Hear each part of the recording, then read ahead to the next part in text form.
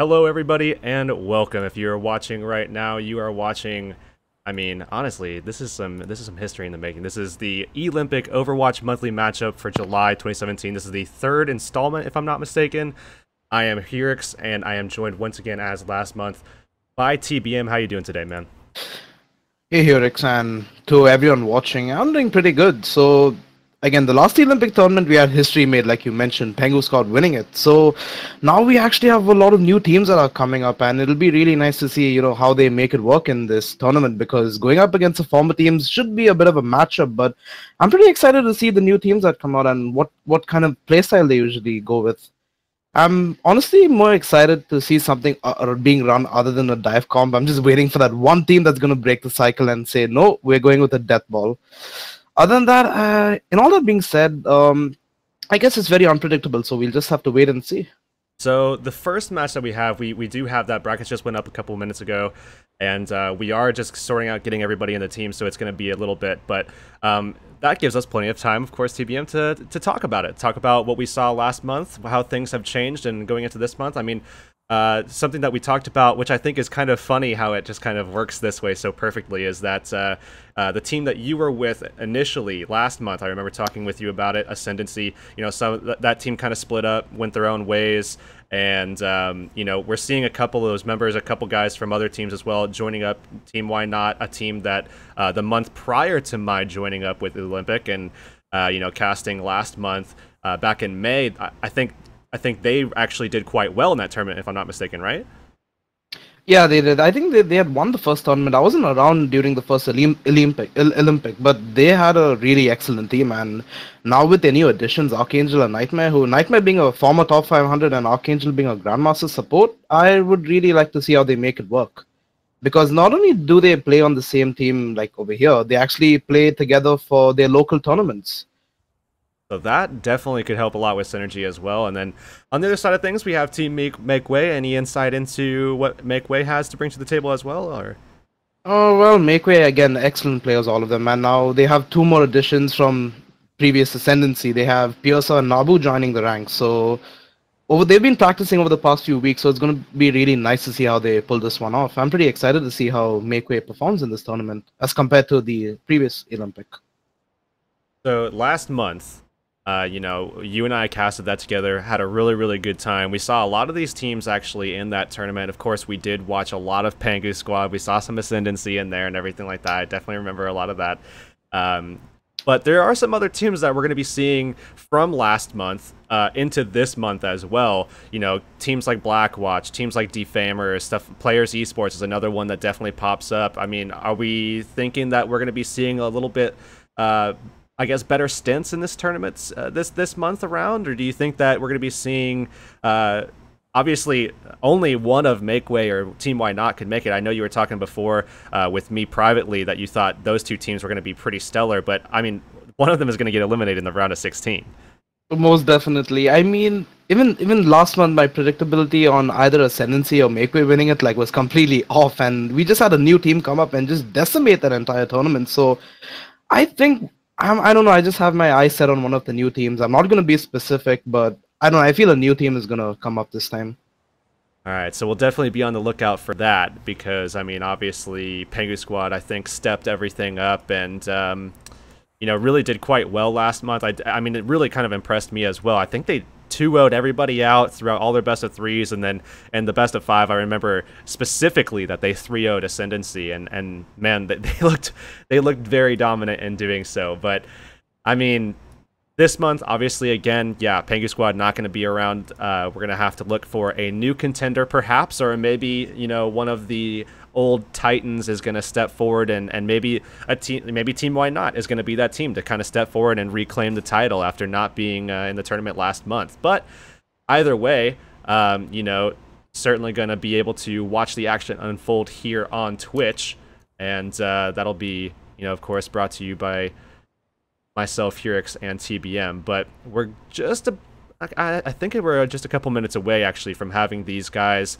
on the teams and everybody ready to go. But given the fact that that is going to take a little bit, I'm going to go ahead and just put some music on for you guys, just go to a little short break here, just to make sure that we're not going to be boring you guys, so you can take this time, you know, sort yourself out, make sure you've got your water, make sure you've got your snacks, because you're going to want to be here for a while, because we got a lot of great action coming your way right after this very, very short break. And that's going to be Team Why Not versus Team Makeway, and those are going to two stellar rosters, and that'll be right after this short break. We'll be right back, guys.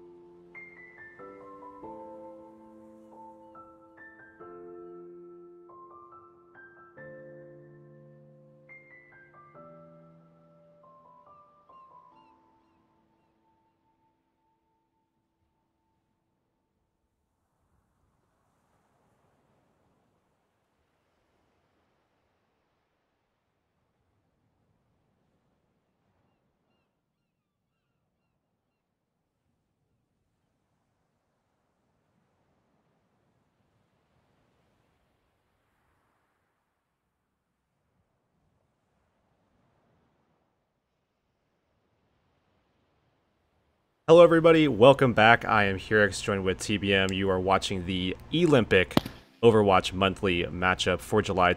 This is 2017, of course, and we are, I believe, finally ready. If I'm not mistaken, I think we're finally ready. We're waiting on one last guy to get in here, and I'm really sorry for the delay and everything. Just sometimes this kind of stuff happens with the ISPs and everything like that. It can be kind of a kind of a riddle to solve sometimes, it seems, to make sure that everybody gets in, but hopefully this is the only snag that we have for the tournament, but, you know, knowing how things go, it might not be, so we'll just have to wait and see. Hopefully everybody, you know, is comfortable and everything's set to go, because we're going to have a lot of action coming your way, and definitely looking forward to it. Again, this first matchup that you guys are going to be seeing here that's been on your screen this entire time, that's going to be Team Why Not versus Makeway, and both of those teams obviously stacked to the brim with incredible players on those rosters, and pretty shortly we will be seeing them compete, hopefully, if we can get the 6th player in from Why Not. And TBM, give me your thoughts on it. I mean, we talked a little bit about the rosters individually, but now give me a little bit of insight in terms of what you expect from these two teams going up head-to-head. They're just gonna be ready to outgun the other team, because I know these teams, these players are really familiar with each other's individuals. So like they know each other on a personal level. So obviously that indicates that they know how each other's game is gonna be. So I think it's gonna be more of fun to watch rather than in all seriousness. So I'm expecting both teams to just go out there and have as much fun as they can, because I mean that's what the game is about. But when you come to look at like how stacked they are, I feel Team Makeway has a better chance of winning this. But then again, you never know, so anything is possible. So the first map at the moment looks like it's going to be Lijiang Tower, it seems. So we will see a fairly familiar map, I would say. I mean, certainly probably in the top 3 right now. Maybe, I mean, certainly in the top 5, but maybe even in top 3 in terms of maps that you'll see quite often. Seems as though Gibraltar has kind of snuck its way back up as well as of late, but Lijiang Tower, I believe King's Row will be right after that, and not sure exactly. I mean, they threw out a Hanamura too, but I mean, I'm not even sure if that's the case. We are sitting on a Lijiang Tower right now, though, so give a little bit of insight. I mean, obviously, gonna be really, I mean, kind of a bloodbath on both sides. Certainly looking for these teams to really kind of had a lot of mechanical ability and everything, but Lijiang Tower, knowing that it's a King of the Hill map, knowing what these teams have available to them in terms of, you know, what kind of comps they can bring out and stuff like that. What do you think? What team do you think has favor going into Lijiang Tower, a map like this, King of the Hill? When you look at both sides, actually, for example, like Team Why Not, most of their players actually they stick to like a certain role, whereas on the side of Makeway, you have a lot of players that can actually flex, like Nabu, Pierce, Asha, and even Spartacus. So even if things do go wrong for the side of Makeway, they can always switch it up and make things work. But I think Team Why Not on a King of the Hill map can definitely hold their ground against Makeway. So you will say why not? Well, here's the problem. Here's the problem, TBM. They only have 5 players right now. Does that weigh into your decision making a little bit in terms of? I mean, I think at some point they just have to play. So if it comes to a 5v6, do you believe in them that much that maybe they're going to be able to beat Makeway with 5v6, man? It's really hard to say. I don't want to favor any side, but then, like, actually, no, 5v6 impossible. With these kind of players, I doubt it. Unless they really run something OP and just find a way to break Makeway's, defense if they do end up taking the point first. But then I feel like if it's going to be a 5v6, it's definitely Makeway. Oh, however, no. That's quite unfortunate for Team Why Not, though. Yeah. I'm not... Yeah.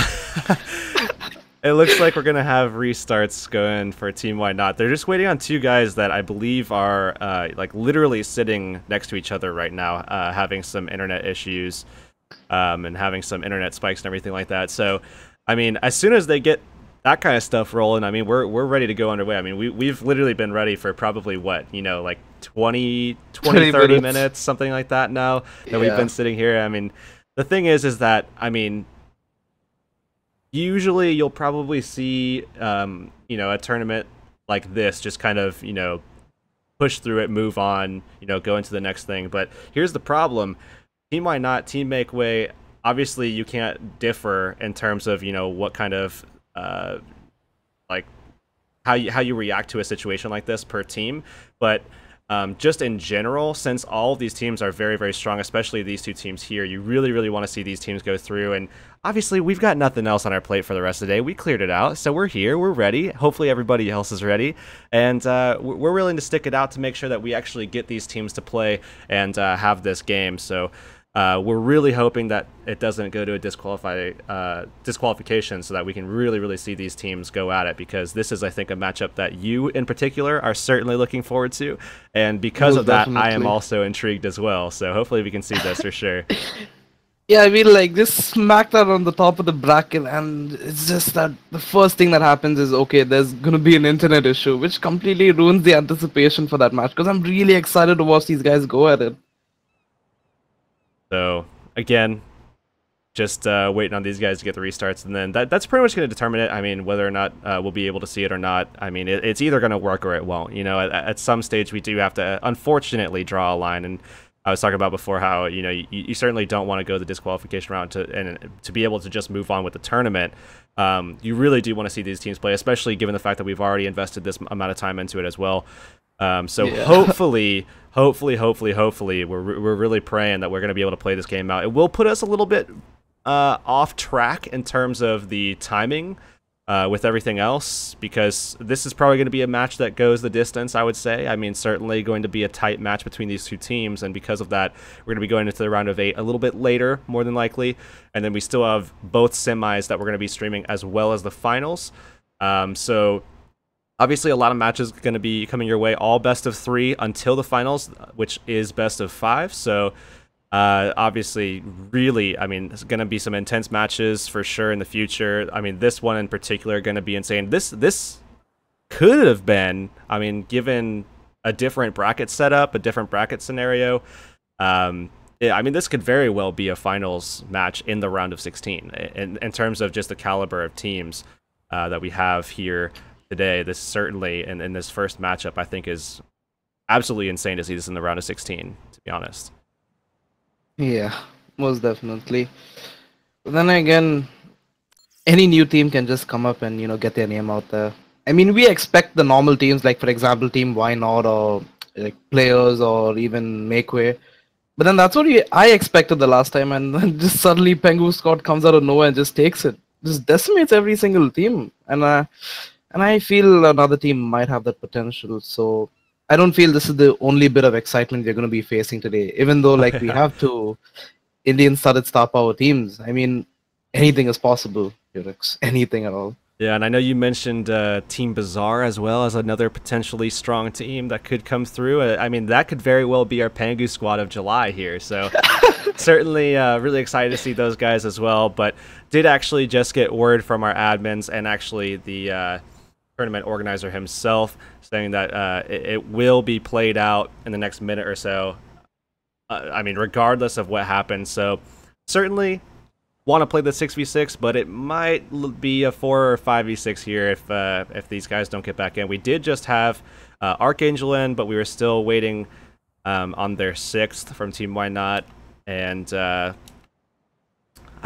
don't know if we're going to be able to get them in, unfortunately, and that's certainly a big bummer for sure, because again, as we've been saying, really wanted to see this matchup. This is definitely one that I think a lot of people were looking forward to. Certainly you were, and then you got me all hyped up on it, and it would be a bummer to not see it. But I mean, either way though, still going to be having a lot of action for sure. Really, I think the team I'm most excited for, now that you've kind of looked into it a little bit and looked through some of these rosters and given me a little bit of an idea of what is going on, that Team Bizaar is certainly looking more and more interesting by the second, I would say.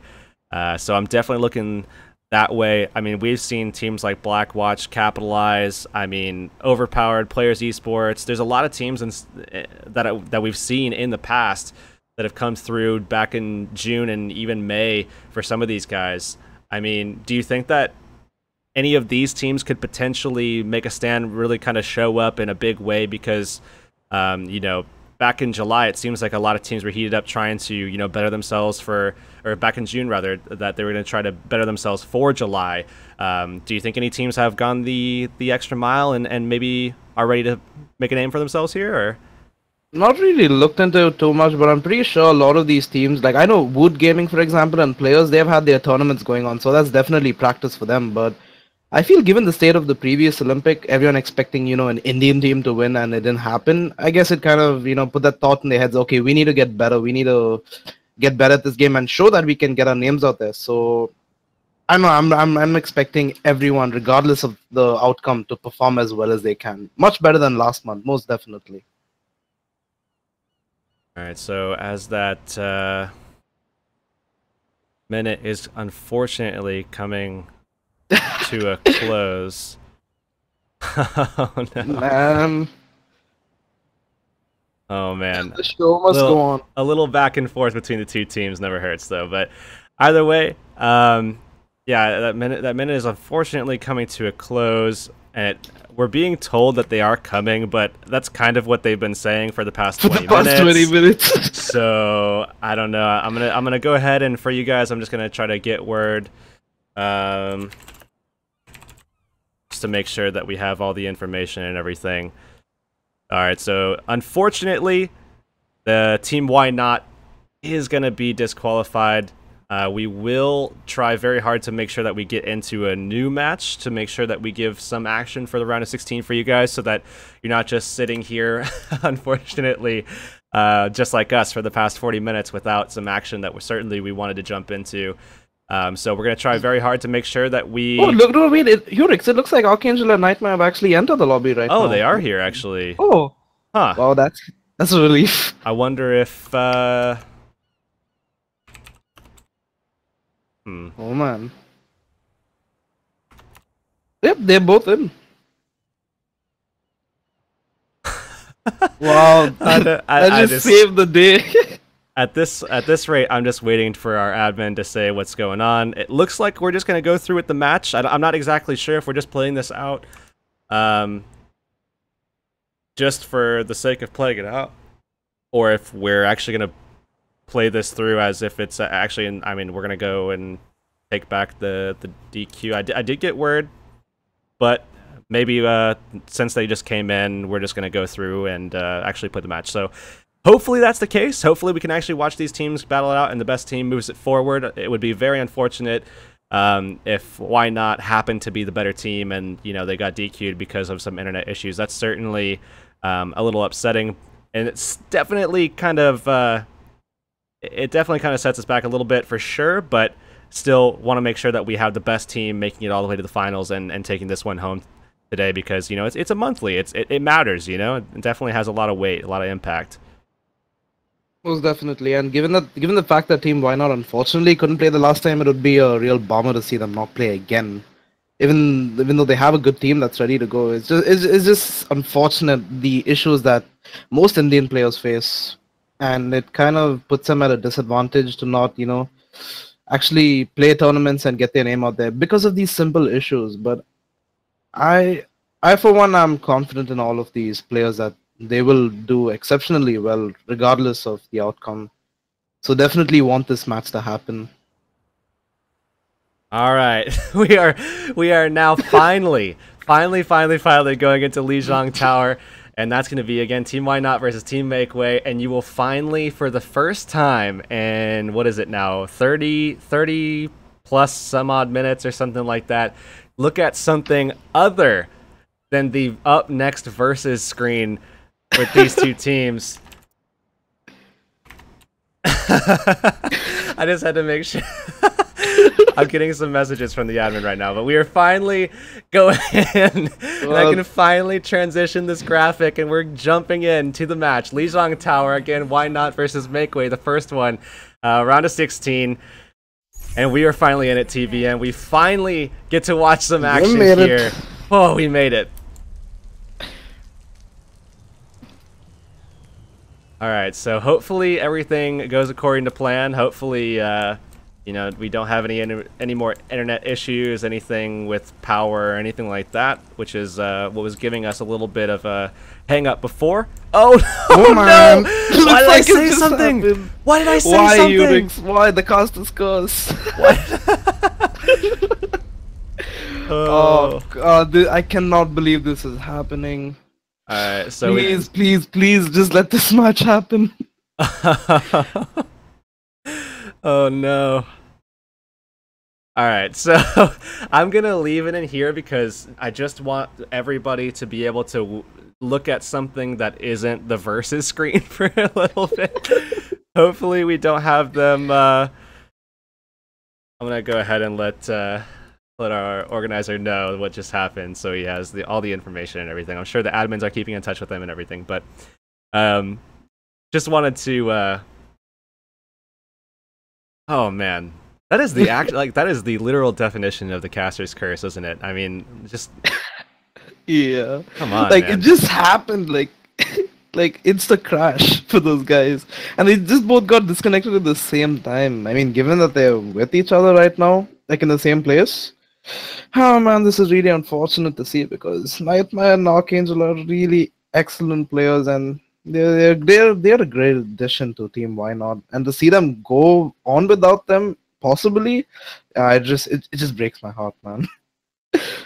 Yeah, unfortunately, in a situation like this, more often than not, it's gonna lead to a DQ. Just from my personal experience, having casted more more than a few times. Yeah, unfortunately, I see Water in the chat right there. That they're coming back and everything, but at this rate, there's nothing that we could say that would, you know, I just don't see it working out. You know what I mean? I just don't see it being able to be played out or anything like that. So. Oh, the Lord is real. Nightmare has joined the lobby. I believe the admin did just say ZQ though, so this is gonna keep changing for the next few minutes. It's like either they're back or they're gone. I mean, I'll wait for a final verdict. Yeah, they should have just stayed home for the tournament. Why would they go somewhere else?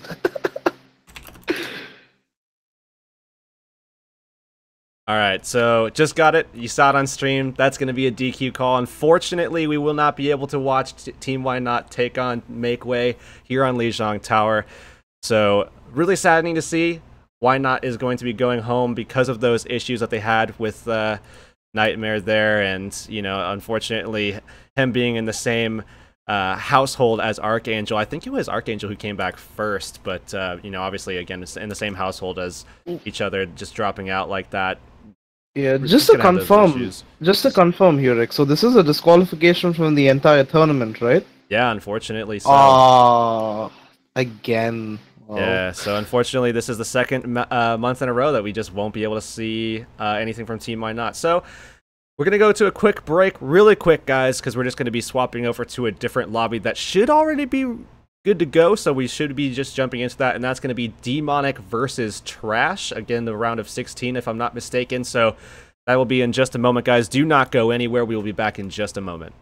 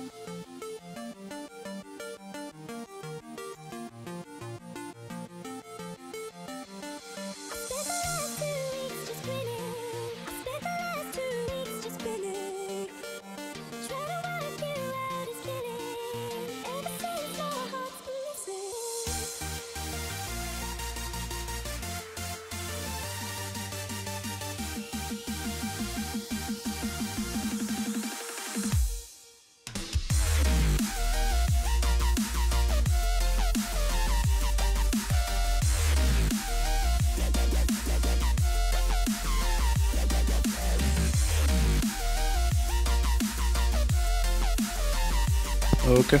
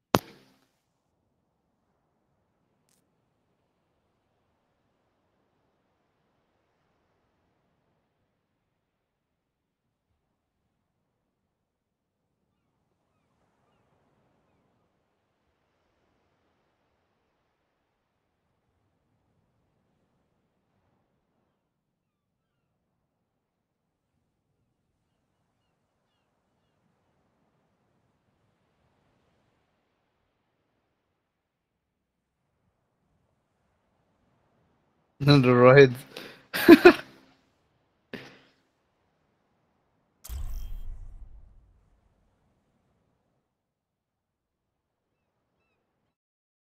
Traveling to Nepal.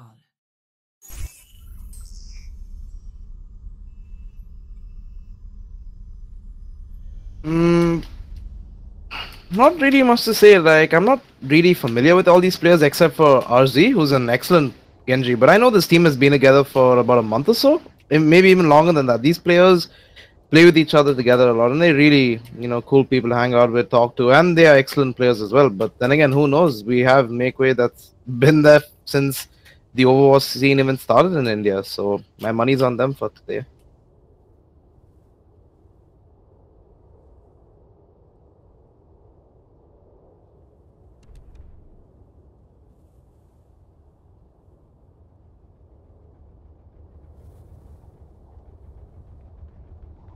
I think Nendoroids might have a chance if they, play their comp really well, because Makeway is just going to be gunning out for their Mercy, and once that Mercy is down, the entire team's just going to break down by itself. So they really need to protect their supports, given the comp that they have. Now that Mercy is going to be more up in the air and Makeway doesn't have a hit scan to deal with it, it might be really interesting to see if Nendoroids might actually take the first point before Makeway does.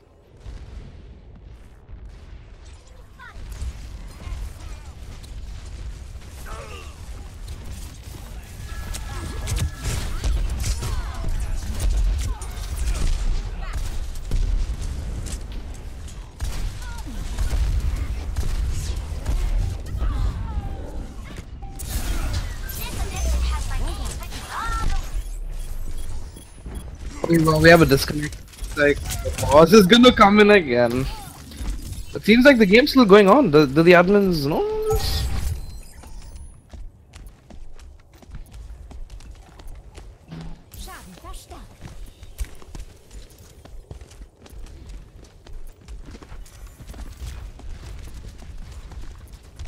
Where does it hurt?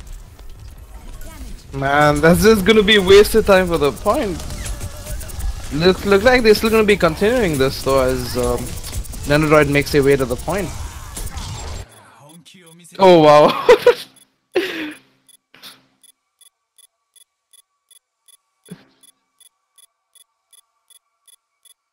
Yeah, okay. Yeah.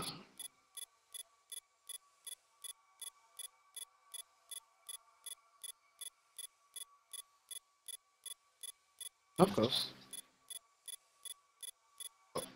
Oh.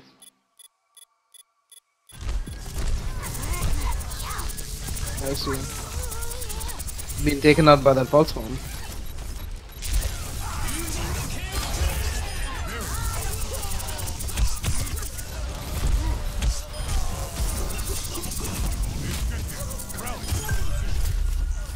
I didn't have enough support there to keep him back up, but Asher seems like he will be going down. No, he keeps himself back up, and Nendoroid's taking the point in a really surprising turn of events.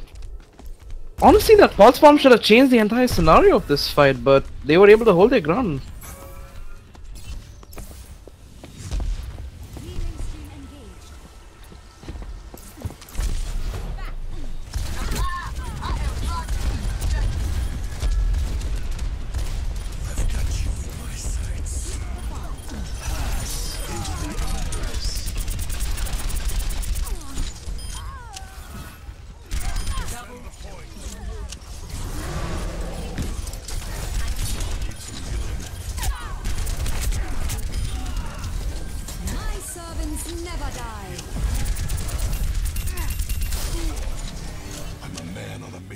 Stay out of my way. Oh, the soldier's really going at it. He's going for the tracer towards their spawn. Okay, actually not towards their own. The tracer's playing behind them of Team Makeway.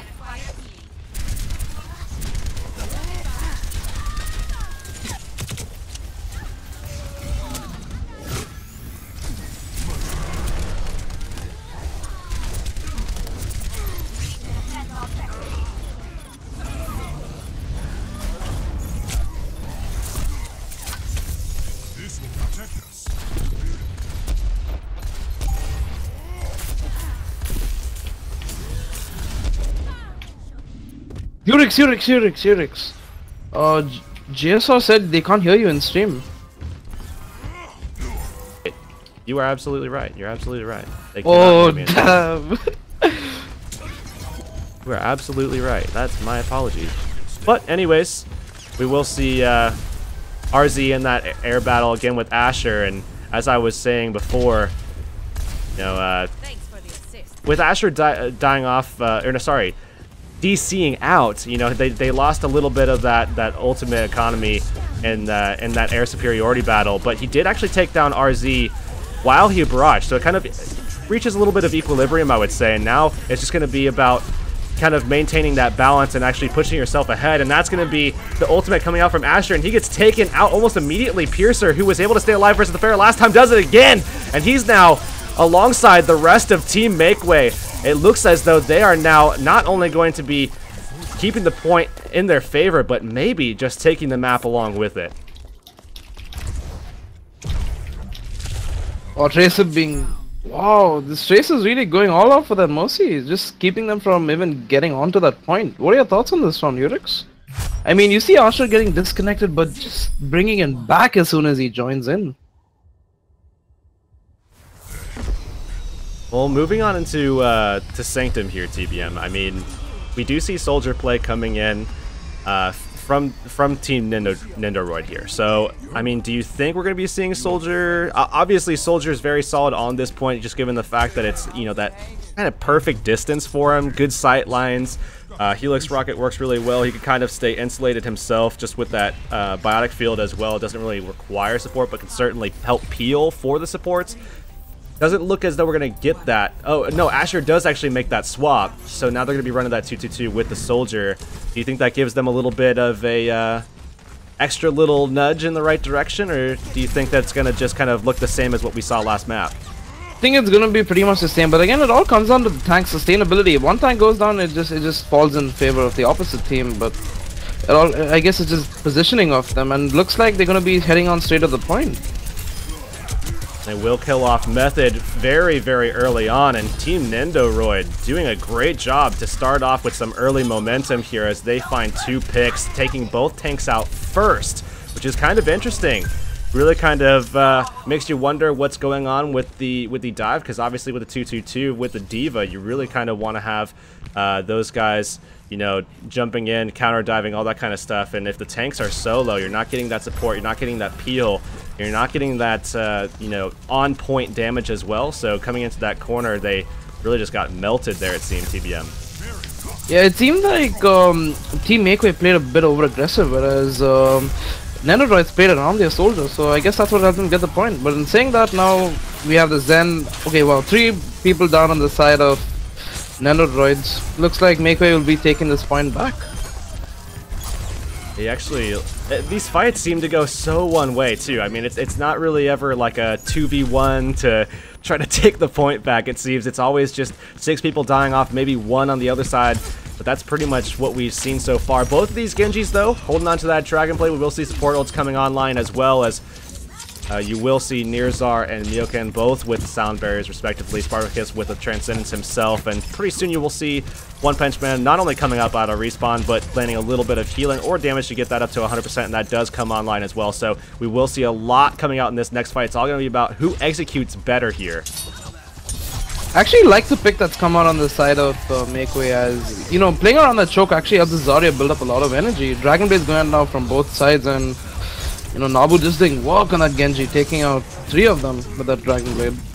So a little bit of early aggression, kind of, I guess the early bird takes the worm, you know? I mean, we saw Nabu just sneaking around that side there, and he was just, you know, he unleashed it early, just ran right through him, found an early pick, and then just went right for supports after that. We did see One Punch Man take out his Transcendence, but given the timing, Nabu was already able to find 2 kills before that on the outskirts of that Transcendence. So really, really good. Not sure about the Transcendence, given that the fact they even haven't pushed past this particular choke. So there's no guarantee they're actually going to take the point back, even if they do kill 1 or 2 people over here. And they're still kind of struggling. Sound barrier going out. That's going to save One Punch Man for now, but Nabu's still kind of just poking him in the back line a little bit, and we will see Piercer now just kind of supporting their own Zenyatta. Spartacus up on top here, and again, really looking good here for Team Makeway. They're now sitting at 80%. They're going to demech the Diva. That's huge for them because that opens up Asher to just be freely pumping out damage. They will find the kill on the Genji in just a moment's time as well, and all that's left here is a Soldier who's forced to back off. They will find that kill as well, TBM, 92%. I don't think they're even going to be able to get onto the point here. One thing you really notice is they're just trying to push through 1 point. Like, what they can do is they can try to go through either the left or right side, be a little more unpredictable, because keeping him in that choke with the Zarya being able to barrier all sorts of damage coming in, it's just going to be so disadvantageous to the side of Nendoroids. I feel they should have played that out much more smarter by having the team split up and actually go through different sides rather than just trying to come out through one. So now moving over to Shrine here. We did. You did just discuss how they had a little bit of struggle adapting to going out new routes. This is certainly a map that kind of struggle can be exacerbated, especially if you're going up main and having troubles dealing with the line of sight, dealing with that, kind of like higher ground advantage, sort of. I mean, that staircase certainly becomes a little bit of a choke if you do decide to go up that main staircase quite often. So if Team Makeway gets this pretty early, do you think that it's pretty much settled 100-0, or do you think that we will see them finally be able to adapt and figure something out? They do pick up the Reaper.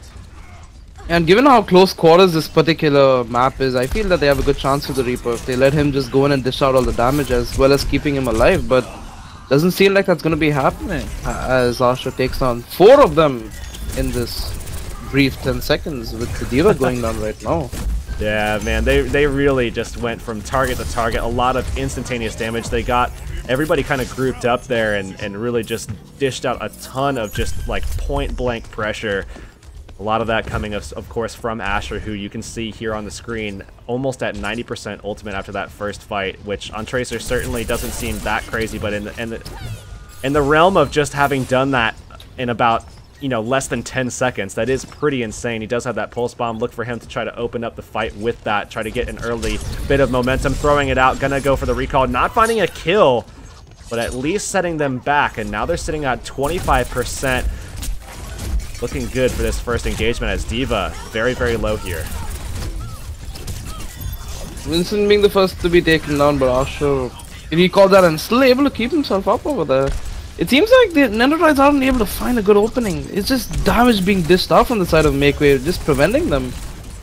Really, really good actual communication from Spartacus and Asher. I mean, you see the discards coming out, and then Asher's right on that target, dishing out the damage, and that's primarily the reason why you saw people just melting to Asher before. And Nabu coming up for the cleanup, pulls out the Dragon Blade, already finds 2. That's, again, both tanks taken out early. That is really kind of just seems like what they like to do the most, and they're sitting on 5 ults now. They only had to use Nabu's Dragon Blade in the last one, and now at 65%, it seems as though this is going to look quite one-sided here on Shrine. I mean, there's really nothing these guys can do unless they try initiating with Sound Barrier, because they have 3 other ultimates coming out. They have their Reaper's ultimate, now the Zen's ultimate that just coming in, as well as the Primal Rage. But yeah, and Sound Barrier goes off with a beautiful Graviton Surge. That time we do see the Pulse Bomb actually finding a target. That's going to be Nirzar. They finally find a kill. That's on the Method, but I feel like the damage has already been done. Graviton did find a kill, so now it's just all about cleanup. If Makeway can find these last couple of kills, and it should be pretty easy for them. They just have to find those tanks, and they're pretty good about finding those, and they find them just after I say that. That should be overtime ticking down. They find that last kill on the Lucio, and that's going to be that. 3-0 on this first map here, moving into the second one. Makeway already up 1-0. Wow, that was just amazing plays and communication coming out from the side of Makeway. You actually, like you mentioned, Urix, as soon as the Discord comes out, Tracer is just on the target. See, this is the kind of thing that can actually help you win games, not just scrims like this, but even in competitive. Like, if communication was more of a primary concern for every single player, the game would actually be so much more fun than it already is, and this was a really nice game to watch. Makeway has really outdone my expectations, at least for their first match. So moving on into this next map, I'm not sure exactly. I believe we did already get the maps for the next map in this series. So we should know in just a moment here, but I'm definitely really curious because obviously Nepal, I think, favors Makeway a little bit. Just based off mechanics alone, really good communication again between Asher and Spartacus, as we saw just moments ago, especially in that last map where Asher was actually on that Tracer. I think he really shined there. I mean, we did see Asher playing 3 different heroes. I think he definitely shined on Tracer, a little bit iffy on the pulse bombs, but otherwise pretty good stuff, especially when you bring in the Zen from Spartacus as well. You know, they did actually go up on top more often than not in the Pharah v Pharah battle, but again, I think the real dominating factor was when they actually were able to have that communication of, you know, getting that dive going, really getting aggressive onto Team Nendoroid, and at that stage, I think it was really kind of a struggle for them to actually, you know, combat that, because it really kind of was a step above their pay grade, I would say. But the second map looks to be Hollywood here, TBM, so What are you thinking about this one?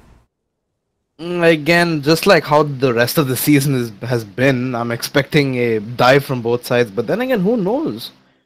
I mean, anything is possible in a tournament like this because you have these players actually being open to playing everything and not, set to playing like just one or two heroes. So, I mean, again, anything is possible from the side of either team. But again, given mechanics and communication, I'd definitely say Makeway has this one. All right, so we will be jumping into Hollywood here. You say Makeway. You pretty confident in that one, or is that a little bit hesitant, or because we did just see a 3-0? What are you thinking? Pretty confident? Oh yeah, I mean, if Nendoroids just had better communication because they looked really strong in the beginning of Nepal, and if they kept that momentum going, I mean, it could have actually won them that round or potentially the game. But you just see their team just break apart, given how the Genji and Tracer were isolating targets and making sure none of them get onto the point. And I feel that's something they really need to work on as a team if they want to beat Team Makeway. Okay, seems like the lobby is going to be restarted because the players have been put into a region that's actually giving them a pretty bad connection overall. Yeah, and this was certainly an issue that we thought we would have run into the last time that we had this last month. I mean, we were able to dodge it last month. I don't think we had any issues with it at all, if I remember correctly. I mean, I know at the beginning we thought we had to, go out of the lobby and make it all over again. Make it all over again. I don't think restarting is going to do anything. I think they're still going to have the same ping. Yeah, I think you have to actually end match, remake the entire lobby. Go back. Wow. Yeah, I think that's the case. Hopefully we can get this all sorted out. I'm not sure where these guys are from. Was it high ping last time? No, in the previous tournament, no, there wasn't any issues like this. No, I mean the last map. Oh, the previous map? No, just a disconnection from Asher. Other than that, it was all fine when it came to connection. No one complained or said anything. Okay, so yes, we should be able to just jump back into lobby, have this match in, go back into lobby, and then come back out, and then just roll a dice and hope for the best. Indian ISPs are really unpredictable. Like I said almost a month ago here, it's happening. Yeah. So last month we got lucky. We were able to dodge this issue. We were able to just jump right into the matches and everything like that. Unfortunately, that map for some reason did not want to cooperate, and we will have to restart, roll the dice, and hope for the best. Hopefully. So how does it really work? How does it really work, these lobbies? Like, why is it that even though they restart the match, it still gives you like the same server that you're on? Well, like, I mean, what is it easier to based stay on. It's certainly easier to stay on the same lobby that you're already on, and I mean, I'm not going to be anyone to raise my hand and say that I know everything about the back end of what's going on with the servers and everything. But I mean, my interpretation of it basically lies on the fact that all based on geolocation, everything like that, where you are is where you're going to be connected to. And given the fact that both you and I are from North America, I'm not sure where Meek is. I don't really know. But assuming he might as well be from North America as well. I'm not really sure. No, Miki's from India. Both the admins are from India. But I don't think, like, if they're spectators, it has anything to do with influencing where spectators we get. do definitely. Oh, they do? Pull. Yeah, absolutely, they do for sure. I had no clue. Oh, that's really surprising. Looks like everybody's picking everything. Everybody says it's fine, so we should be good to go. We're able to dodge it right after that first instance. Hopefully, again, that's the last time that we'll see it. But another player I want to call out a little bit from Team Makeway, as it seems like they're looking pretty dominant in this matchup and might be a team that we see later on as well. Because, again, we will be seeing both semifinals. So if this matchup ends here on Hollywood, we will certainly see more of these guys because, again, both semifinals. We already had Void move their way through as Trash actually beat out Demonic, and then Void quickly 2-0'd Trash. I mean, quickly 2-0'd Trash. If that's accurate, that's insane how fast they actually won that matchup. But they will be sitting there in the semifinals if that's accurate. And we will see the winner of the Fallen versus Players Esports take them on in the semifinal, as well as the winner of this matchup taking on either Bizaar or Team Capitalize. Bizaar looking very, very strong, so certainly hoping to see those guys. But Capitalize has been a team that, you know, has certainly been a mainstay in these tournaments, so would not be sad to see them either, you know? Yeah, most definitely. Really interesting picks coming from the side of Makeway as they pick up the Hanzo and McCree. Wow, I just would say that Nabu just takes off Zen's head. And right before we were going to get started, I was about to say that I wanted to call another player out from Team Makeway, and the one I was going to call out was actually Nabu, who was absolutely stellar on that Genji, and now pulling out the Hanzo.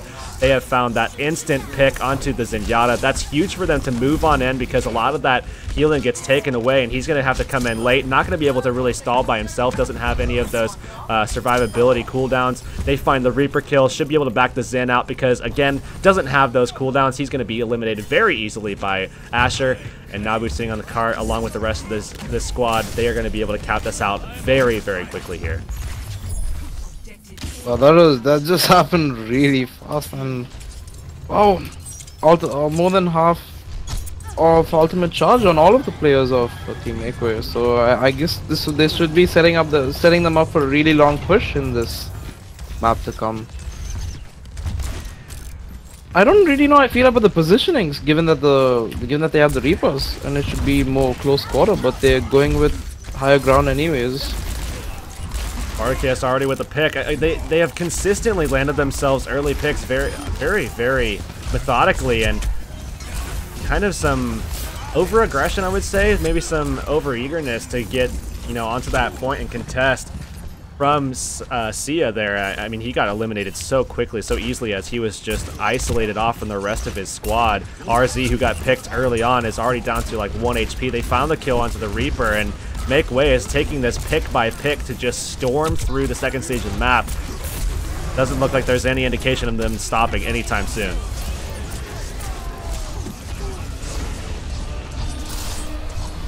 You see the Blade coming out. RZ just going to be wiping the floor with the DPS of Makeway, but they're still holding strong as Transcendence comes out. Method looking to find the kill onto RZ. They already found those tanks. Spartacus falls right as the Transcendence goes out, and RZ might be able to wipe this up. Just Method is left, and they find the kill onto RZ, and somehow Method is still alive, getting his shield back here as he has huge energy reserves, sitting now at 70. Cooldowns coming up as well, so if he gets some healing here pretty soon, then he should be raring to go.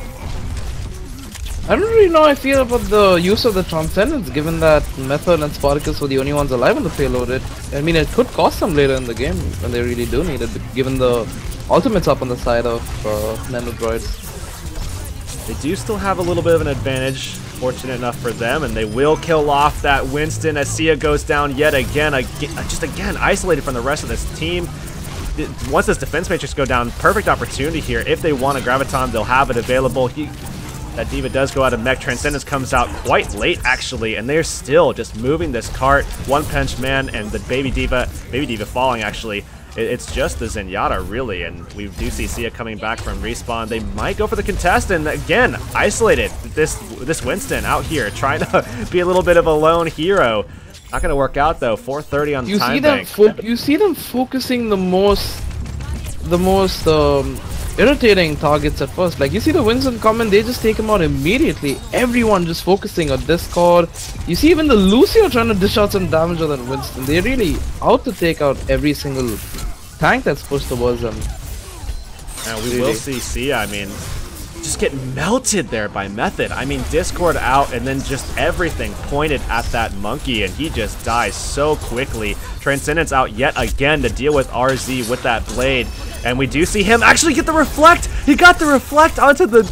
Oh man, they find some kills inside of it, but Nabu still just returning fire as he pulls out a blade of his own and doing a lot more work than RZ was able to prior, as we didn't see the Transcendence come out from side of Nendoroids, and they are again storming through despite the fact that that Graviton did just get reflected by RZ.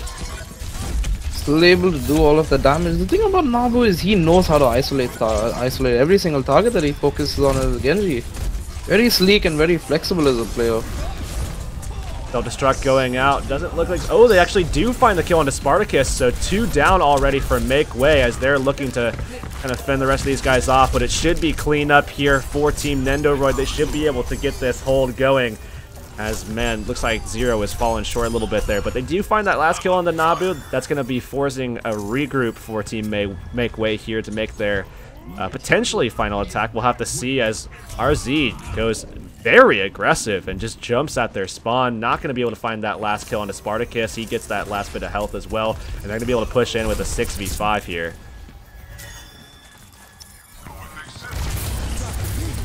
Sound barrier being used. We will see Method coming through, trying to put out some barriers, melting into D.Va. Discord going out, going to save Method, and they, again, are getting so aggressive.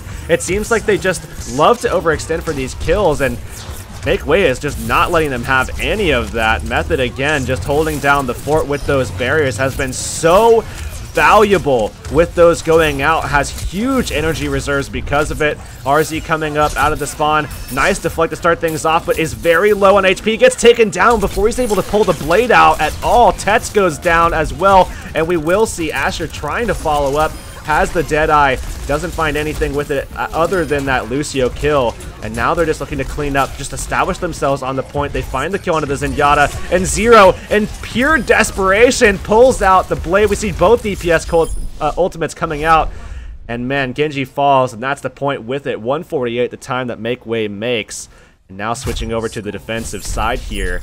Do you think that they're going to be able to make it? Switching sides. I'm gonna go on a limb and say they're gonna hold the first point itself. Oh, because at this man. point, it just seems like Team Nendoroid is completely intimidated by the way Makeway has been playing. So it looks like we're going to be seeing Nabu. I mean, he could be flashing to Symmetra, but it wouldn't be that insane given what we've seen for holding down control points.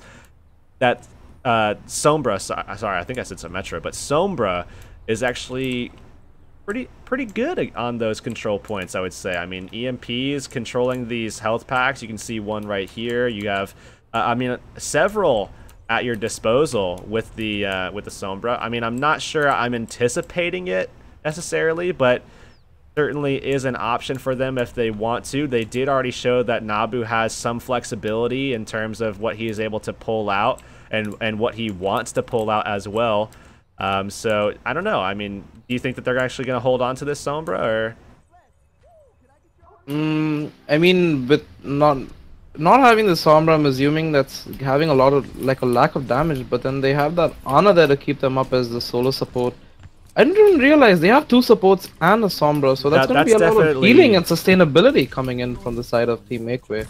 But it also means slower EMPs, slower Transcendences, slower Nano, because they're all kind of competing, at least in the healing department. Certainly they can all do their damage and everything, but primarily that is going to slow down all of those ultimates to a small degree, but still there nonetheless. And Nabu looking like he's just going to hack that close small health pack underneath Cafe. And we will see RZ actually opening up with a Hanzo of his own, looking for some of those opening picks. Do you think he's going to have that same value that we saw Nabu having? I feel I feel Nabu felt more confident as a Hanzo, given that they had a Zarya, because well, you had the Dragon Strike and Graviton Surge combo if things don't go well to begin with. But having a solo Hanzo, I don't really see how that plays out, because given the passive positioning of the heroes on the side of Makeway, it'll be really hard to just play down the point and just pick off targets.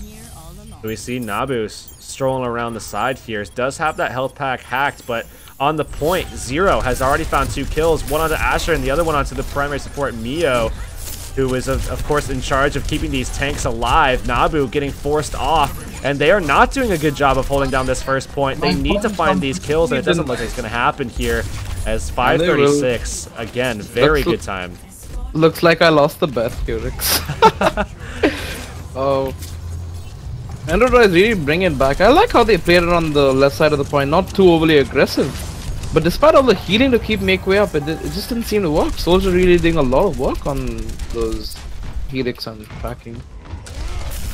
Now we will see some little bit of contests going up to that high ground, and looking like Team Nendo Nendoroid is forced to back off a little bit, but again, that Winston going up solo here, putting some pressure onto the D.Va. Has the barrier, though, to help him out a little bit, and that's going to be the Primal Rage coming out from Spartacus as he's looking to make some room for guys like Asher. He dies off early, and we do see the EMP coming out a little bit later on as Asher pulls out Attack Visor of his own. They're pulling out all the stops here, TBM, as RZ comes through, finds a Dragon Strike, 2 kills follow through, and that's Zero returning fire, rather, with Attack Visor of his own, and they are pushing forward with a little bit of a respawn advantage here in terms of distance.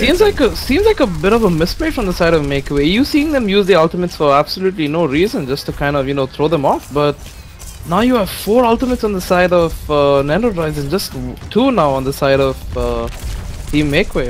I feel they just wasted 3 of those ultimates in quick desperation, but it didn't help them at all, as Nendoroid is able to push it to the second point. Well, finally now we do see the contest happening as RZ finds an opening kill onto Spartacus. So it seems like the defending Winston just is never allowed to have a good time in this matchup at all. And Nabu falls there as well as Nirzar puts out a nice sound barrier, helping out the rest of his team sustain here. And he almost he does actually go down as Miokin finds the last little bit of damage alongside Asher. Secure that kill, and a lot of healing going out there as Piercer comes out of the mech. They're looking to try to take down the rest of these guys, but I'm not sure they're going to be able to accomplish this as Piercer are going to fall there as well, and it should be the point to Nendoroid as they find this last one onto Asher here. TBM, I mean, Dragon Strike going out. I'm not really sure about the usage there, just looking to fend them off, but I mean, really at that point, I don't think he really needed that, but do you think they're going to be able to go the distance now? Seems like it most definitely. They really stepped up from the previous round. They're just destroying Makeway as well as Makeway destroyed them. So it seems like they might actually be able to do this in time with almost 4.5 minutes on the clock. Yeah, I believe this is actually a better time than what we saw Makeway actually push with. Transcendence at the ready for One Punch Man here. Primal Rage ready to go pretty soon as well. We will see Zero with another Attack Visor coming online in 20%. And every one of the Attack Visors that we've seen him have been quite good actually so far. So now getting up close, already putting some damage into Spartacus. We've seen again that really hard focus onto these Winstons. He has Primal Rage and actually does get the health reset pretty late here. Really good use of the Transcendence at a whole lot of Dragon Blade, but it doesn't help as Nabu is able to take out the Hanzo and Winston. Now we will see that Attack Visor coming out from Asher, and he does find the kill onto One Punch Man after that ult comes out. And finally here, Makeway making a hold for the first time so far on their defensive side. 3:30 remains here, TBM, and what do you think Makeway did differently that time to actually be able to secure a hold? Well, the use of the Primal Rage really helped them, but despite the... Actually, I feel it was more of a mistake from the side of Nendoroid, as the Transcendence wasn't able to cover the Hanzo and the Winston, which actually got them killed over there. The great isolation of One Punch Man there from Spartacus as he's getting taken down pretty low. Again, a lot of focus being put onto these Winstons as he's dropped down. Does fall short there. Tetsuo going for the self-destruct in a great position. Finds a kill, but that's only on the Method as Asher is left unchecked on the high ground just long enough to find the kill onto the Baby D.Va. And we will see that go the way of Makeway. And now Asher just getting a little bit of damage in, trying to find himself Attack Visor for the next fight. Zero again holding on to that one. So, I mean, both of these fights that we've seen go the way of Makeway, Spartacus has been alive for them. That's a big change since the other two, where Spartacus falls short early, or falls down early rather. One Punch Man now getting the benefit of that sound barrier coming out from Nirzar as they're pushing forward, getting very aggressive here, TBM, and it looks like Piercer getting taken down to half as Zero actually finally does pull out that Attack Visor. Only found Nabu so far, but looking for more. Not going to find it yet, but Asher getting taken down low as well as Miokin, and they do find those 2 kills. They're surging forward on the payload here, trying to get at that last little bit of distance, and this is where things get kind of a little dicey. Self-destruct going out, not going to find anything as Piercer goes back into that mech, not going to find anything. Nabu pulling out the blade, finds an opening kill. If he can sweep this back up like we know Nabu can, they might be able to mount a defense again. One Punch Man pulling out that Transcendence, trying to get the healing out to the Winston, and they are almost getting that reset as Asher actually finds yet another kill. They find the support, and Nerzar, a great sleep dart coming out as well, and Winston falls. That should be Makeway pulling out not only the victory in that fight, but also taking away so much time off the time bank for Team Nendoroid. Do you think Team Makeway has finally figured stuff out where they might be able to actually hold this out and take the win right here? So basically, using a lot of ultimates at one time can cause you a disadvantage, because you see the other team picking up most of the ultimates, but despite having that happen, Makeway is still able to hold their ground even without any use. You see they're depending most on their damage, and the support's doing a really good job of keeping the tanks and the DPS up, which is really helping them hold this point. Oh man, Nabu really putting in some work right here on the Reaper. We saw a little bit of extra pressure coming out from Piercer there as well, who you can see 2 times on the board there coming through.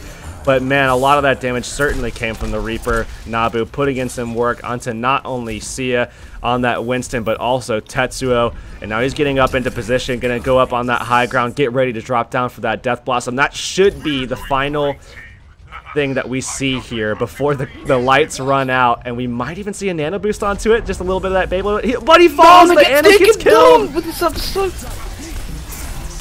Well, both Transcendence is going down. Let's see how this works out. Will Genji pop out the blade? Come on, do it!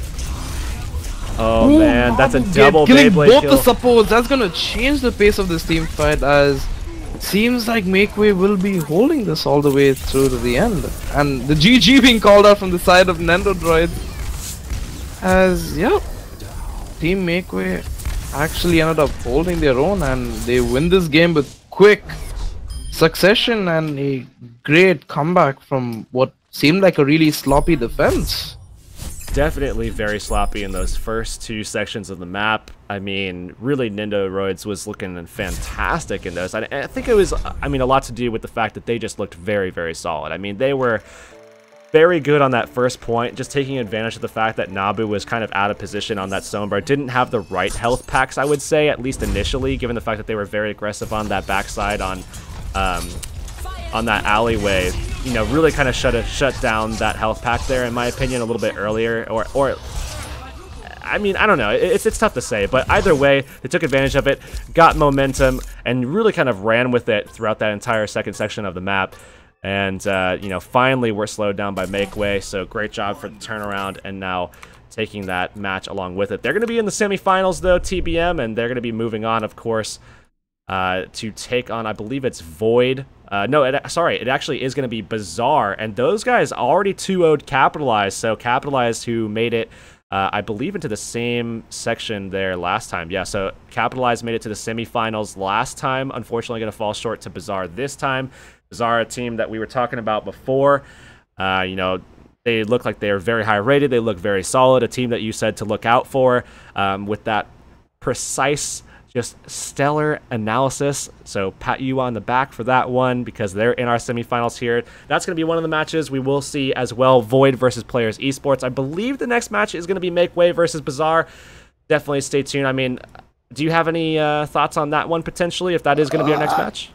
I had a chance to actually speak to Bubble Kitty from Team Pengu Squad, and he told me that Team Bizaar is actually one of the top tier teams in Thailand. So we have a new country that's actually come up in this month's eLympic. So if you guys are watching this, Bizaar, welcome to eLympic, and man, can't wait to see you guys play. And I've been looking through their stats, and they seem like a really solid team.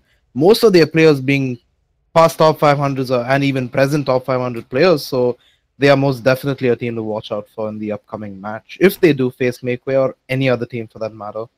It should be Makeway versus Bizaar for this next one. Obviously, we just saw Makeway 2-0ing out Team Nendoroid. They looked very, very solid. A little bit sloppy at the beginning of Hollywood there on their defensive side at least, but going up against Bizaar, they are definitely going to have their head screwed on right for this one, because it's going to be a tough matchup, probably the toughest of the night for them, if I'm not mistaken. If all intel is correct. But nonetheless, that will be the next matchup that we will see on stream. That'll be just moments away. We just have to get Bizaar into the match here and suited up and ready to go. So we will have that in just a moment. Don't go anywhere, guys. When we come back, we will have that match. We'll see you soon.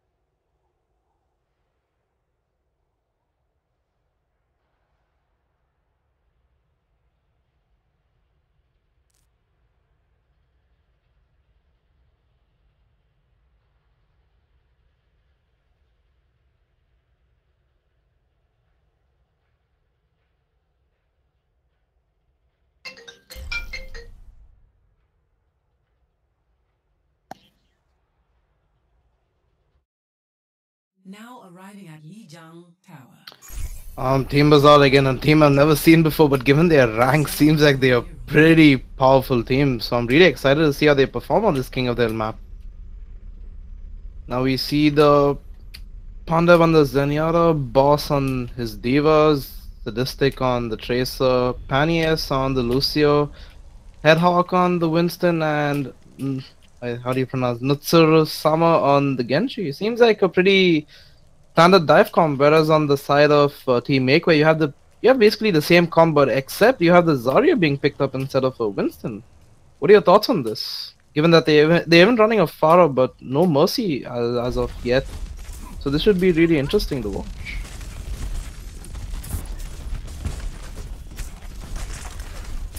Imagination is the essence of discovery. Gaze into the iris.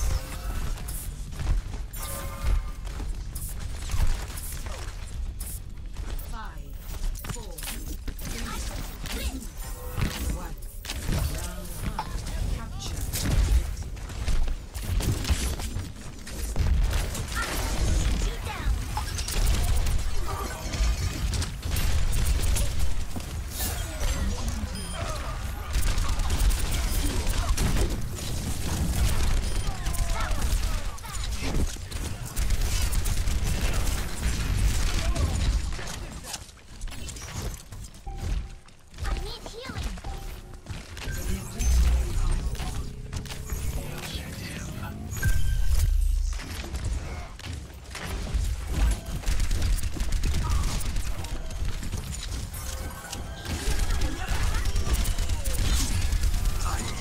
They really need to focus on their targets because the Genji is doing solid damage over here, even at close range, and that being said, he's just got taken down.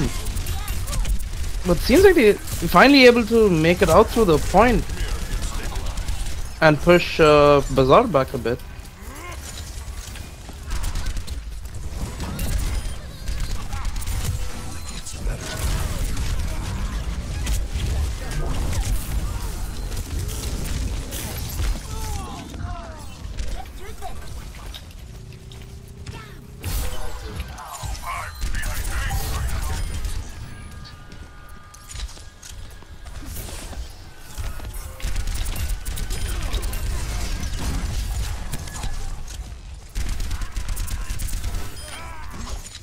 We did it again, boys. We did it again, boys. Oh my god. Man, Okay. that being said, they just take back the point almost instantly with 4 ultimates to spare, just the primal rage being used. Alright, so moving on from that second time here. Oh man, that's embarrassing. But nonetheless, Sadistic, I feel like I have to like come back to what I was talking about, you know?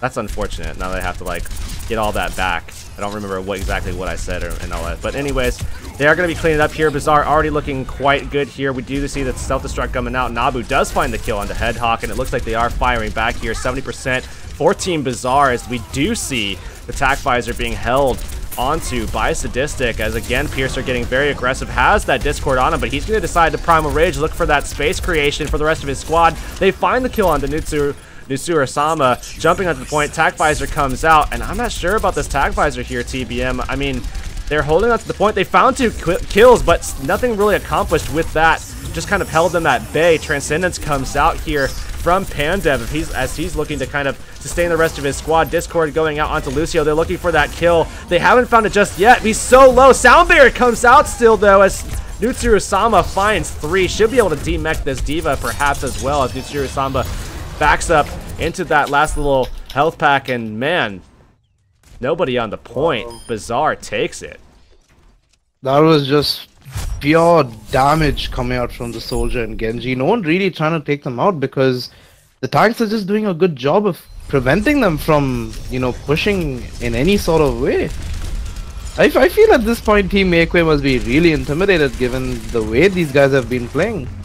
I mean, it's not very often you see a Genji doing most of the damage with a Soldier on the other side, but now you see the McCree being picked up, and seems to be, and the Zarya as well for the Diva, so this should be a really interesting round to come. Oh, Sadistic dropping off of that Soldier and now moving over to the McCree. I mean, sometimes you'll see a Reaper coming in here That has certainly worked well for some teams that want to bring that out since those changes, but McCree has always kind of been one of those options that have been considered kind of a mainstay if you have the McCree player. Now the question is Sadistic that guy? He was already showing proficiency with the Soldier. They take down that early first kill. They've already found 2. Spartacus goes down as well. So that's the main tank as well as the Zenyatta. All your Discords are down, and man, is Sadistic just lighting up the kill feed here as he takes down not only the Tracer, but their other support as well. D.Va falls shortly after, and that will be that point going first to Team Bizaar. They're already up 1-0. TBM, I mean, this is looking outstanding for Bizaar. Obviously, McCree doing most of the damage. Along with that, had really good positioning, so there was absolutely no way that any of the dive from the side of Makeway was going to work. But they're trying to switch it up now by diving him, but doesn't really work. But he will be taken down by Piercer, and Lucy also falling to Nabu as well. But Bizaar still seem to be holding as Method goes down to Nutsurusama.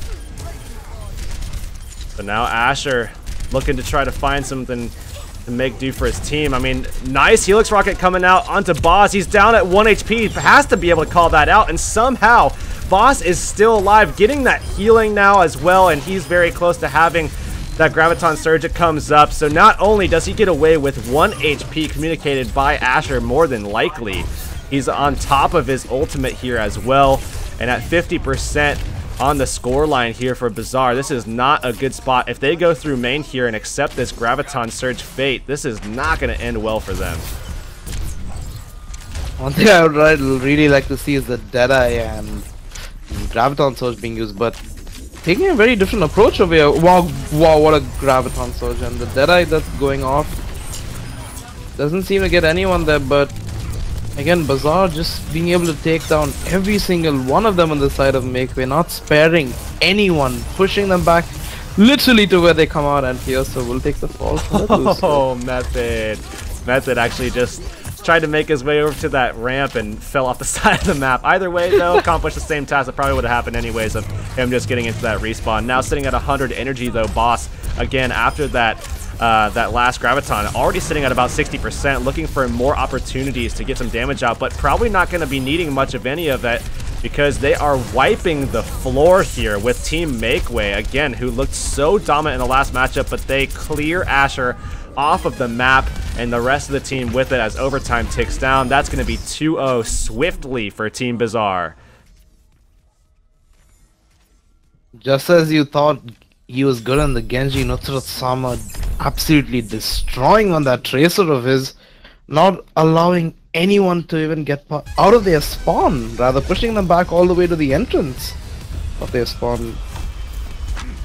So both teams on that last one feeling on that sorry a little bit, but Nabu, who was a monster on the Genji in previous matchups, is kind of forced to play Winston here, which you talked about Makeway being that kind of team, you know, a team that can kind of be flexible, be malleable, move around a little bit, play those different roles. Nabu, a monster on DPS role, now playing the Winston, playing the main tank here, backed up by Piercer on the Zarya. I mean, do you think this has a little bit of an effect going up against Team Bizaar, who seem to have things a little bit more solidified? Method already finding 2 kills, though! Yeah, Method being the good Fari is really knows how to do his work, and you see that Spartacus is also switched over the Mercy. You see Method playing support, you see Method playing tank. Basically, like every other player on their team, they can flex if needed, and seems so far they're doing a pretty good job, as they will most likely be taking this point to begin this. Yeah, because if we remember back on Nepal before, Asher was actually the one who played Pharah for these guys, and Method opened things up nicely. Got picked, though, there as Nutsurusama here on the Tracer, putting pressure onto the backline here of Mercy and Lucio simultaneously. Really, really good effect here as Sadistic following suit as well. Finding that opening kill. If Boss gets high energy levels here, TBM, I'd be very worried for the future of Team Makeway. They did get that flip pretty early on, 20%, so that early kind of established momentum that you typically see in a King of the Hill, especially after getting, you know, those early kills like that, just not really having much of an effect. We will see pretty good lines, actually, for the ultimate economy here for Team Bizaar, firing back a little bit, I would say. Wow, Sadistic completely being denied of that Deadeye use by Method. We'll see the pulse bomb go out from Asher. He's looking to take down Boss, who's contesting him, but Boss actually with a nice right click, point blank to the face, takes out Asher, and now looking to contest this, but it doesn't look like that's going to happen. Oh, Transcendence goes out, but they actually didn't get on the point, so that's all but wasted there. Graviton Surge at the ready here for Boss as he's trying to take down this Winston. Has him down pretty low, looking for the kill. Graviton goes out, he finds it, and Asher inside, almost solo here. And they are cleaning up on this point. It's now tied 34-34, and the lead now going the way of Team Makeway as they finish off Method. The point will flip, and Bizaar will take the lead, but man, this has been back and forth so far. It's just that you see Makeway actually making their chances and taking their openings really well, but they're not able to defend that as the over-aggression comes out from the side of Bizaar. I feel Makeway is not taking this as seriously as they should be. Alright, so now Method holding on to that barrage. Did find that kill on the Boss. Nabu fell earlier though off the map, and now pressure being put onto this Pharah. Very close quarters as Nitsuru Sama finds that kill. Graviton again ready for Piercer as he just goes ahead and lets himself die. Wants to get off that respawn, and again a late kill onto Nabu, who again fell off just shortly into that fight. 77% here for Bizaar. Several ults coming up as we do see both DPS, Sadistic and Nutsu on that Tracer, ready to go with that Deadeye, sorry, and Pulse Bomb respectively here. But I mean, what do you think? Do you think they're going to be able to get in? Graviton coming down. It looks like we will see the Deadeye coming out as well, and man, 2 kills already with that Piercer. Going to try to jump onto this, and we do see the Pulse Bomb coming out, finding the kill onto Pandev on the Zenyatta. He drops out. Pressure being put onto Sadistic. Winston from Nabu definitely knows he needs to put the pressure there as Piercer falls, and Sadistic finding these shots even under duress. Method getting locked down. Sadistic, what a monster. Overtime ticking down. That's 3-0 for Team Bizaar. Wow, that McCree play towards the end was just fantastic to watch. Man. Play of the match. So, I don't know what to say. Lijiang Tower very much in favor of Team Bizaar. Moving on into King's Road, though, certainly a different map style, but I mean that was that last map wasn't convincing, I would say, but the map in its entirety, sorry, the last round wasn't convincing, but the map in its entirety was convincing in my opinion. I think really Bizaar stepped, you know, leaps and bounds, especially on Command Center, away from Makeway. Do you think that we're going to be seeing the same thing happening on King's Road, or do you think that it's going to play into Makeway's roster comp, whatever you want to look at it, a little bit better? Do you think that they're going to be able to contend a little bit better with Bizaar, given the fact that it's not a King of the Hill, it's not all about ult management, positioning, you know, winning those scrappy fights? You know, there is some kind of strategy that they can maybe blend into there, maybe mesh into there, that Bizaar will kind of be caught off guard by? Or what do you take from this? What, I mean, King's Row, what are the chances? I mean, given that the map that it is, you have that, you know, control point advantage that the defense side will have. It really all comes down to the picks that they usually go with, because I for one, I'm not a fan of the dive defense on King's Row, but most teams today in comp seem to make it work. But given you mentioned alt economy, you mentioned a lot of other factors, but I mean, if it's all about one team out damaging the other, because you see the DPS on the side of Bizaar immediately focusing not even the supports, the tanks, and just taking them down seems to break down the entire team composition, forcing them to make switches and, you know, just kind of intimidating them with the way they play. Because Nutsuru-sama, he's not playing like any normal trace. He's over aggressive, like he's very ballsy with the way he plays, and it's really throwing Makeway off guard and taking off their focus from actually playing on the point and making them focus on getting kills, because that's what it seems to be heading to. But I mean, anything is possible. I feel Makeway will somehow find confidence in themselves to, you know, bring it back. But who knows? Okay, seems like there's gonna be a restart since both teams are having issues of a higher connection Yeah, in this game. unfortunate result of the fact that we're both from the United States here, so we're gonna have to go ahead and restart. But you talk about that very strong aggression coming out primarily from the DPS. But, certainly Nitsuru-sama being the one doing it the most, but I would say from Team Bizaar as a whole, quite aggressive as well. I mean, certainly, being able to get up in the face, dish out a ton of damage, a lot of upfront pressure as well. We saw that Helix rocket coming in about the same time as the dives coming in as well, when we did see Sadistic on that Soldier on Night Market. So, I mean, it kind of is a team-wide thing, I think, to some extent. Do you think Team Makeway needs to make some kind of change? Do you think they need to be a little bit more reserved, more reactive to that kind of stuff, and then, counter dive onto it? Or do you think they need to be more aggressive to kind of counteract that? I mean, what kind of change do you expect Makeway to try to go for to kind of deal with this very aggressive behavior that we're seeing from Bizaar, who are just basically just rolling over them?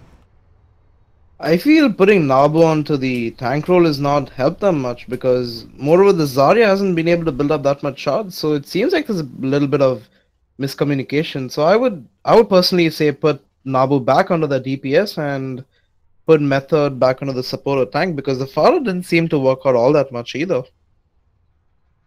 So it looks like we are gonna go ahead and remove us from the lobby really quick so that we can actually get the lobby going, and then once everything is ready, we should be able to actually jump back in. So I will go ahead and switch us over to a different graphic for the time being, but we will go ahead and keep you guys informed on what's happening. We will continue talking about the matchup and everything in the meantime. Just want to make sure that you guys aren't staring at I don't know. I really don't know what could pop up, but you never know if someone's gonna send me a grocery list or something like that. You guys don't need to know what kind of groceries I'm getting. That's not something that you need to be informed about. But either way, Makeway versus Bizaar, it is sitting at 1-0 to Bizaar right now. And now moving into King's Row, we talked about it before a little bit, how Bizaar, it certainly seems like they're the team to take this one and move on to the finals, and possibly the team to take away the finals as well, as they look very, very strong at the moment. And we will jump in to the end game here, as it does look like we did get the, there's re-lobby. I wonder if they're having the same issues even still. I believe that is the case, so I'm going to jump back over to this graphic here for you guys, as I think they're just going to recreate the lobby really quick because it's not giving them the ideal server. So, TBM, looking at King's Row, knowing that aggression that we're talking about from Bizaar, knowing that Makeway needs to make some kind of change. You already talked about Nabu being a pretty big factor for Team Makeway here. I mean, I would assume you want to see him on the Genji here. Yeah, most definitely, because he's one of the most aggressive players I've seen, and when it comes to DPS, he's actually able to synergize with his team. Because I feel on tank he wasn't doing much, like nothing to do with miscommunication, but rather him not just being comfortable on that role. It should be more of him playing DPS because I mean that's what he's good at, even though he can play other roles. So I feel if Makeway wants to try and win this game, they're gonna have to play their best they can on their best heroes, on their best roles, which will actually make it seem like they have a fighting chance. Because you saw a lot of switches coming on in the previous map, Lijiang Tower, but didn't seem to help them at all. The only thing that didn't change was Nabu's role, because he was completely on the tank throughout the entire game. And I feel that they should switch it up in this upcoming King's Row. And I find that kind of strange that they actually pushed him over onto that role, given the fact that in the last couple matchups, at least from what we've seen, Nabu was certainly a standout. I mean, we talked about him several times on Hollywood specifically. I mean, we saw him on the Hanzo, which I don't think is a big thing that they should be sticking out. I mean, obviously with Hanzo Zarya combo being a thing, perhaps that could be something they want to go for. I don't think it's going to work well against Bizaar here. I think that they're a little bit too good for that to be fallen for at the moment.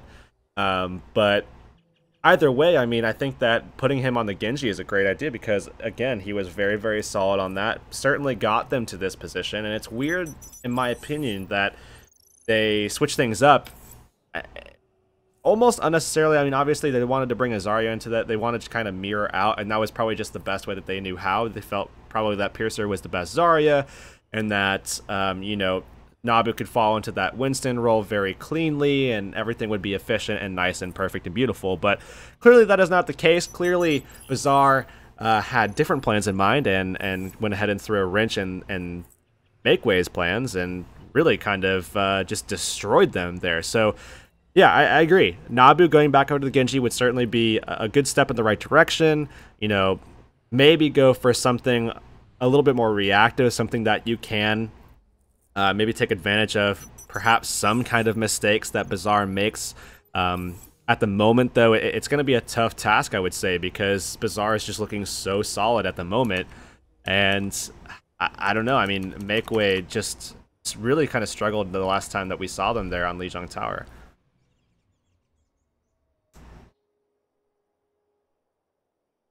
So I believe we're just going ahead and getting everybody in. And go ahead and give you that invite as well, TBM, so that you can jump in here. But assuming this works out, and assuming we actually do get into King's Row, I want to get your final verdict here. Who do you think is going to be able to take this map, and how convinced are you that that team will take this map? Honestly, for me, it's gonna be Team Bizaar. Unfortunately, I mean, I would definitely root for home ground, but then you look at the type of players you have on both sides of teams. I'm not saying Makeway is a bad team; they definitely are. Both teams are really amazing. But when you look at how that previous game went, and it just blew my mind away. I thought Makeway could have actually made it work. They did for quite a few instances, but I know it just seemed to fall apart on the defense side because, in my opinion, see, I don't want to say that rank doesn't matter, but at least when it comes to this particular community, rank is taken very seriously, as it should be. So I feel it's sort of an intimidation when it comes, when you look through the eyes of Makeway, like, wow, this team looks really solid, and I feel that's what's breaking them down. Because I think if they really pull up their socks, they could really make something work and, you know, perform fantastically on this King's Row game. But given how the DPS and the support on the side of Team Bizaar is working together, it just seems to be pushing them back and ruining their chances of actually making good plays, which is what they can be doing. But I mean, Hurix, again, anything is possible. This is Overwatch. But if you were to ask me for my final verdict, I would personally say Team Bizaar has this one. I would have to agree. I definitely feel like, I mean, at this stage, I feel like Bizaar is the team that's going to be able to take the whole tournament, to be quite honest. Give us a yay or a nay in the chat if you're listening. And yay is going to be for Bizaar. And if you disagree with us, you think that Makeway is going to take this map and we'll be going into a Game 3, give us a nay. Let us know. Give us a little bit of a verdict in the chat, what you guys think. I think we're just waiting to jump into the game so that we can get back into the match. Because essentially what's happening is we're just trying to make sure that the lobby actually is the right server at the moment. I know that we were pulling the server over to North America, which is going to be problematic when the people who are playing it are over in Asia. So, but has it happened without us in the lobby just now? Because I know they closed the lobby again. So has it happened again? Not sure exactly. I saw Nabu drop out of the lobby really quick and then go back in. So, not quite sure, but obviously we're doing the best we can to make sure this gets sorted. It is a little bit it's kind of one of those situations that you have to use a little bit of duct tape to kind of fix everything up because you know, obviously running a tournament in North America that's for a specific region outside of North America can be a little bit difficult. I mean, certainly our admins being from the region definitely helps out, and they do a great job. Definitely hats off to Artifacts and Miki as well. They have done a fantastic job today of making sure that everything gets sorted and everything. And making sure that on top of that, we also get pulled over to the right servers. But it seems as though we've had a little bit of a struggle here, and the Overwatch servers do not want to agree with us at the moment. So certainly trying to get that sorted as soon as possible so we can jump back in. I'm just making sure, basically keeping my eye on it so that as soon as they're ready, we can just pop right in. I'll just insert myself into that lobby as quickly as I can so that we can go ahead and get into this, because definitely want to get into this map number 2 as we are really, really focused on what Bizaar was going to bring to the table. So on the top side of the bracket, though, we did see Void moving their way through that pretty efficiently, I would say. Now entering King's And they got kind of halted. I'm pretty sure. Let me refresh this. Let me make sure that I have the right information. So yeah, halted a little bit by Demonic, and those guys are still duking it out to find out who's going to take on Players Esports, who's currently in that semi-final slot, ready to take on whoever wins that matchup. And that's going to be kind of an interesting one, I would say. We will The sight of one of my finest kills. we'll see this matchup finally starting up once again here. You know what I did notice, actually? Yeah. I noticed that we did change the overlay For to the stream? uncover the score and the timer, but I think the timer is still hidden by the overlay. Either way, I gave you the invite. We're pretty much ready to go into this match, so we will be jumping into this. Oh, wow, straight into it. Seems like we're on the right server, finally, as the game is over. Oh, just about to start, really. Yeah, Okay, we'll be so, able to jump into okay, this. what just happened? Uh-oh. Yeah, I think he put you into the spectator slot. I think you were in queue for a second there. Oh, okay. Because I had to invite you for some reason. I don't really know what's going on. These servers are a little bit messed up right now. But nonetheless, attacking in here for the first section is going to be Bizaar, as they're already on point. They have already gotten some of this claimed and already finding a kill on top of that. Asher going to be dropping very quickly on the Zenyatta again. What One of a those DPS sleep players. dart. They are just murdering them here, TBM. They have already found all these kills, nothing in return. Mitsuru-sama just all over the place. Nabu did switch over to that Genji, though, like we were talking about, but a very, very early, very quick first cap here, as Panties is still on this Widow. They're still playing that triple DPS with single support from Pandev on the Ana. I feel Team Maker's biggest mistake was not playing on the point as they should be, because given the picks that they have, you have Zarya, Winston, Genji, it's just going to push them all into one corner, so why already make that worse than it should be? I feel they made a mistake with their positioning to start off that round. We will see them in combat once again here, just duking it out on this corner as the payload is coming up underneath that archway. A lot of aggression coming out. Panties looking for some kills here, but forced back. He needs a heal here from Pandev, but he actually DC'd looks out. like he gets these. Yeah, he was lagging for a bit over there. I was a bit confused as to what was going on.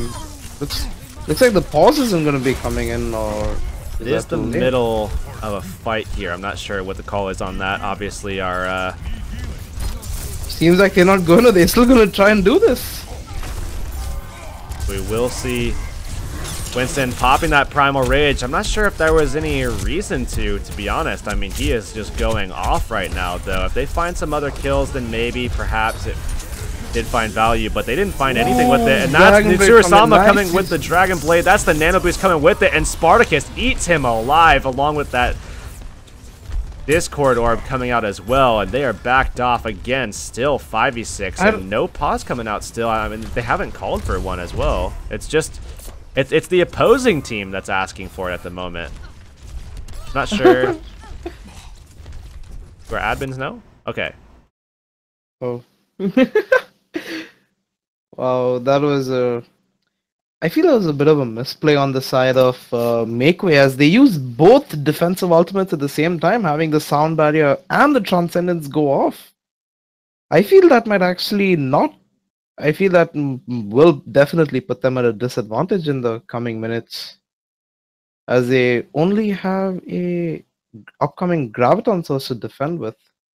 If I'm not mistaken, okay, we have Method on the Tracer, so they can actually go in for that Graviton Tracer Bomb combo.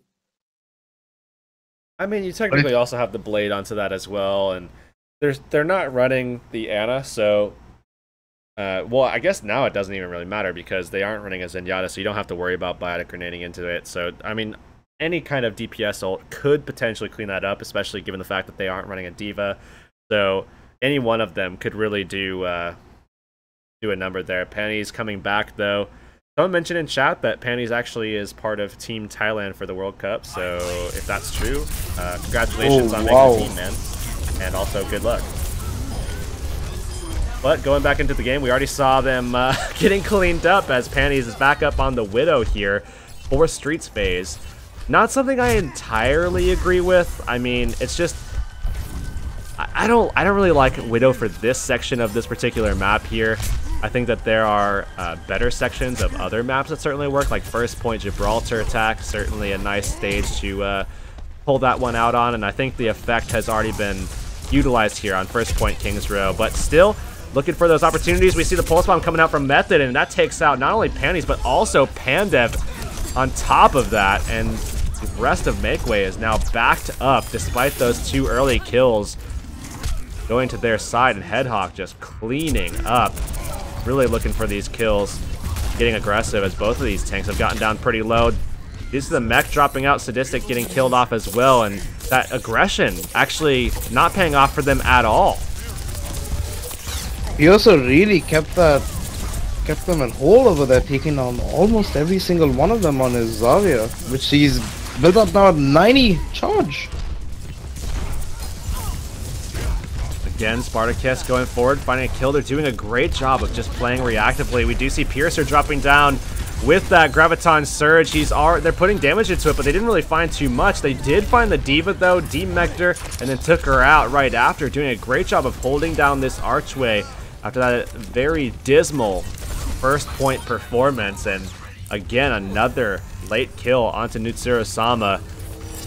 Really, really good stuff so far in this street phase. Almost took out Sadistic there. Gonna be healed up though. Now sitting, you know, up on this high ground. Gonna be trying to take this Genji out, who's snuck his way here and actually takes him down pretty low, forcing him off of this high ground. Now sitting at 92% ult charge. We see the Nano Boost come out, and now Sadistic is going to be chased by this Winston, but they've already found a kill here, TBM, onto Method, and Sadistic still reeling around this side, looking for an opportunity to get onto the backline and start dishing out some damage into these supports. Myokin now putting out this sound barrier. Ultimate's coming out from both sides as Sadistic is pushed back. Tac Visor from him coming out as well, just lessened by Spartacus, getting in his face, pushing him around, has him down pretty low as well. Who's going to be able to take this one? Nabu finds a kill onto Nutsuro-sama. Sadistic, though, firing back with one of his own, taking out the support. That's a big pickup to take out the healing for Makeway. Now they're forced to just kind of peel back until there's Zenyatta can come back in, and that's going to be Asher finally getting into position. But really, the payload hasn't moved that much at all, TBM. Pierce is doing a really good job with his tracking and holding them back. He's dishing out the most damage at this point, already having another Graviton Surge ready to go. So once they demake the D.Va, they can go in for at least a 4-man given the positioning over here. And he does go in with the 3-man. Immediately taking down 3 of them as fast as he can, but you see the DPS on the side of Bizaar still doing their work and making sure they get taken down. So this could go, I mean, this could go any team's way, but look at the ult economy on the side of Team Bizaar. I feel that they have the chance to take this because Team Makeway has nothing to defend with. You have the Nano Boost onto the potential Soldier or even the Winston. You have the Tracer Pulse Bomb and the Transcendence in case of any defensive potential, whereas on the side of Makeway you just have the Dragon Blade. Well, we will see Pandev just going ahead and nano boosting up. Transcendence coming out from Panties as well, so a lot of early stuff coming out as Sadistic does finally drop that Tac Visor. Gonna be able to find that kill onto both of the tanks as Piercer falls right after Spartacus. He's going to come off of respawn though, and I don't think that they're going to have him in this fight as the rest of these guys are going to just fall too quickly. The Lucio, the last one to drop more than likely here, as he does indeed. Spartacus will attempt to jump in nonetheless though, as I eat my words a little bit, but they will still cap that point out. And now with 130, less than that actually, 124 the time bank that they have allotted here for this last push, and certainly one of the harder sections of the map to get into without momentum. I mean, I mean, do you think they're going to be able to pull this off? Do you think they're going to be able to get in? I mean, I don't know. Okay, well, Dragon Blade coming. Wow, completely being denied by this Zen over there.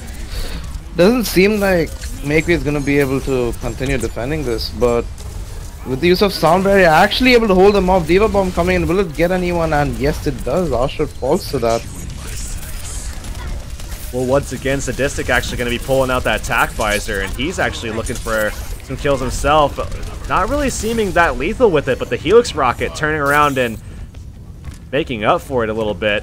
They are finding those kills. They are creating that momentum that I was talking about before, and Sadistic not able to get himself up onto that high ground, but they should still be able to get themselves in a good enough position to at least push this objective forward. 3 meters away here, TBM Spartacus jumping on. Not onto the point, though. Overextends, and with 20 seconds remaining, we do see Bizaar capping that final point out somehow, some way. Now moving on to the defensive side, try to shut down Makeway on their attack. What do you make of that C9 section at the very end, man? But to me, it looked like the Winston actually got onto the point because we even saw the contested. He fell off a bit when he hopped. He just went just a little bit too far. But regardless of Piercer being able to hold Bizaar back with the rest of his team, they still managed to push through. I mean, I guess the misplay of having to use 2 support ultimates at once in one of the team fights was their disadvantage, and it completely got them destroyed in the end and allowed Bizaar to make the push that they just did, which was quite amazing to watch. So it looks like right now, at least now, Method is going to be sitting on that that Reaper here, and we will see the 2 tanks, but it's going to be Spartacus, their primary healer, more often than not. Going to be picking up that Diva in place of Ashur, who's going to take up his Zenyatta role. So Piercer, who is the main tank, is actually going over to that Zarya once again, and Method here actually switching from that. Going to go from the Reaper to the Tracer, and now Nabu actually going to be picking up the Reaper himself. So otherwise, though, over on the side of Team Bizaar, very classic setup for them. Sadistic going to be going over to the Tracer, and Boz, of course, on that Zarya. He's been very, very impactful with that so far. Certainly just as impactful as his Diva, perhaps even more so, I would say, in some cases. They have 5 seconds to prepare themselves here for just that onslaught of defense that is going to come on from Team Bizaar, in my opinion. Certainly look for Natsuru Sama to be very, very engaging here. And what happened to my sound? There we go. Already we're seeing them just going through that lobby, getting very aggressive. They already found a kill onto Panny, so both teams with that early aggression just paying off as Nabu finds another one. So a healer and both tanks already down, and that's going to be the DPS taken down as well. This should be an easy cleanup here for Team Makeway, as they just basically waltz right onto the point with almost no contest at all. That is going to be that. 5:53 the time that they actually secure it with. Yeah, I don't really see Dive being able to work on defense with this particular map. I only see this happen on this map. It's very easy to break apart a Dive defense no matter what comp you run on the attack. Certainly, because you're forced to play behind the point and, you know, bait the enemy team into coming onto the point, but it doesn't go the way that you always expect it to. Especially when a team just piles 6 people through that lobby and just rushes right onto the back line. That's never going to work out, so Panties fell very, very quickly in that one. Nonetheless, though, firing back is going to be Bizaar as they're jumping onto Nabu after they figured out how to find Ashur in the midst of all of that. And still holding down that archway. We're going to be seeing if they can do much the same that we saw Makeway pulling away with, just holding that archway for minutes on end. Can Bizaar do it? They actually have the payload there, just sitting, so creating a pretty tight choke actually for Makeway to try to push through if they decide to actually do that. Sound barrier though at the ready, as well as Ashur coming up with that Transcendence as well. So a couple of options to engage with here. A nice use of the Transcendence to completely eliminate any sort of damage. Oh, what a stick by Sadistic onto that blossoming Reaper. Wow, what an amazing play. And on top of that, we also saw in the meantime, while that stick was waiting to be, well, while it was priming and while it actually went off, we saw Nitsuru-sama come in with the deflect just to provide that extra little bit of damage mitigation and some reflection as well, actually, from that damage. What the heck was that? Everything just got sent over to Nitsuru-sama, and he reflected all of it into Asher's mouth. And he took them out so quickly. Genji Blade at the ready for Nitsuru-sama, Nano Blade at the ready as well, as Panties does have that ready to go, and several options, of course, ready for Makeway, as they are still sitting on that sound barrier, looking to engage with that one. Asher's still probably shaking his head after he basically got knocked off in that last fight. There it is, Nitsuru-sama coming through, sound barrier is up, but the Nano Blade is just too much damage, finds 2 already. That's both of the supports. These tanks are sure to fall, as Spartacus basically almost kills himself. They're going to hold on to him a little bit just to make sure he, doesn't get back to that spawn quickly, get those late kills, but might be able to find one onto Nabu, and they do indeed. Great lockdown of this archway so far here.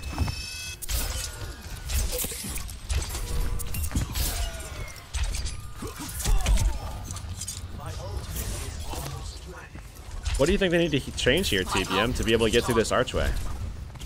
It's not about having to change up anything. I mean, actually, no, there's nothing that has to be changed. It's just that how they go through from. But given how aggressive this team has been, they're really able to prevent them from getting in through any way, not just the choke, whether it's the left or even the top right side. They just... Okay, now that's completely... Okay, now that's completely irrelevant now that finally Makeway has found an opening to finally start pushing through this street phase over here. I did not keep track of that fight. What exactly went down here, Rix?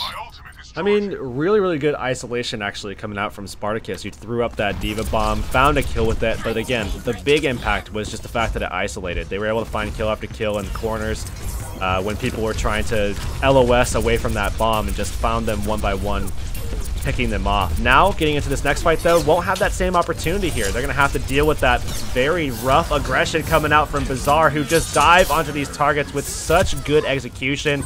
They find those first opening kills on the Myokin and Nabu, and they are cleaning up now. Should be able to get this last kill onto Method with ease. Oh, what a reflect. Nitsuru-sama has been insane with the reflect so far, and a very, very late party kill on the Diva. He goes back into mech, and that's just going to delay things even more. I'm not really sure why he thought that was a good idea. I would have just started shooting at someone and hope that they just fire back in an effort to not die. But nonetheless, 130 less remaining here as the Dragon Blade ready. Once again, the Nano Blade actually ready for Nitsuru-sama, and Panties as Boss gets that Graviton Surge ready.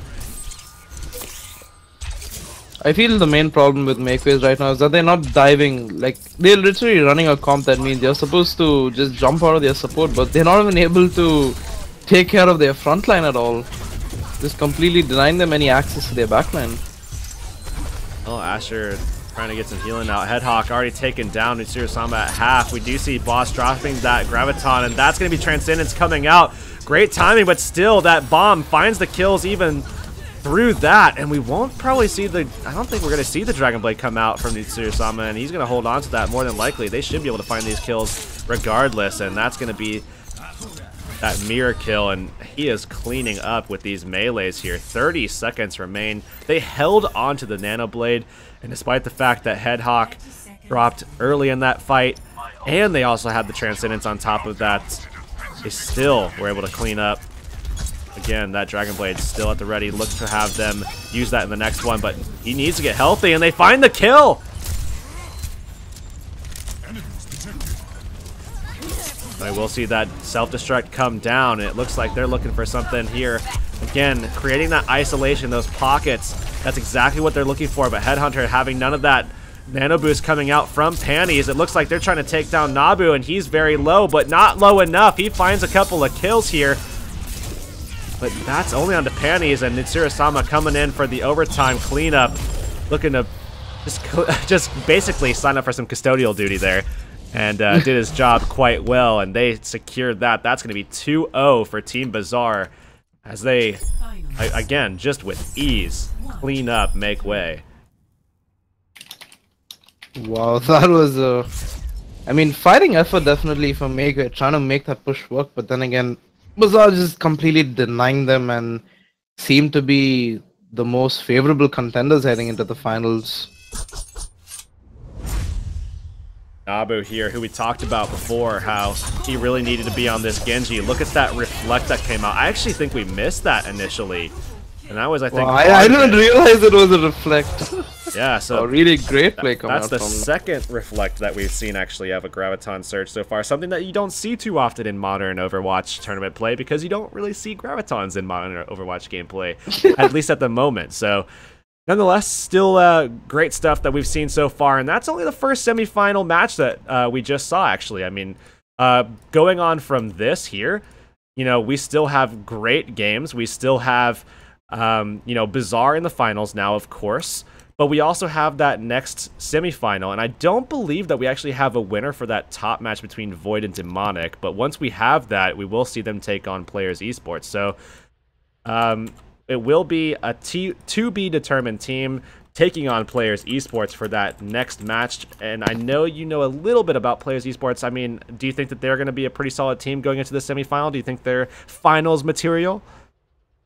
I mean, they've made a lot of changes to their squad in the past few weeks and month, and it seems to be working out really well for them. I had a chance of connecting with most of the players personally since I know them, and it seems that things are getting on pretty well in that team, and most definitely seem like good contenders for the finals. But when it comes up against Team Bazaar, you see a team like Team Makeway completely studded with good players and just completely being destroyed by Bazaar. So for some reason, I feel despite saying all that, Bazaar is still gonna make it through in the finals, regardless of who they face. So again, Bizaar making it through. They are going to be finalists at least, as we do wait to see what's going on with Void and Demonic. And once we do get that information, we will forward that over to you. But in the meantime, I will send it over to this beautiful bracket, this beautiful overlay that was sent to us.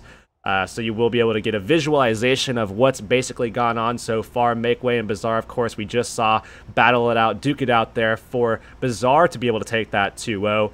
And then, of course, Players Esports sitting up in that upper semi-final matchup, waiting for the winners between Void and Demonic. Once we determine who that victor is, we will not only have them play that out, but we will also get to witness that action live on the stream here. And it kind of worked out nicely with everything, you know, kind of lining up, given the fact that we were 30 minutes behind initially, but everything kind of coming back into equilibrium a little bit. Yeah, everything back on schedule a bit. But nonetheless, we're going to go to a quick break, guys, and when we come back, that will be Players Esports taking on a to-be-determined team between Void and Demonic once we can determine the victor of that match. And then that will be the second semifinal of the day to determine who will be in the finals up against Bizaar. Do not go anywhere. You will not want to miss this action.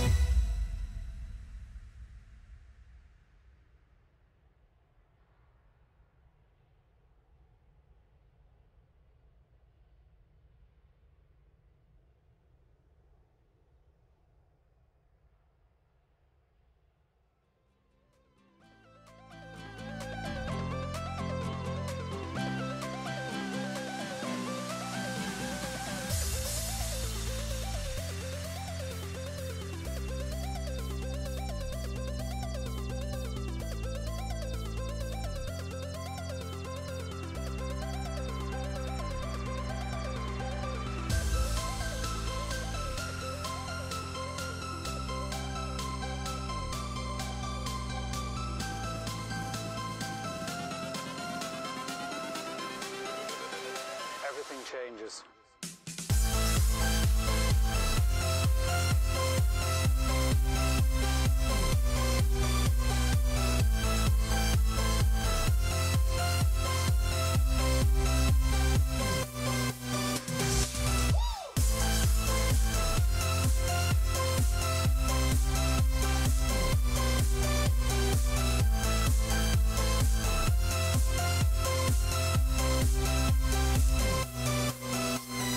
Life.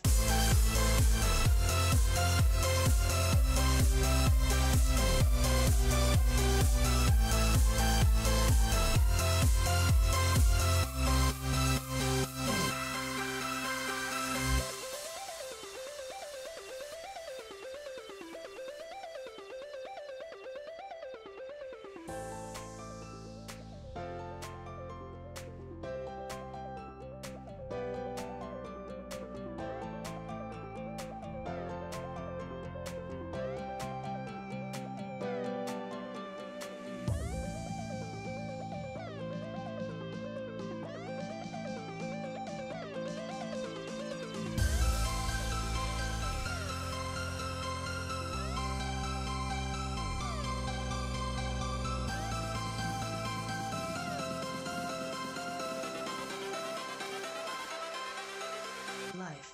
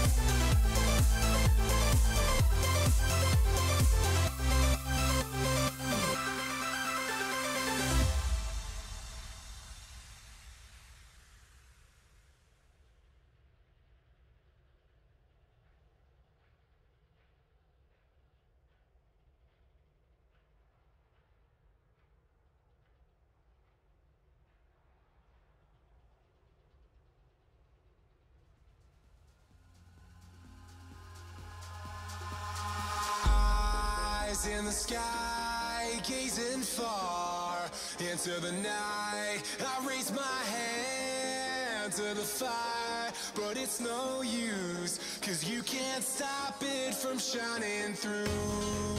It's true, baby, let the light shine through. If you believe it's true, baby, won't you let the light shine through for you, for you, for you, for you, for you, for you,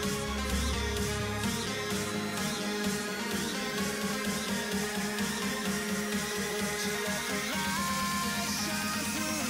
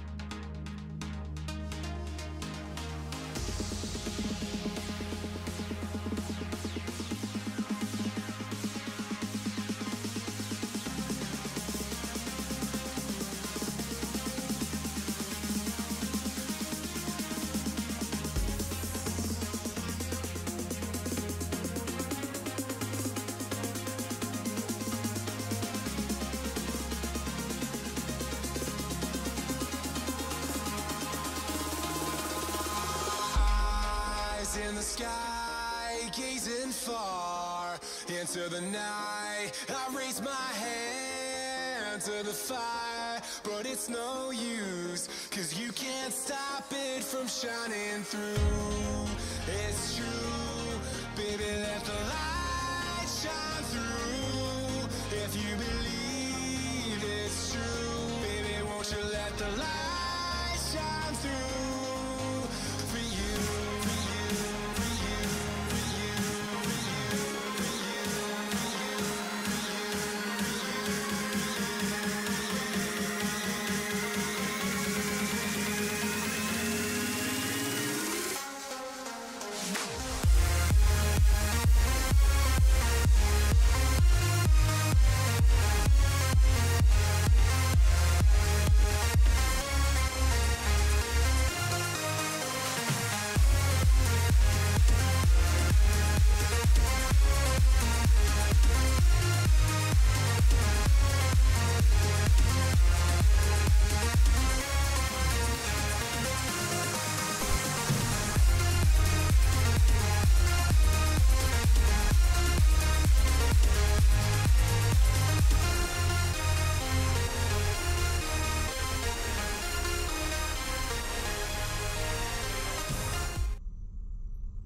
All right, everybody, welcome back. We have finally made our way into the semifinal. You are, of course, watching eLympics Overwatch monthly matchup for July 2017. We are 20 seconds away from getting this underway. It is going to be Nepal for the first map. Of course, you are watching Void versus Players Esports. I am Hurix, and with me is TBM. Now that I have run out of breath and we have finally made our way here, how excited are you, man? We're in it. I'm pretty excited to see how this match goes now. Firstly, the second team, I'm not quite familiar with them. Okay, Team Void. I've never seen this team before, neither have I seen the players, but really interested to see how they make things work as they pick up the Father Mercy and Soldier to go with it. I remember from Team Players, I don't know if we ever got this figured out. Is it Reyes or is it Rise? Yep. It's Reyes. It's Reyes. Okay. Yeah. Because I remember last month we had player for the Team Ascendancy. Yes, he was playing up the Reaper, if you remember Reaper correctly. main, Reaper main. Yeah, but it seems like he's gonna Makeway over here, and Team Void will actually be taking the point to begin with. Yeah, still have to deal with Judge here, though. A lot of damage on the Farah, as he is an excellent player. And finally, he gets swept up into the air by the Soldier. Really nice take of the point by the side of Team Void. Yeah, really good performance so far. I mean, Judge certainly got a lot out of that, though, so he is going to be a little bit further ahead on that barrage than Zai is, but not for long, as Zai finds a nice little bit of opening damage there, putting himself a little bit ahead, has that Mercy to help him out as well, as Hotshot Kid goes down pretty early. They already put pressure onto that Diva mech, so they have it down pretty low. They might actually take her out of the mech entirely, and that's going to lend a lot of favor to Team Void here, who are trying to win this Pharah battle. They have these guys in the sky. I mean, Zaya's just following this guy around right now. I mean, Judge is going to get murdered here, very low. Kills himself, actually. And now they are very ahead, as they're going to re-entry with a 5v6. Team Void with a huge advantage. These guys are actually going to be falling back here, as Players is waiting for Judge to get back in. Both of these guys sitting pretty close to having their ultimates, but we're at 60% almost before anybody is really using anything of impact. What a helix by Zolk onto Reyes as he takes him out of the heat. That's beautiful again, helix rocket. One mistake I feel that Players is making is, I think the Winston's doing stuff on his own, because you see him diving way before anyone else, and even before his other teammates have time to react, he's already been taken down, which has literally forced him to reset 3 times this whole game. Now we will see Reyes trying to get back in there. It needs to put some pressure onto this Pharah, I would say. I mean, certainly Judge can do some of it, but with the fact that Zai has Mousecrawler there to support him, I mean, Judge needs somebody to help him, and they don't have anything right now. They're already putting pressure onto Players as they go in, and I'm not really sure if they're going to be able to accomplish anything here. I mean, Void is just murdering them completely. Wow, destroyed. It seems like Void will be taking this point. Really questionable plays coming out from the side of Players, as they did not seem to be finding any sort of opening to even touch the point this entire round. Unfortunately, due to the fact that we have to jump in to the match kind of late, I got rushed and didn't actually switch teams back over. Because we literally like got into the match and then went live instantly. We weren't able to see what side the teams were on and everything. So unfortunately we couldn't do that, but everything switched back over now. Hopefully no confusion. Probably was a little bit of confusion, but at least what we were calling like names wise was okay. It was just what people saw on the screen, so it's probably pretty confusing. But nonetheless, moving on into Sanctum there, we will see Zulk here on the Soldier. Zai sticking to that fair. They're going to be running that fair Mercy even still here with that double tank. Rage on D.Va here. High ground going in favor to team players at the moment as Judge is moving over to a Genji and Reyes sticking to that McCree instead of the Soldier that you would typically see here on Sanctum. But I'd personally say the positioning of the Pharah is really good as well. The rest of the Reyes! team, and wow, Reyes completely being taken down by the concussion, and seems like Ryder on the point, Lucia's gonna fall as well, and he does. Discord going on to Zai as well. Gonna allow Judge to just clean that up. Nice little right-click shuriken, meaning that kill over to team players, and it's back and forth here on the point. D-Mech coming out onto Rage as he's gonna be taken out in pilot form as well. That's the Discord. Oh, a little bit of lag here. I'm not sure if that's just me or if that's Judge. Seems as though it's Judge, but nonetheless, players gets hold of the point first here, and Reyes, by going out pretty early, is still on here on the point established with the rest of this squad, and Judge now sitting on a blade. Gonna have to contest Zulk though, who has that attack visor. Nice deflect by Judge down to Zai over there. And now he has the Dragon Blade up being the first of his team, whereas on the side of Void you have the attack visor and upcoming ultimates like the Barrage and possible Res. So it'll be really interesting to see how they time this Dragon Blade, because that's the only thing they can rely on to prevent Void from getting onto the point. Well, the thing is, Transcendence at the ready for Light, and he's very far ahead as War Machine right now. I mean, if the longer this fight drags on, the more favor I would actually give over to Team Void. I mean, really, we should have seen them just jumping in there, but now because of this Zenyatta here, they might have a shot, but nonetheless, Rez comes out. That's going to bring War Machine back up. Now they have that Transcendence potential. They pull it out, and they're ahead on the fight here at TBM. They already killed off Light. Barrage comes out, and that's right into that Transcendence. So he has a lot of defense there, and they clean it up. And I think I'm lagging. I think this is me. No, it's everyone here, because even I'm having the same issue. Oh, okay. Well, at least, well, yeah, that's good, because then if I lagged, then the stream lags, and we wouldn't want that. Yeah, exactly. Seems like everything is fine now because everyone's moving in real time, I guess. Okay, Primal Rage being popped out. A little questionable play over there. Okay. Yeah. Genji unfortunately not finding enough space to make any use of his Dragon Blade as he gets completely denied by that Winston over there. And really, really good efforts from Team Void, and they're looking like they're trying to take on a little bit of some Team Bizaar strategy coming in through this. I mean, very, very aggressive. Obviously not looking as dominant with it at the moment, but a lot of options here. We will see a lot of pressure hit Racy there, but not going to take him out, at least initially. D.Va Bomb going up into the air, not going to find anything, but it's allowing him to remech at the very least, as we do see Racy falling. That's the second tank to fall there as Rage goes down as well. And an easy reclaim coming from team players, but that's not it! Mousecrawler comes in with a nice res, and Reyes answered back. Just destroying the side of Void over there. Honestly, as you've seen in the past, Reyes is a really amazing McCree player. Despite having played other roles which he's really good at, I feel he outshines the most on Reaper and McCree, and he's really proving that in this round of Sanctum. Well, I mean, the Deadeye is just a really obvious answer to the Mercy res. I mean, when you have that res come up, the invuln stages come out, but while they're invulnerable, you're still getting that headshot lined up and they can't move. So, you know, it's a great way to try to get some early damage into those guys getting resurrected, and a way to crack them. Zai might be able to take Reyes out, and actually does accomplish that task as Judge needs to get some damage out, try to get that blade going if they want to hold on to this here. Transcendence going out here from War Machine as Zulk pulls out a attack visor of his own, putting pressure on the Judge. Has a little bit of Transcendence action up from himself as well, but man, what a Helix Rocket, canceling Judge out as he pulls the blade. He's still holding on to it, but at least for now, Team Void should be able to clear this one out. And again, a little bit of lag on the server, but nonetheless should go to Team Void here. I feel they don't really have an answer to that Mercy because they're finding it really hard to deal with her most times, because you see the Winston going in on his own, whereas you need to have at least the Genji and Diva coordinating and going for the same targets as the Winston, but doesn't seem like that's happening because you have Genji going for someone, you have the Winston just diving in for someone else, and you know, DJ Destiny just doing work on the Diva from a distance. I feel their dives are very miscoordinated, and that's what's losing them most of these team fights over here, because they need to be very reliant on that Winston.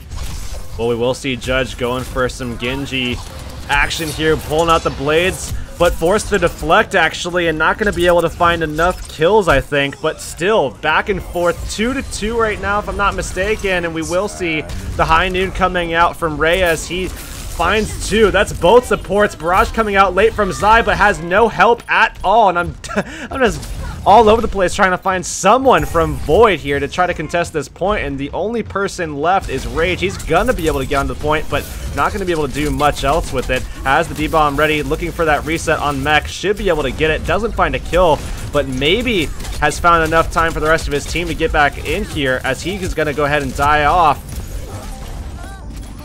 They do jump back on here. Kills all over the place. Great support coming out for team players as they're looking to hold on, and that's going to be that. Racy not actually on the point as he's stuck in that corner, and players tied up 1-1 on Sanctum. I feel what really saved the run for players is that Raze was able to get rid of both, not just the Zen, but the Mercy who had a res, so she could not get it up in time.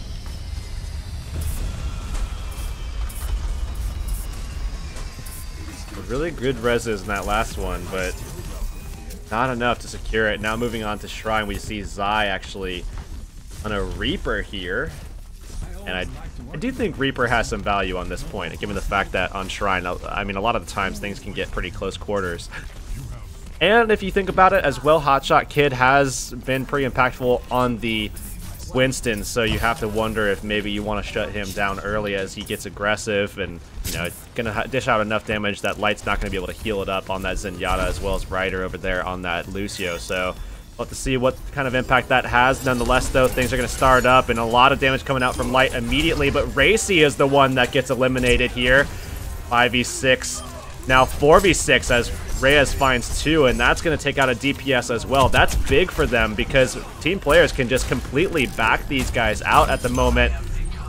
And a great start again for team players battling back into this one. I feel Reyes over there very good positioning with the McCree. Doesn't seem like they're going to have an answer to this because he's not really being focused by the enemy team, and he's having a lot of space to really dish out most of that damage.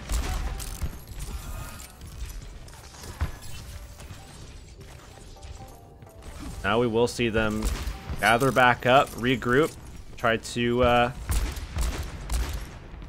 I feel the advantage that the team players has is the Lucio, because on the side of Void, they're able to get into the point, but getting out there for need of heals actually forces the healers to actually go in with the tanks, which is quite a big risk and really breaks down their support line, preventing them to push the point in any sort of way.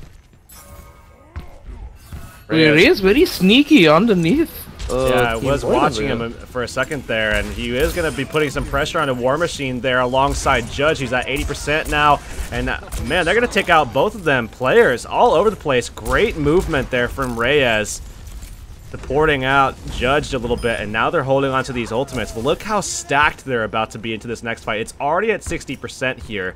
So realistically, if this next fight doesn't occur until about 75%, which it's looking like it's on track to being, you know, this could very well turn into a situation where players are just going to win it outright because they just were able to hold on to that momentum from that second fight and just 6-stack ults to be able to be the determining factor. But Mousecrawler with that res, we'll have to see if maybe he can turn things back around for this squad.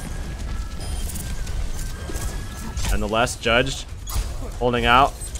Ready with that Dragon Blade, but not doing anything just yet. They've already gotten 2 kills, and that's both going to get resurrected, and they're returning fire. They found 2 kills themselves as Judge trying to get things back into team players' positioning. I mean, right now, it's just looking like he's trying to kill off these supports. Has pressure into this Zenyatta. is focusing him out pretty well, but it's going to have to contend with this Tracer. Not going to be enough. War Machine finds that kill in overtime. It looks like they will get that flip. Going to have to hold it out. Luckily for them on Shrine, it is... I mean, it's certainly one of the easier points to hold out on, but having to not lose a single fight for the remainder of this round, going to be tough for them.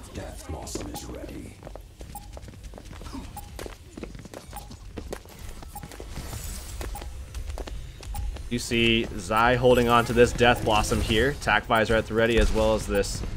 Oh, he's going to actually teleport up, get some high ground here for himself. And I'm not sure if he knows that they're jumping down here. Already Rhea is going to be able to sight him out. They found 2 kills already with Judge just jumping into their back line, and they are just wiping them up. We talked already about how they have to win every fight, and they've already lost one here as Zai unloads the Death Blossom, but really not going to find much there as he has no support left, and a quick 2-1 finish here as Players is moving on into this third map, or sorry, fourth map rather.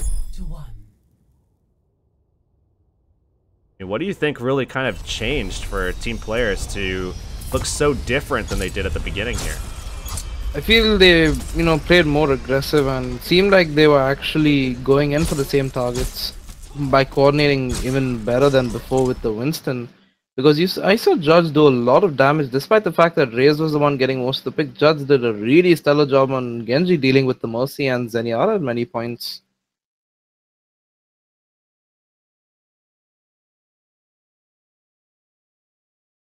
Another pause being called in due to another unfortunate disconnect.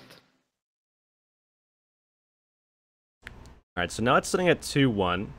We know the next map is King's Row.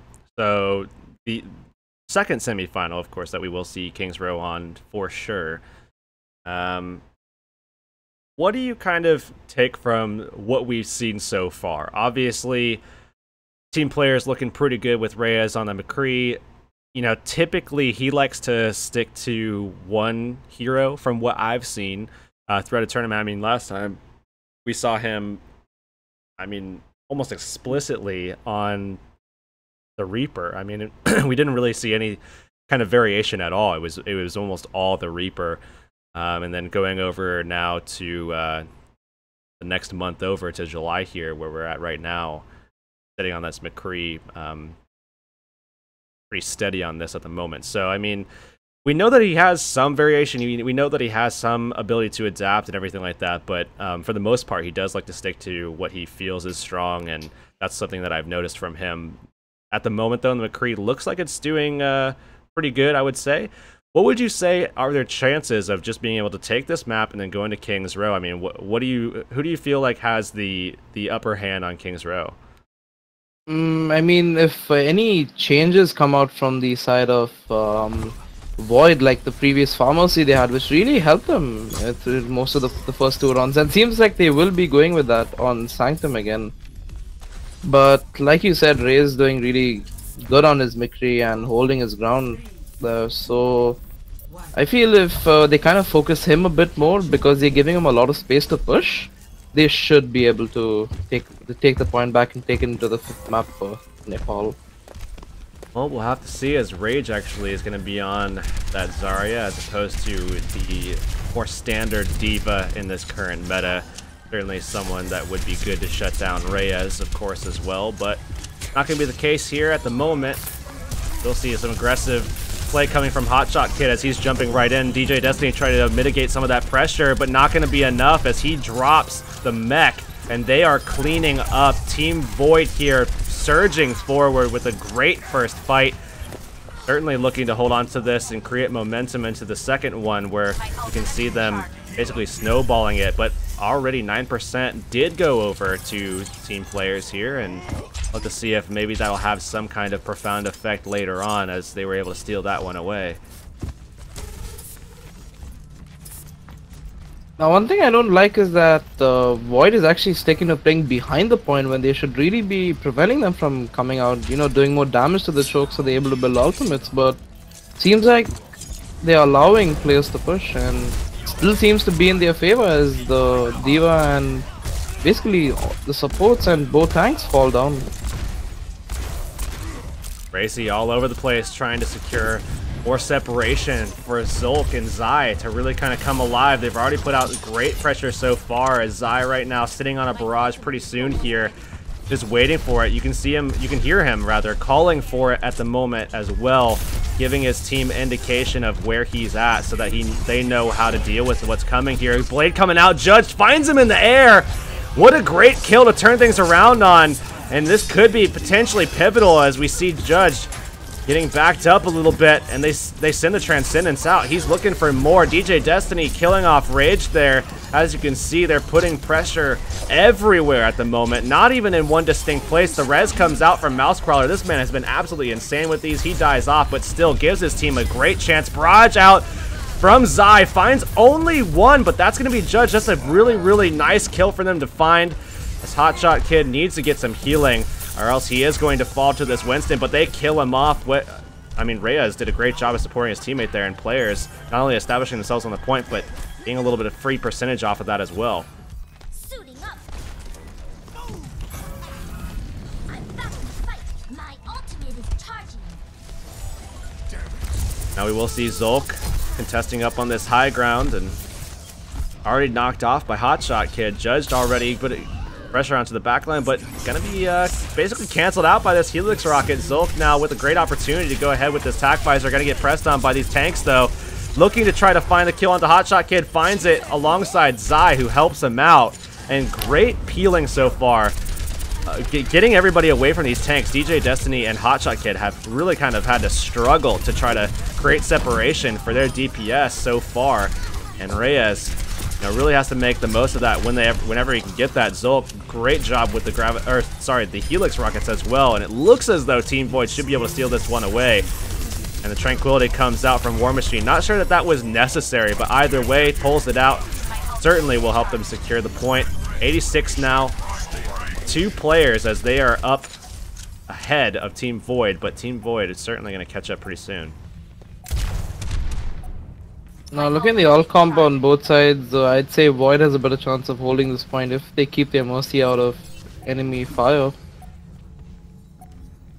My ultimate is ready.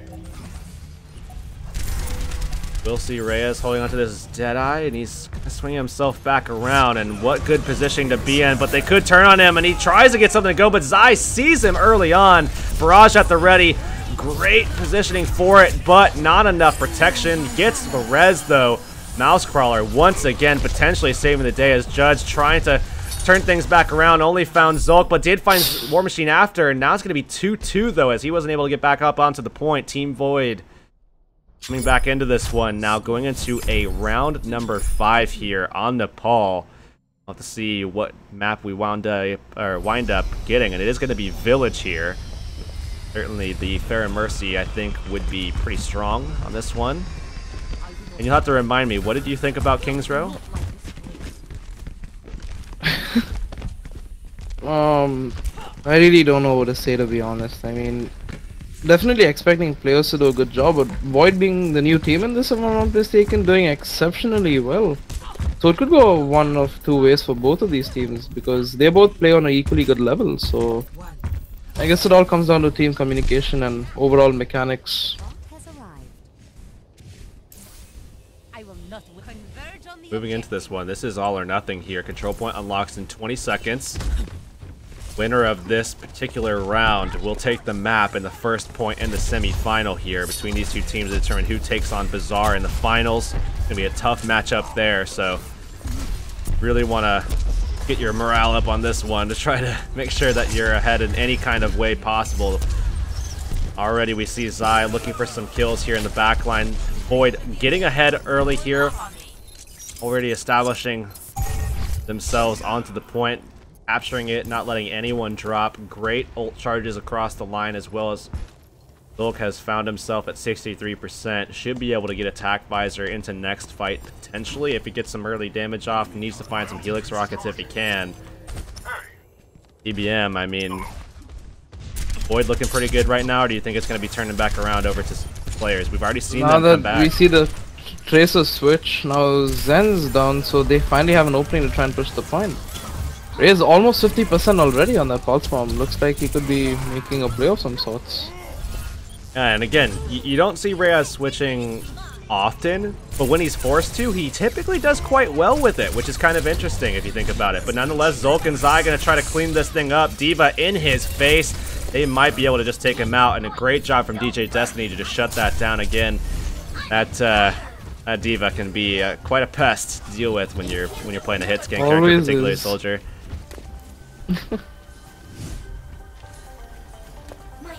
44% here, 11 or rather 12 for team players, and looking like they're going to be playing back a little bit, playing a little bit of a counter dive here, taking advantage of DJ Destiny on the D.Va. Of course, does not exist here for Void, as they have Rage instead on this Zarya. Oh, already a pulse bomb going out there from Reyes. Not going to find anything, though, as he whiffs it. And Rage trying to get ever closer to that Graviton Surge. Needs that energy to generate that charge faster, get out some more damage, maybe find some kills as well. Back and forth kills from both sides. And he has the Graviton ready. Mouse Crawler going ahead and getting that res. And, oh man, we're going to have to see if anybody dies inside of this. D.Va not going to find anybody with that bomb. And now Rage going to be eliminated without being able to drop that Graviton Surge. And they still should be able to find this, but Light, nonetheless, already found 2 kills. And they're coming back from respawn here, TDM. Oh, man. I think they're going to be able to do it. Team Void coming back from respawn themselves. And that's going to be judged once again with the Blade coming out, finding a kill for himself, finding 2. That's racy. That's a huge pickup. Now being putting pressure onto Zai. And that bubble actually does help him out a little bit, at least inspires confidence to be able to land that body shot there. 74% now for players, and we talked about it before. They're capable of coming back, and fights like that just help them out even more. And Zulk running back into that pulse bomb. Reyes is going to be finding that kill, and they are sitting pretty here now. I feel like players is really in a great position here to just take it off this fight, but we'll have to see what this Graviton Surge is going to be able to accomplish. Yeah, they're gonna have to probably focus all of their damage on that one Graviton Surge, given that they don't have the ultimates unless the soldiers are able to get us up in time and, you know, time it. But overtime clock going down seems like, okay, now we have 1 on the point. There's the Graviton Really smart Surge play by the down. Winston, really completely denying the soldier from getting onto the point and kills him. Well, Zai is taken down pretty low, gonna need some healing, but they're putting pressure on the other side of the point. Everybody is low here from Void. Can Reyes do it? He's got them even lower here, but has to deal with that Zarya, and that's not going to be able to be accomplished there at all, as he's way too high and has those barriers ready. Pulse Bomb at the ready, Light ready to go with that Transcendence pretty soon as well. But this could go really bad for players, or really well if they try to bait out one of the ultimates from the side of Team Void, because you have 3 offensive ultimates and 1 possible res. Okay, attack-wise they're going off, but completely destroys that Zen over there. well, Rage going to be eliminated, and they already have 2 kills, and that Transcendence really did a lot of work. We will see 2 reses coming out as Zai tries to get something going with the barrage. Not going to find anything at all, though. Putting pressure onto these tanks is going to be Reyes, as he's just all over these guys. This man is an absolute monster. They get the flip, 83% for Void. As overtime ticks down, it seems as though that's going to be it. We will see the first point of this series going to team players. Regardless of having won that game, players barely made it out there alive. I feel if Void had, you know, focused their DPS more and dealt with either whether there was a Trace or the Makeway, they should have dealt with it more efficiently. They would have still been able to win this game. But nevertheless, great performance from Team Void.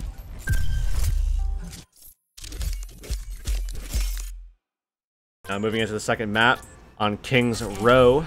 Excellent. Players Esports barely edging out a victory there on Nepal. But again, the winner of this goes up against Team Bizaar, which that's going to be a tough matchup. I mean, we've already seen Bizaar just, I mean, absolutely stampeding their way through this tournament so far. Do you think either of these teams has what it takes to stand up to Team Bizaar and you know, forge some kind of resistance, or do you think Bizaar is just going to be able to walk all over whoever makes it? I honestly think, and as sad as it sounds, Bizaar is gonna completely walk over. But I'm not completely shutting down my hopes for either Team Players or Team Void, because if they're gonna go down, they're gonna go down fighting, and that's what I really want to see.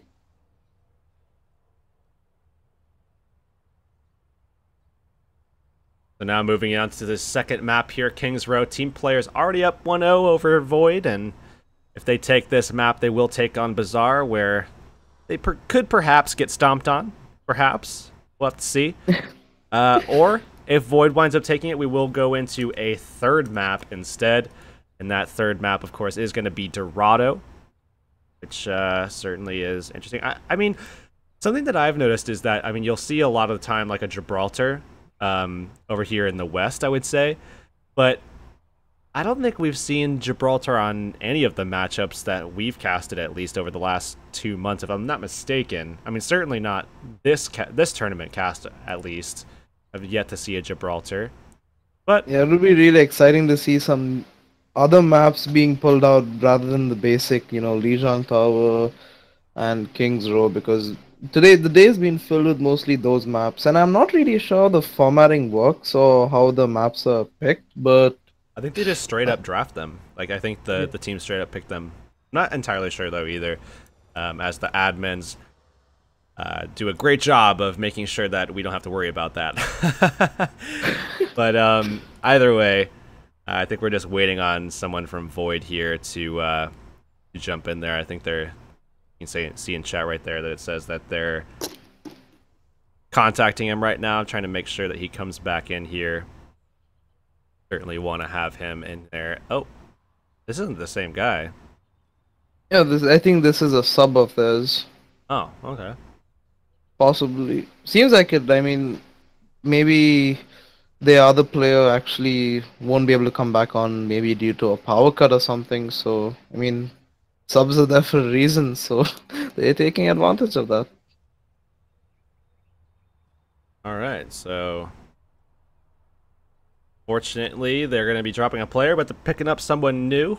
Not really sure what this is going to mean for them, as we'll have to see what kind of impact this will have for their roster. Kind of synergy they'll have with this new guy, or if even necessary, maybe he's just a complete monster to be added to this. I'm not really that sure. I'll have to see what's going on. Artifact's saying, wait, where is Rage? Okay, so I don't think they're aware of this being a sub, or I don't know what exactly is going on. Okay, so Rage has a CSGO tournament. Yeah. Oh, wow. Oh, man. Talk about being in there. Hopefully this is pre-approved, but either way, hopefully we can jump into King's Row rather quickly, because we certainly want to be able to see this action unfold. Certainly want to get into the finals as well, as of course that's the one we're definitely looking forward to, seeing Bizaar again.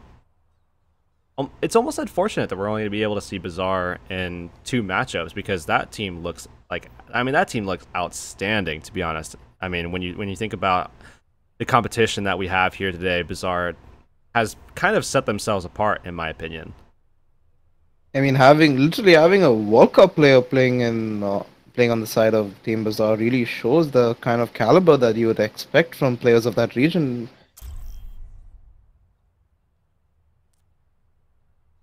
But nevertheless, really surprising to see that this tournament is able to accommodate players of that caliber, you know, really being some sort of inspiration to players that want to, you know, make it out there.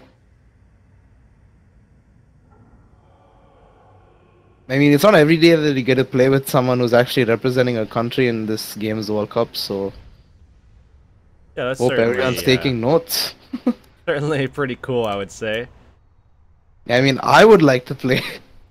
That's how cool it is.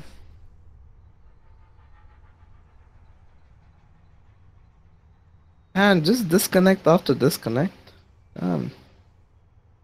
Oh man, yeah, Racy dropping 2. And it's so crazy. I mean, last time we did this last month, we didn't have these same issues. Yeah, it seems like there are a lot of ISP issues in India at the moment, like they always have been. I miss that place though. Like Hurix, literally, I've gone like 2 weeks without internet, like at a maximum stretch, and it's horrible. So I guess this is nothing, to be honest.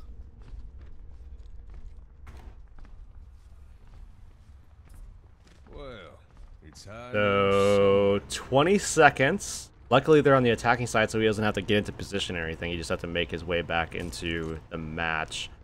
And it's not looking like... it looks like they're just going to continue without Racy. Yeah, Racy is back as soon as you mentioned that, so that's pretty Oh, there good. he goes. So yeah, again, luckily... Oh god, what is that?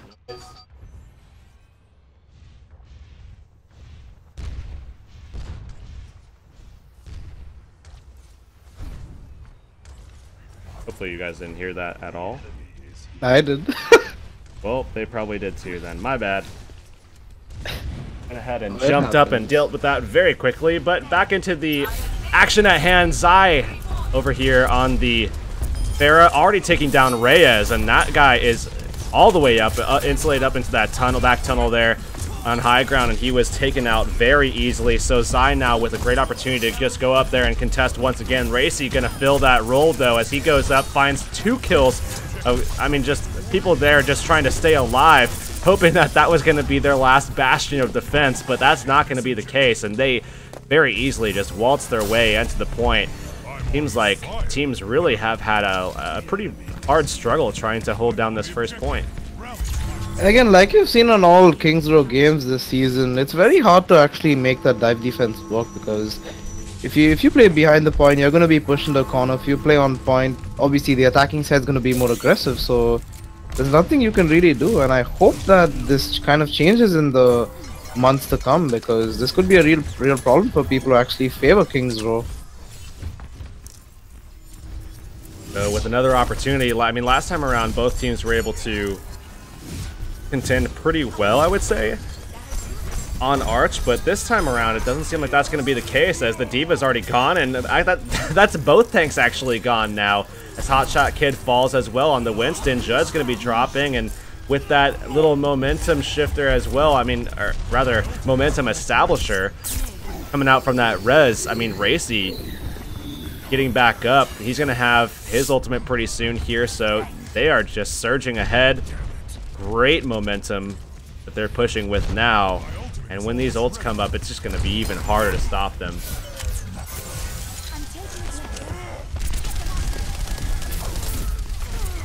We will see them diving into the Mercy, not going to find that kill.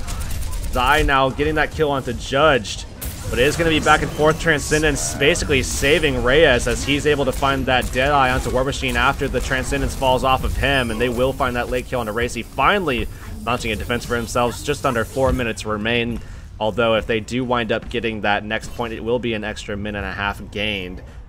They still do have a lot of options here. Transcendence at the ready. Zulk ready to go attack Visor. We will see that Primal Rage still being held onto by Racy, as he wasn't required to use it in that last one. But the big thing here, the big factor to look for, is Targaryen sitting on that Graviton Surge here, looking for that to definitely open things up for them. But Reyes already with an opening kill onto Zai. That completely removes that barrage building that you really want to have happen in this fight. That's what you're looking for. Build the barrage in this fight, but already taken down, so that's going to be removed from the picture, and he actually gets completely clotheslined there. And again, another great defense by team players, and looks like they have found themselves a little something to work with here. Again, 3 minutes remaining. This payload is just slowly pushing itself back. My ultimate is charging.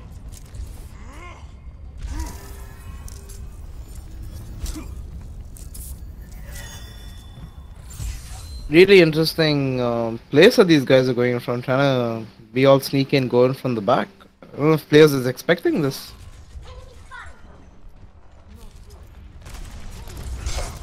So now we will see Judge just jumping up into the air, pulling out the blade, and that's going to be right into a Transcendence, trying to find the kill on Zai. Not going to find anything initially, though, and getting pressured. Zai going to be able to turn around and find that kill. Resurrect at the ready here for Mousecrawler, but he's going to get denied by DJ Destiny, throwing up that self-destruct into the air. Targaryen going to be dropping as well, and he's had this Graviton Surge for 3 fights in a row and has had no opportunities to do anything with it, or rather hasn't taken any opportunities to do anything with it. Zai getting closer to that barrage, so I mean, pretty soon here you're going to want to see them do something with it. Otherwise, Players Esports going to put themselves in a nice position to walk away with this victory and move on into the finals.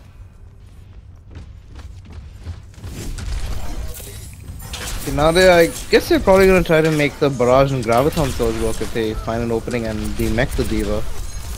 But you see the Genji completely focusing the Mercy, they're not allowing them to make any sort of proceeding, but... So the Graviton comes down. They actually, with DJ Destiny there, with the defense matrix, they eat up most of that barrage that came out from Zai, and Mousecrawler just securing that res onto Racy once again. It's the exact same thing we saw in the first point. Finally, they get that extra minute and a half. That's going to be 2:40 on the clock for them as they're pushing forward into the final stage of the map. But overall, a very, very solid hold on that second point there, coming out from Team Players Esports, and now with a great opportunity to hold them before this last point. And if they do that, again, I just think they'll be in a great position to take this map and move on into the finals themselves. Primal Rage coming out now.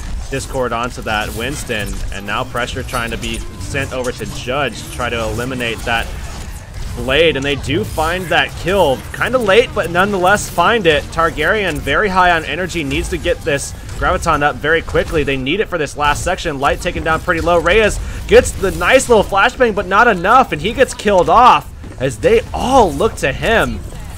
This is an opportunity here. Need to build this Graviton. Need to get this up very quickly. Help from Racy would be perfect here. Judge going to be eliminated, and they need to get heals to Targaryen, but he falls at 96%.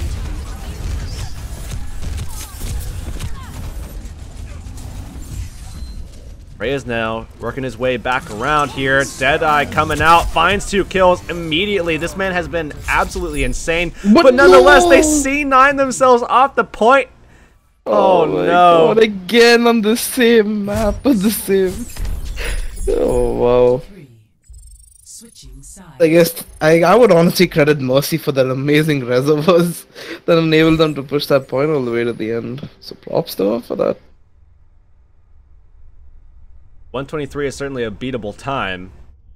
Players Esports may be low on morale after that unfortunate demise on their defensive side. I mean, they were surrounding the point. The Maya wall was up though, and they couldn't actually get to the payload. So fortunately for them, they let that one slip through. Seems like that's happened a lot lately. I mean, not just in this tournament, but just in general. We've been seeing a lot of people just falling off the point and not actually paying attention to where the payload location is, and games being decided because of that. So hopefully for Team Players Esports, that's not going to be the case. Hopefully they can summon up some kind of stellar gameplay this round so that they can make up for that, because that would certainly feel real bad to actually go out for something like that. I don't wish that pain upon anyone. To be honest, Urix, this season has been really weird. Which is the dive being centralized around every single comp. I mean, except high tier games where like you have like one trick top 500 players like just playing whatever they can. Like you'll see Reinhardts, you'll see Zarias. I mean, you'll see other heroes other than the basic dive, but then for stuff like this, you're always seeing the same standard 6 being run, with the Pharmacy and Soldier being the only other flexibility options. But everything being centralized around Diva and Winston, like every single game, not just on this mode, like every single mode, like dive is very compulsory. So they're going to be running this Pharah on the defensive side as well, and it's going to be Judge pulling out a Pharah of his own. No mercy, and that's something that we have seen before as well. Rhea's going to be dying off pretty early though, and it looks like Team Void looking very strong in this map. Already 3 body shots into Targaryen though, and it looks like they're not even going to do anything about it. They got him low, but he already got full healed, and this man is just eating rockets like a... I mean, I've never seen a hungrier man for rockets in my life, and yet still they are not coming out with this kill. Is it not being communicated, or is it not being executed on? This is insane.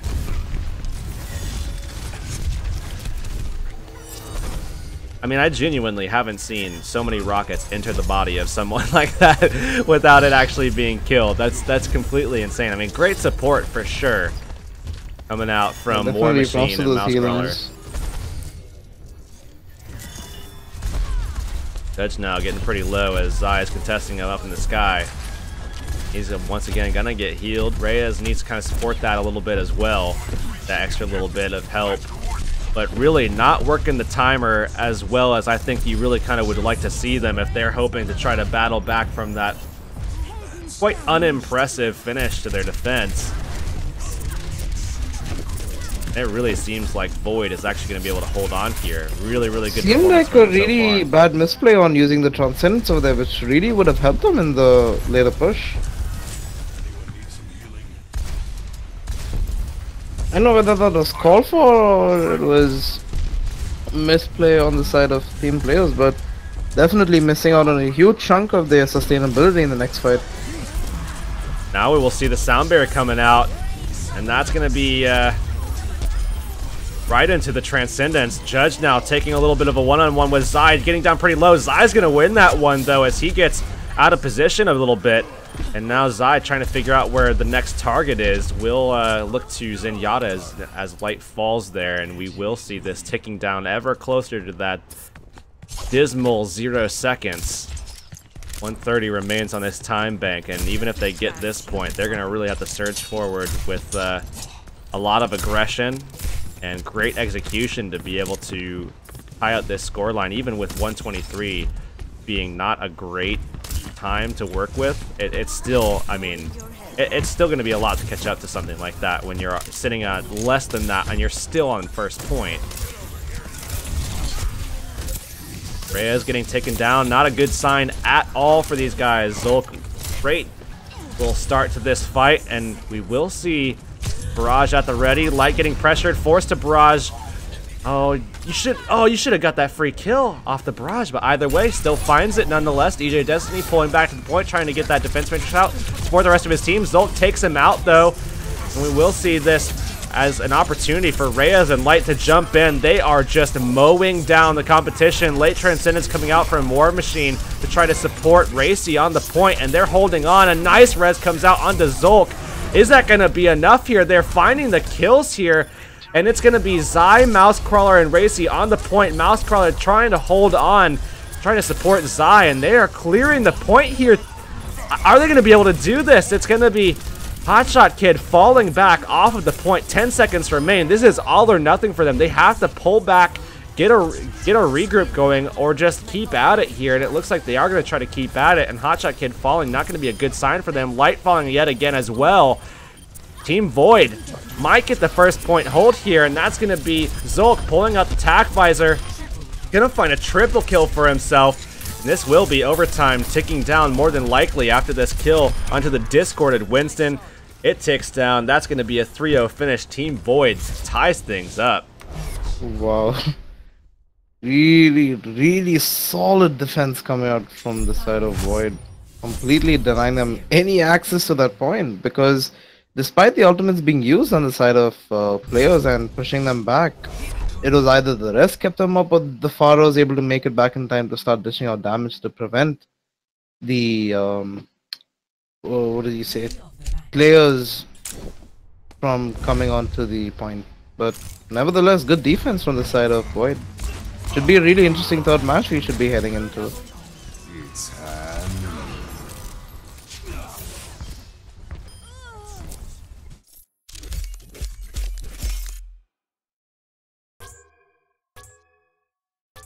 Alright, so now moving into this next map is going to be Dorado, if I'm not mistaken. 1 second, let me just confirm that. I'm pretty sure, though, it is going to be Dorado. Yeah, it is going to be Dorado for this final map to determine who's going to move on into the finals. And we will find out who will have to take a slight beating from Bizaar, more than likely. Just trying to be honest here, you know. Yeah, it was definitely. I mean, there's no denying that given the... I mean, it's just based on SR, so... I mean, that's how this game is, honestly, Urix. Like, if I'm not mistaken, I think you have... I think... what is his name? Clockwork? I think he used to play an NRG, if I'm not mistaken. Right. There was all this big fuss about him being a diamond player, but still being able to play on a competitive level, which actually, suggested the fact that rank doesn't really mean everything. But I feel in most regions, like where people rather not even players, people would rather be more sensitive to, seeing a higher rank. Like it just demotivates someone. It just gets in the way of their real skill and prevents them from actually going forward as a team, causing them to give up even before the game has started. And I, for one, find that really, disheartening to see with a lot of teams, not just with what we've seen today, but I feel all around with any tournament. I think players need to, not as in players, esports, but like players in general, like people who play the game, they need to stop bothering about what rank their opponents might have, because at the end of the day, it all comes down to how you synergize as a team. Sure, you might have one great player on the side of one team, but then again, it all comes down to communication on the side of either team, which makes those plays possible, makes those comebacks possible. Those jaw-dropping moments that we're always looking for. And so far, I haven't seen any of that in this tournament, except with Team Void and Team Players. This is the most fun game I've watched all day, and I'm really excited to see what Dorado brings to us. So it looks like I think we're pretty much ready to start, if I'm not mistaken. It's just one player that needs to come back. Okay, 1 minute. Dead. That's Team Void. Again, the winner of this next map will determine who goes on into the finals versus Team Bizaar.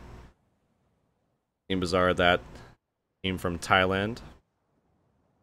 One of the players from the World Cup squad, and certainly looking very, very solid in this tournament so far.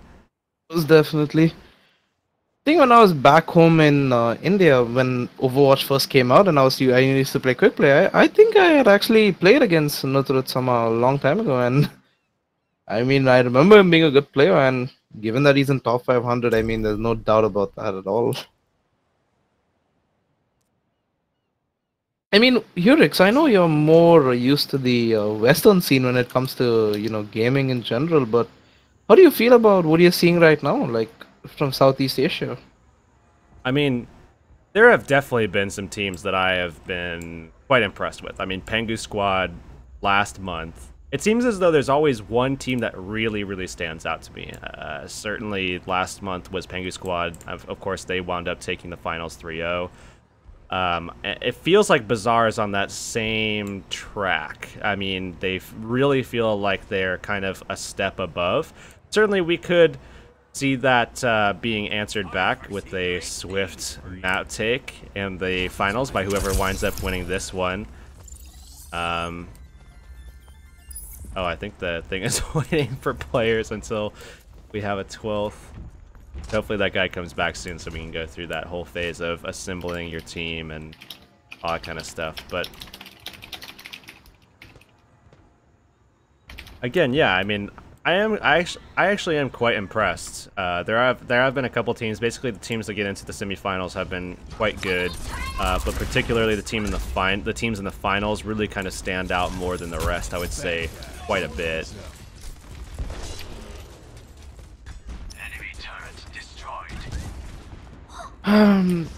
One thing that really bothers me, Hurix, is the development of the Indian scene. As I'm sure you know, eLympic was started as a promotion for, Indian players to get their names out there. And now we are seeing the entering of new teams from different parts of Southeast Asia. How do you feel this would, somehow improve the esports scene with Overwatch in India? I mean, I'm pretty sure you've seen how organizations come up, teams develop. Do you feel like one person can change everything, or it's always going to be the community effort that really makes a difference in esports? Well, community effort does obviously go a long way. I mean, a really great example of that is the Smash scene. I mean, you talk about a community effort, and those guys literally took a game that was never really meant to be competitive. It was never developed to be competitive. I mean, the patch that they ran on was essentially the release day patch. I mean, there wasn't balanced updates. There was nothing like that. They created everything on their own and everything. So, I mean, that kind of stuff really goes a long way, in my opinion. So certainly community effort has a lot to do with it, especially in esports, where grassroots stuff like what eLympic is doing here, and I think it's a great effort. I think it's really, really going well, in my opinion. I think the guys over at eLympic, JSR, you know, especially really kind of stepping up, doing great things, as well as, you know, T-Bubbles is another person that definitely stands out as someone that has done a lot for this scene as well. And of course all the admins, you as well. I gotta give you a little nod, but I mean, the thing is that, you know, I think for the most part, you know, if it's a question of, you know, if it's gonna be India or if it's gonna be SEA, I really think, you know, focusing on just having, you know, a good community to work with, whatever it is just let it be the eLympic community, you know, and I think eLympic does a great job with that. So you know, I think at this stage, it's just continue what you're doing, in my opinion. I think it really, really works out well that way. You have these teams like Pengu Squad, you have these teams like Bizaar, you have these teams like Ascendancy who has fallen out but has made way for Makeway, has made way for Team Why Not, which is unfortunately a team that we didn't get to see today due to some connection issues. But nonetheless, I think there's a growing scene here. I think it's budding, and I think it's going to be I think it's nothing but positive. So I'm really, really excited about it. I'm definitely looking forward to you know, the progression that is taking place here. Well, that was a bigger answer than I expected, but definitely something I'd expect to hear from you. Really nice insight into how the scene can grow. I mean, there's always hope, you know, in terms of how a scene can develop. Again, like I said and like you agreed with, it's more of a community effort that really makes it what it is. And I feel I'm not trying to promote eLympic or put them on a pedestal, but you guys, if y'all put your faith in eLympic, they can actually take you places with the help of JSR, with T-Bubbles, and the rest of eLympic, and Hurix and myself included, can actually help India get its name out there, because there's a lot of potential in a country that has like 2 billion people, and at least a few million of them will definitely be playing video games. There's no doubt about that.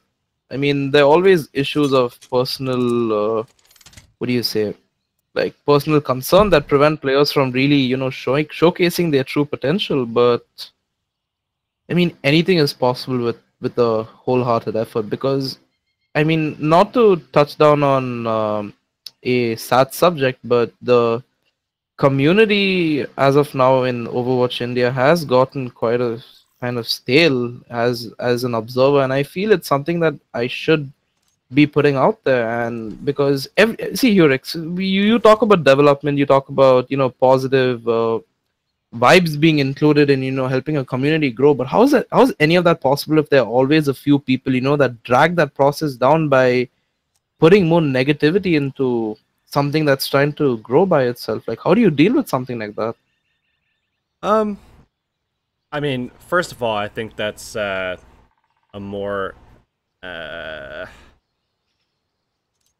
intrinsic issue with just gamers in general. I mean, that's just going to be how everything is. It's just about, you know, noticing that and just taking them out of the situation and moving on, or dealing with them in some way so that they don't, you know, spread that toxicity around or whatever. But that's neither here nor there. I think the big thing to focus on is just, you know, moving forward, and for eLympic, if that's the question you're asking specifically, that I think that just needs to be kept up, because I think it's a great direction, and I think that I agree the scene is certainly something to look forward to. I think that it's going to develop nicely, and we've already seen SEA teams kind of notice it as well, and it's going to give them great competition. It's going to give, I mean, teams like Bizaar, teams like Pengu Squad coming in here is certainly everything that the Indian scene needs to be able to see, oh, okay, so I see what they're doing, and we need to either emulate that somehow or find ways to counter it, and I think that's going to be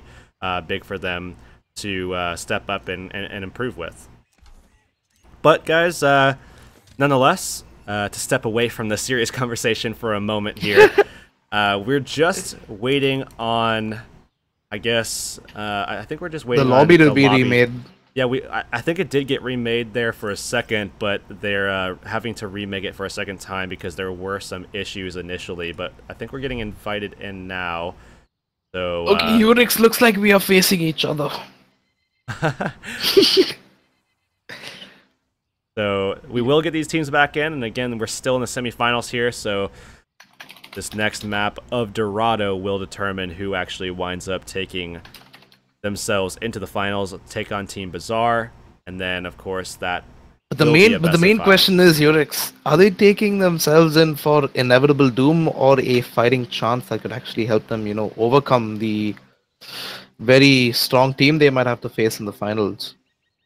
Okay, so like the main thing that you should always try to be mindful of is that you never want to make a match sound like it's not gonna be something worth watching, because here's the thing. I mean, Bizaar, while it's very likely that Bizaar will go ahead and 3-0 out in the finals, the way that they do it is going to be incredibly worth watching, in my opinion. I think it's going to be very, very good. It's going to be insightful for anybody wanting to spectate that, wanting to view that, and it's going to be a good indicator for where the Indian scene is in comparison to, you know, what might be the top of Thailand or somewhere near the top at the very least of that SEA scene where, you know, they're definitely contending quite well. So in that respect, I think it's going to be well worth watching. But there's always that chance that Bizaar actually isn't as far away as we thought, and they've just been able to slide their way into the finals through the bottom side of the bracket that may not have just been as well prepared as, you know, either of these two teams, either Void or Players Esports. So I'm leaning towards Bizaar taking a 3-0 still. But even if they do, I still think it's going to be very worth watching. I think it's going to be insane how good Bizaar is going to be. But it's hard to say because we can't compare opposite sides of the bracket. We haven't seen that like kind of meshing of the teams at all. So it's hard to say where those teams compare. I mean, obviously we saw Players Esports, you know, in the last tournament, and they didn't make it quite as far as I think they had wanted to, but again, teams can change in the span of a month. I mean, I've done a weekly for like the past year where teams can come back in a different week, not a different month, but a different week, and look completely different. So I'm hesitant to think that Bizaar is just going to be, you know, completely just walking all over everybody, but the gambling side of me thinks that that's going to happen.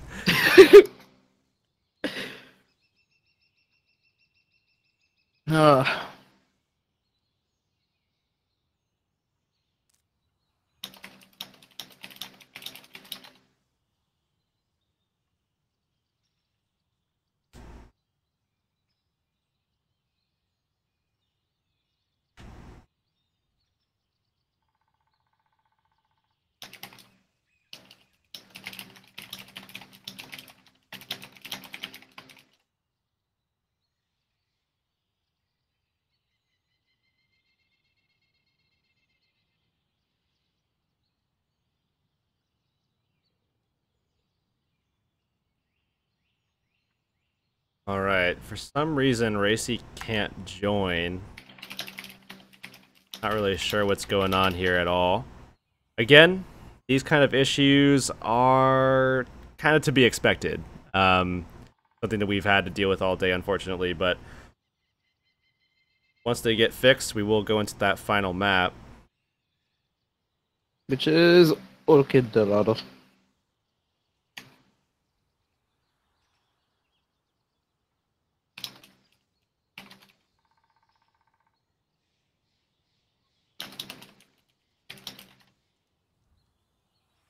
Oh, he's in. We did it.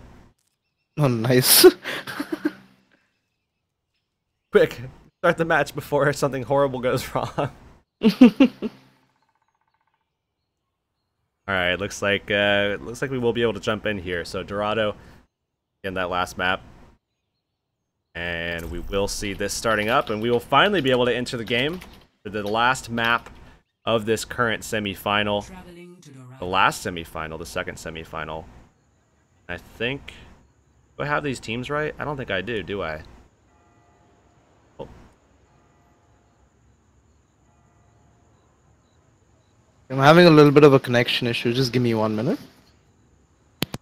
Hopefully you sort that out. That could be potentially awful.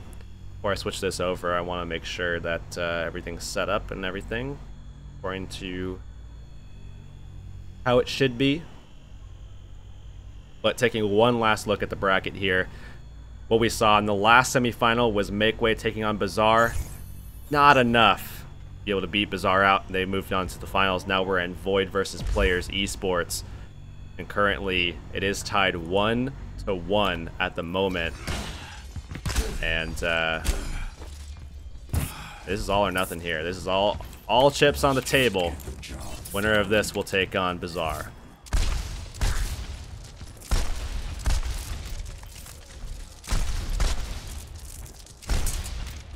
Attackers incoming in 30 seconds. While TBM is fixing that kind of stuff, Rhea is actually not going to be the Reaper for this squad as he's sticking to that McCree, and we will see Judged actually on the Reaper instead. 2-2-2 split for the defense. They're going to hold up top here very aggressively, whereas we will see another 2-2-2, but it's going to be Targaryen on the Zarya instead of that D.Va. We will see Zai back onto that Pharah, and they will run the Pharah Mercy alongside War Machine on the Zenyatta. Zai already getting aggressive here. Does get bubbled, saves his life for the time being, but Mousecrawler not going to have the same fate. He's going to die off early to Hotshot Kid, and they hold down the roof. Zai with an opportunity here, though, to try to put some pressure onto it. Gonna get pressured himself, though, by Hotshot Kid again. Uncontested on this roof line pretty much entirely, and they do jump in onto Judged. Still, though, not really able to accomplish much. That barrier pulling out a ton of damage, actually. And Targaryen going to be eliminated too. Nobody doing anything to Judged. I mean, this man is just all over the place, murdering these guys left and right with Hotshot Kid.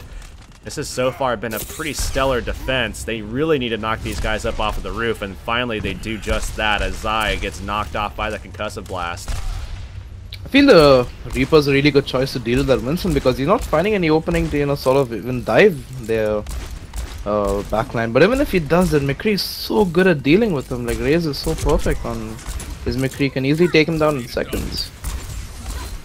But seems like the payload will get past the choke, and the team not doing anything about it. So Reyes actually does go for that Deadeye, comes in quick with it, just to really kind of chunk Mousecrawler down, and does find that kill. Do they even realize he's pushing the payload? Oh, I don't think they do. Wow, they actually took it all that way just to Winston. Okay, really nice, you know, escape from. Wow.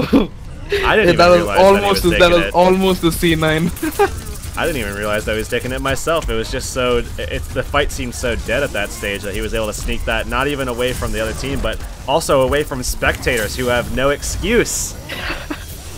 Luckily, I was the only one who was on the Winston at the time. Wow, really nice triple kill by the Pharaoh with the Death Blossom. Not gonna do much, just get the honor, but he's able to get the pick onto the soldier.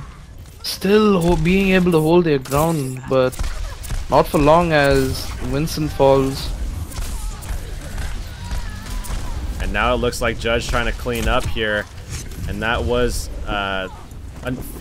very fortunately for us, actually, that was a admin dropping out of the match, so we're still holding on to this 6v6, thankfully.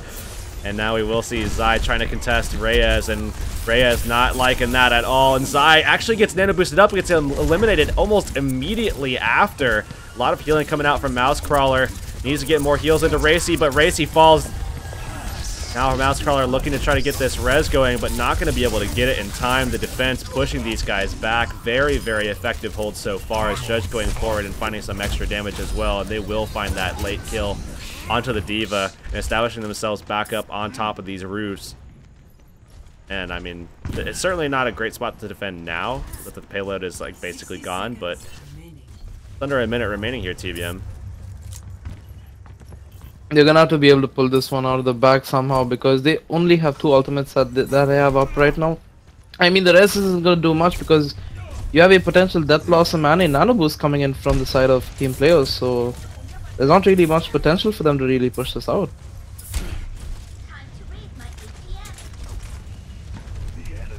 Unless the Pharaoh can kind of, you know, sneak up on the support on the side of players.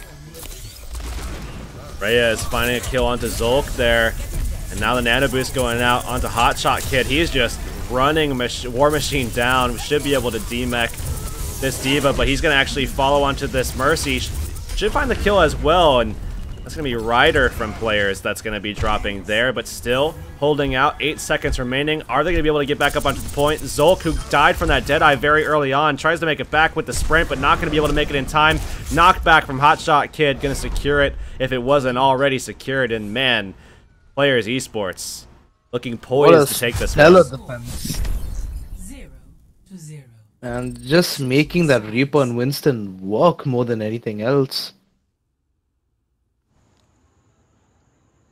But I would really like to give credit to the supports. They really did a good job of keeping their tanks and DPS alive the whole fight, despite all the damage being dished out from the side of Team Void. Now Voids really you're gonna have to, you know, play overly aggressive but safe at the same time in order to not let the players push this out, but seems like not gonna go in favor of Void unless they actually pull something unpredictable out. Like, I was hoping for a Symmetra, because Symmetra on top actually works on just the first point if, you know, they play very passive and just let the turrets do their work. If you were to be the one shot calling the defense, how exactly would you go about it? Oh man. I mean, sure, you'd be in like a bit of a pickle thinking like, what are we gonna do? Like, it's just like a little bit that they have to push, but if you were to seriously defend this Urix, how would you do it? I don't know. It depends on what the skill sets of the team are. I mean, I know Mouse Crawler is a good Mercy, so I'd put him on that. You know, you certainly want some kind of ability to get back to the point if you, or some kind of security net. And, you know, a Symmetra might be good here. I wouldn't go for a Torbjorn myself personally. I would definitely play the close game if I could. And then everything else just kind of keep the same. Certainly would play a D.Va here, in my opinion, over the Zarya. But, you know, maybe that's just me. We're gonna get this on the way now and players immediately onto the payload. I feel our Pharmacy could actually work on defense since the McCree doesn't have enough, you know, space to, you know, take down the Pharaoh. Since she's being constantly healed by the backline Zenyatta and the Mercy. So they already got a pick. They already have 2, and one of them is on to a really important role, actually, of that healing role. Of course, going to be the Mercy. They are firing back, but any picks right now mean a lot for players as they're pushing forward once again here. They have established dominance of the market area, and now they're going to be able to find this late kill onto Targaryen as well, who pops out a little bit too early. Judge needing some healing, falling back now. If they can somehow get this elimination onto Zai, they do it just like that. It should be pretty much over. Racy trying to get back onto the point, not going to make it. 3:08, the time to basically, I mean, that's it. They took it 1-0. It's over. That's it. It's going to be 2-1 in favor of Players Esports, who take it. They're going to be now moving into the finals to take on Bizaar, and that's going to be a tough matchup ahead of them.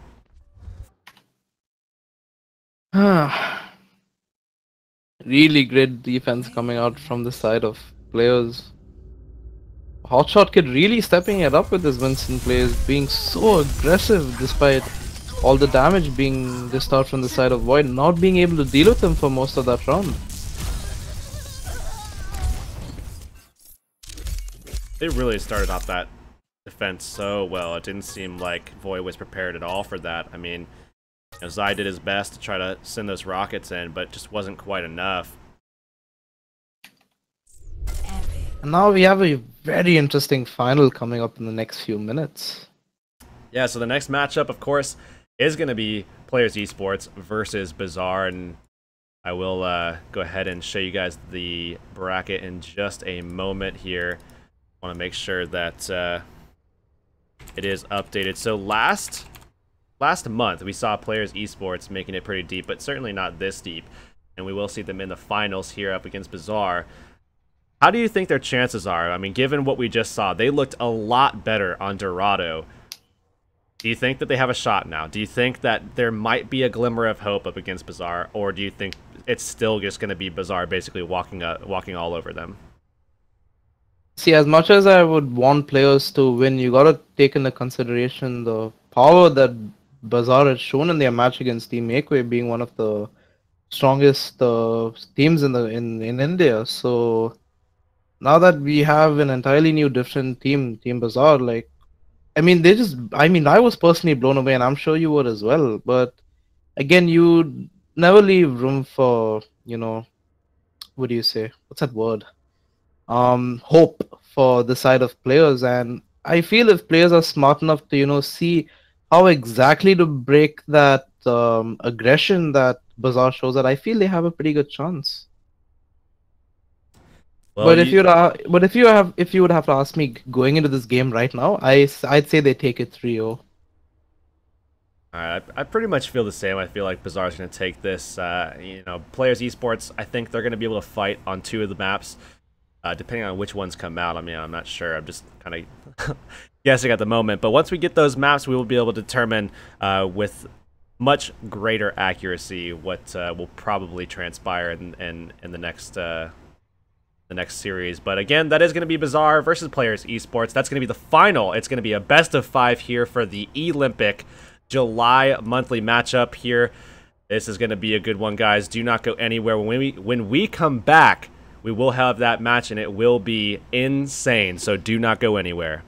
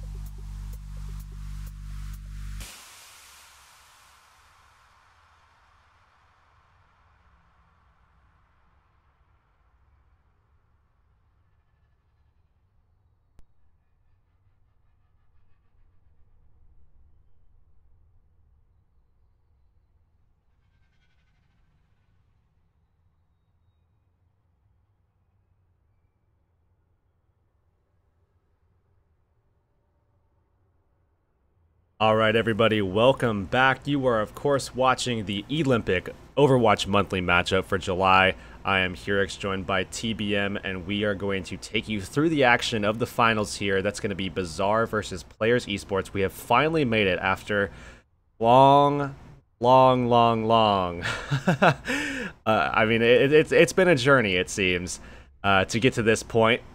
But nonetheless, it has been a fantastic one at that. We have seen teams rise, teams fall, and now coming to the top, it's going to be Players Esports versus Bizaar. We are just about to jump in here. TBM, first of all, are you there? I think you're muted, if you are. Yeah, my bad, I am back. Second of all, what are you thinking, man? I know we've talked about it a little bit. We talked about how Bizaar is just absolutely insane in comparison to some of these teams that are in here. You know, how do you think Players Esports stacks up? We saw at the end there on Dorado, they looked fantastic. Moving into Route 66, which is going to be the first map, and we'll scroll up a little bit so everybody on stream can see this as well. It is going to be Route 66 into Hollywood, and then Dorado will be the pivotal map, which could mean a lot, actually, for Players Esports. And then Kings Row, and finally ending up on Gibraltar, so payload maps throughout this entire series. And again, this is going to be Route 66 up first. What are your initial thoughts here? Nothing as of so far, because it'll be really, you know... Yeah, I think this is going to be very different the way, what's his team? Bizaar plays this game, because we have only seen them on King of the Hill and just straight up assault maps. So we have not seen them how they would work on just the payload. So I feel that it would definitely bring out a lot of changes in the heroes that they're playing. As you can see, the Sombra being picked up over there, and as well as the Symmetra. So I'm really interested to see how they make it work. Not having any true potential support, literally just having a Sombra to, you know, mess around with those health packs. But no, the Symmetra, instead they changed it out for a Lucio, so he's gonna be the only healer on the side of Team Bizaar.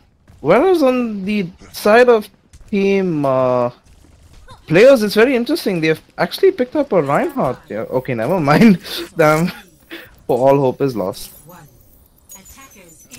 Again, it's going to be very unpredictable to watch. I'm just excited to see how this goes, since Players initiates the payload movement. We'll have to see what Panny is going to be doing here with the Sombra, already locking down 2 of those health packs, getting into the back line, probably putting down some pain onto that Zenyatta. Does get sighted out, but is going to be able to just start generating some of that ult, and obviously the quicker that EMP comes up, more impact that he's going to have. Great hack coming out onto Reyes on that Tracer. They need to get that kill, and they find it. That's exactly what you're looking for out of your Sombra. The only thing better would be to see that Zenyatta start falling down pretty quickly as well. Already, though, a great start. And he almost takes out Hotshot Kid there, but the poke is all it's about right now. That's all they're going for, getting that EMP up.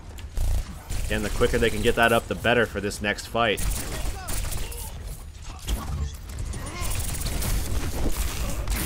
Getting aggressive, jumping in onto Sadistic. Sadistic is going to fall here, but EMP is ready. Is he going to take this opportunity to jump in there and get it? But they already found 2 kills, so it's almost not even really necessary, to be honest. He hacks out Reyes. Reyes is going to fall because of that. And he is getting bullied out completely here so far by this Sombra from Panny. Not able to do much of anything at all. Rehacking that health pack, holding on to the EMP, and you know, at this stage, you have to wonder if they're going to even get past this first point here. It's looking pretty rough for them, as Reyes is looking for a pulse bomb kill, not going to be able to find anything. Luckily for them, they at least got a D-mech on the boss, and they found that kill because of it.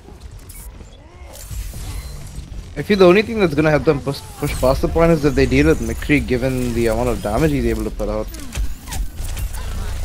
Well, we did see the EMP going out, and now hacking out Reyes, if I'm not mistaken. No, he actually doesn't get that, but hacking out the Winston instead, as he's getting bullied into the corner, just fists all over him.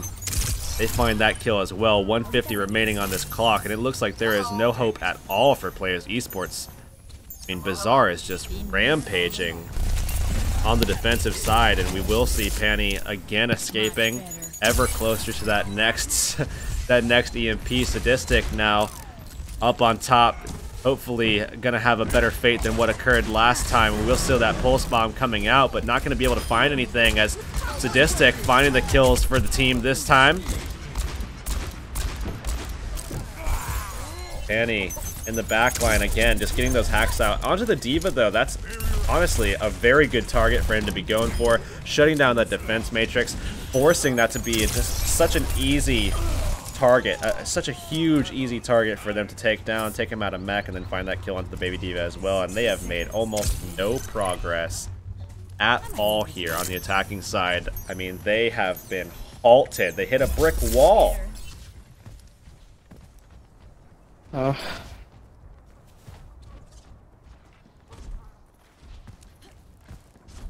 Durasama over here on the Tracer as well, getting closer to that pulse bomb for the second time. Last time, didn't really get much value out of it, but maybe this time will be different, as he's got another opportunity here, and they're all bunched up. Is this going to be it for him? We do see the bomb coming out, finds two somehow. They had ample time actually to get away from that, but nonetheless they will drop two, but that's still going to be Sadistic show. Just taking these guys out. DJ Destiny holding on to the point, but that's pretty much all that they have left here, as he's just in desperation mode, trying to hold on. 5 seconds remaining here, as Mitsuru-sama looking to try to shut down this Zenyatta. Does indeed. That's going to be it. Round one. Teams will swap 52.8 meters. What a hold. Really, I just don't know what to say. I mean, it happened. All you can do is see players try to defend this, but doesn't seem like they will. And the thing is, the side of Bizaar, they weren't actually playing over aggressive. They allowed players to push in and then, you know, just trap them where they were and destroy all of them one by one.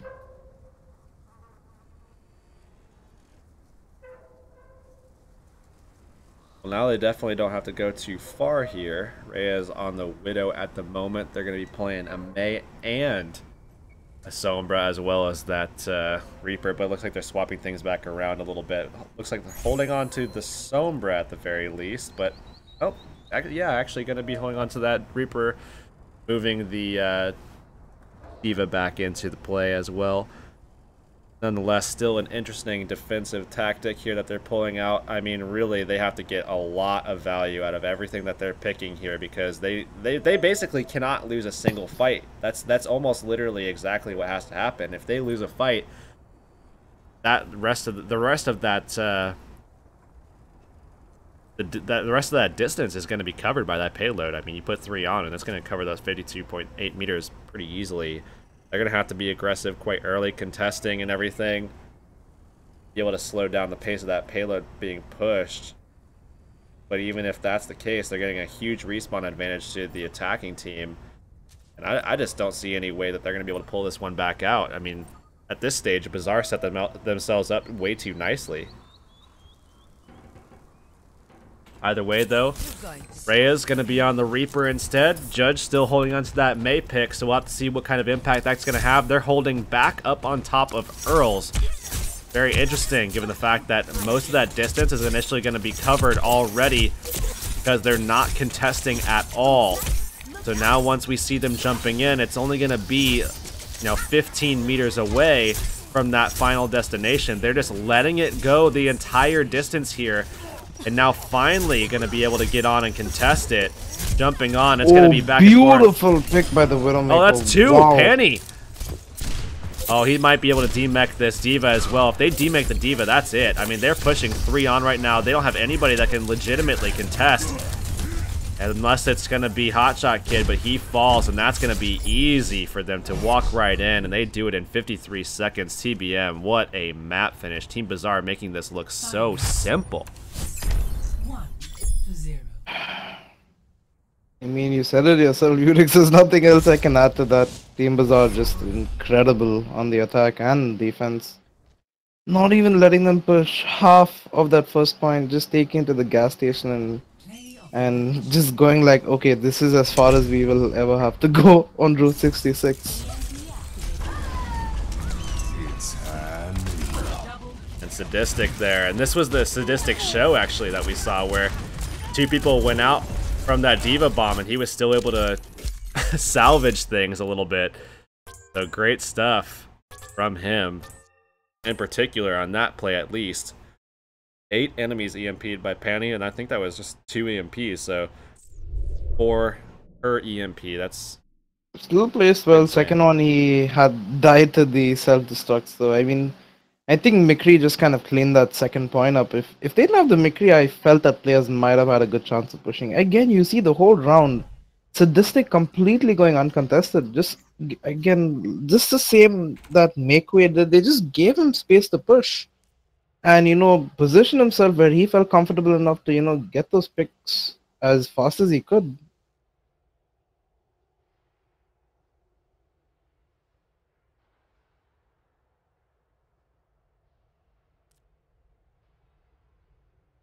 all right. All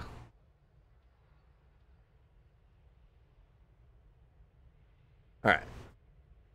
So now moving into Hollywood, give me your thoughts on that. I mean, Route 66 definitely looking one-sided, but do you think it's going to be the same thing here on Hollywood, or what? Actually, I had a little bit of change of plans. Sorry about that. Casting with me now, Herix. How's it going? Oh, okay. What is this? JSR. Sorry, I sound a little bit raspy. Oh, no, I know who this is. I mean, what is this? What's up with TB? Where did he go? He had a little issue. It's all right, though. So, yeah, we'll get back into this. I'm getting invited to the lobby right now. All right. We will start.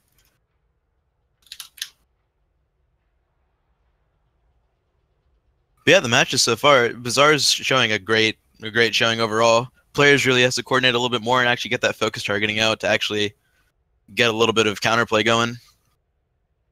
I also will preface this by it's been like 3 years since I've casted, but that's all right.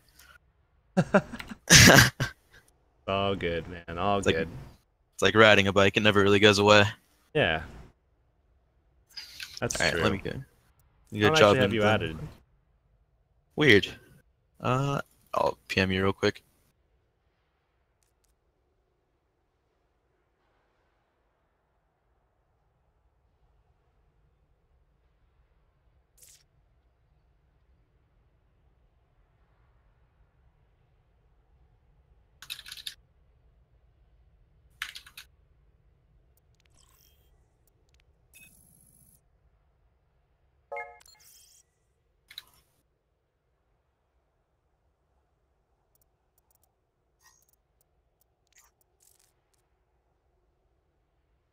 All right, everything should be sorted and everything should be underway, and we should be able to jump into game number 2 here on Hollywood. So I was asking TBM. He gave me some insight into what he thought about the last matchup, but I'm assuming you did get to watch the last game before I put you on the spot. For sure, yeah. I've been watching all of them so far. So what did you think about Bizaar so far? Give me your insight into this team just holistically, not just last game, I guess, but just in general. What do you think about this team? What kind of strengths do you think they have? What kind of weaknesses? So probably their biggest strength so far is just coordination. They're running a lot of really interesting comps, but they're running them properly. They're not running like a troll. Sorry about that. Troll pick like Sombra and just playing it as a Sombra solo carry. They're really using the Sombra to really affect the entire team and make it so that it's not just a single character, but the entire team doing work with whatever they're doing. While players is having a little bit of issue just trying to stick on one target and actually stick with one strat. Seems like they're switching up a lot. It definitely seems if you can force Reyes off of any character that he comes to the tournament with, it definitely is like, to me, that's the shining light of players esports in their camp, is just like, what are we gonna do? Because Reyes definitely seems like he likes to stick onto those heroes. So nonetheless, we will, it looks like, maybe see Panny actually with another opportunity to pull out that Widow. What did you think of his Widow last time around? I mean, opened up with 2 picks. It was really great. On second, it was a little bit hard, but then again, they had that DC, but came back and still played it pretty well. Had a really lot of nice, interesting 1v1s in Widow, too. It was really fun to watch. On top of that, on Route 66, he actually broke that out for a second as well. Yeah. I mean, granted, they waltzed right into that one, but still pulled it out and still found 2 picks with it. But either way, we'll have to see what happens here, because we will see a triple tank actually coming out from players, as Reyes has been forced off of pretty much whatever he wants to play and now is playing Zarya instead. They are bringing DJ Destiny and Hotshot Kid back up onto their mains of D.Va and Winston respectively, bringing Anna out to help heal. Obviously, with all these tanks, you really want to have that extra HPS, and Anna fills that role quite nicely. For sure, just looking comp versus comp, this triple tank should actually do alright versus this early pressure. That Widow, as long as she gets shut down by that Winston or even that D.Va, shouldn't really be too much of a threat, but we'll see how it goes.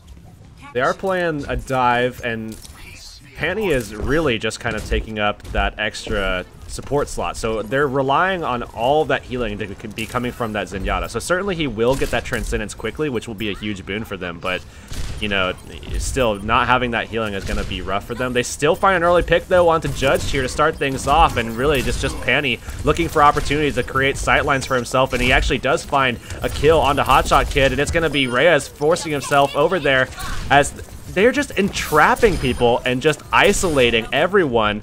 Sightline working out beautifully for Panny as he finds that last kill onto Light, and they should secure this point pretty early. Yeah, that was a beautiful dive at the start too. Hotshot Kid, or not Hotshot Kid, sorry, Headhawk actually went in with Nutsumara really well. It was a really coordinated dive, and they got that Discord target down instantly.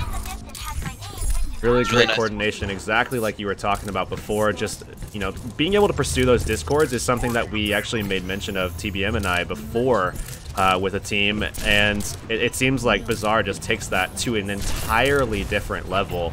Just insane coordination with not only just the supports to DPS, but just the entire team in general, being able to just create isolation and then, you know, get picks because of it. Yeah, and this May pick coming out, not exactly sure how it's going to work, but instantly gets taken down. Panties and Sadistic doing really well focusing the same target. Hotshot Kid, though, also getting taken down early. They're kind of just steamrolling the streets right now. They need to try to regroup. Man, Panny is absolutely insane on the Widow, man. Panty's doing sick. It's really nice to watch. So basically here, Panny on the low ground, just forcing pressure into everybody that's coming out of this spawn. Netsuru-sama actually taking advantage of that by just finding an early kill with that pulse bomb. Hotshot Kid gonna return fire to Sadistic, who is maybe a little bit overconfident with his positioning there, wrapping around the side, and if Light gets pressured out, maybe they can actually do something with this, but a lot of kills coming out onto Team Bizaar as they're backed up. DJ Destiny doing a good job of that, but will Panny be able to make it out of here? Looks like he's going to stay aggressive. They're going to try to find the kill onto Reyes, and they do indeed. That's a great opportunity to get back in here, as Panny again is on that high ground, but he's going to find himself caught between a rock and a hard place here. Somehow still makes it out. Insane. A lot of good also coming up from players. They should have a pretty good hold here. Definitely having that Nana boost on that Winston can definitely take care of Panny really well. We'll see the Primal Rage coming out for that health reset. He was in a pretty dangerous spot there. Graviton at the ready for Reyes, and he's looking for an opportunity to drop that thing and not have a lot of energy at the moment. And they're backing away from this. And Panny, exactly, Panny is just finding kill after kill, but they still do find the kill onto him.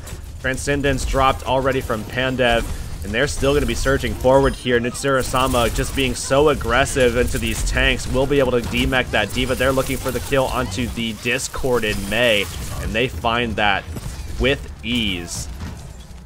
Players, though, definitely has that combo to at least stop one of the pushes. Has that Graviton and that May freeze. Oh, jeez. It's been forever. So, can definitely hold at least once. No. But way too early. Oh, yeah. nothing to follow up on. Judge wasn't even in position at that stage. I mean, Reyes, I'm not really sure what he was hoping to accomplish. The point was already captured. Nobody was there to follow up. I mean, really, they're not going to ever be able to do anything. And in best case scenario, they did some damage, I guess. Got some ult charge for anybody that was around. I mean, that's literally best case scenario, though. And I wouldn't call that best case scenario by any means. Sadistic taken down pretty low, but should be able to get away with those heals. Is going to be able to generate some extra ult charge as well for Pandev, who again is still solo healing. So Transcendences should be coming out as often as possible for them to just kind of have these little moments for them to push through. And whenever you have a guy like Panny at the helm of a Widowmaker, creating these opportunities for you to jump in 6v4, I guess it doesn't matter that you have one healer because you're always fighting outnumbered anyways. Plus, Pandev's doing amazing with his Discord orbs. Everything's being focused really well. That Graviton earlier, though, I can't put it to anything else but nerves. They are, like, Bizaar's been doing fantastic this entire time. So maybe it's a little bit of a underdog mentality for that, trying to make that hero play. But that's the biggest thing for tournaments and for gameplay in general. Keeping cool and making sure that you're still playing with your team the entire time is what's going to give you the win, not that one single hero play. Yeah, and I think that kind of actually is a little bit of an NA mentality, you know, like I'm doing my job, I need to do my job, that kind of thing, and that's what they need to get away from for sure. I have to agree that, you know, it's certainly going to come down to coordination, and Bizaar just has a lot more of that, just a little bit better in terms of execution and the way that they incorporate every single person into an entire like macrocosm, you know what I mean, like how it's all part of one kind of all kind of one organism, how they play together. I mean, it's very cool how they are able to coordinate everything. Works out very. It comes across as very fluid, especially with the fact that you have guys like Panny playing things that typically aren't played, and it still just feels like a part of a very strong composition. Yeah, it's definitely a really well-working machine, well-oiled machine. At the same time, just watching it from above, you can kind of tell the communication on players is starting to deteriorate. There's a lot of like tension just from the players trying to communicate with each other on who to focus. There's a lot of just like disconnect. And then you watch over at Bizaar and everything's really smooth, and the Discord orbs are being focused and the flanks are being called out early. So it's just really great to watch Bizaar have like, amazing coordination going into this. What's interesting here is that, okay, so Pandev was on a Symmetra for a moment there, and that was going to be very intriguing because they would have had no dedicated healer outside of the, I guess, the Sombra. Sombra health packs, man. Just for sitting on those health packs, and man, he would have generated some EMPs for sure. But yeah. But look at Panny right now, though, going for that really backline flank, just hiding on Widowmaker right now. Reminds me of, you know what this reminds me? This reminds me of selfless starts. You know what I mean? Oh, just for like sure. sitting way back in the stairs and everything. But they're already back alley, so I mean, at this stage, I'm not sure. Oh, he's still gonna be able to take out Judge, and I mean, nobody's gonna be able to see him. So Judge coming off of respawn might be able to answer back. So he's gonna have to go ahead and get himself out of that position. But yeah, eliminating the Tracer as well. They've taken out both DPSs already. So all he has to do is basically spawn camp and provide support.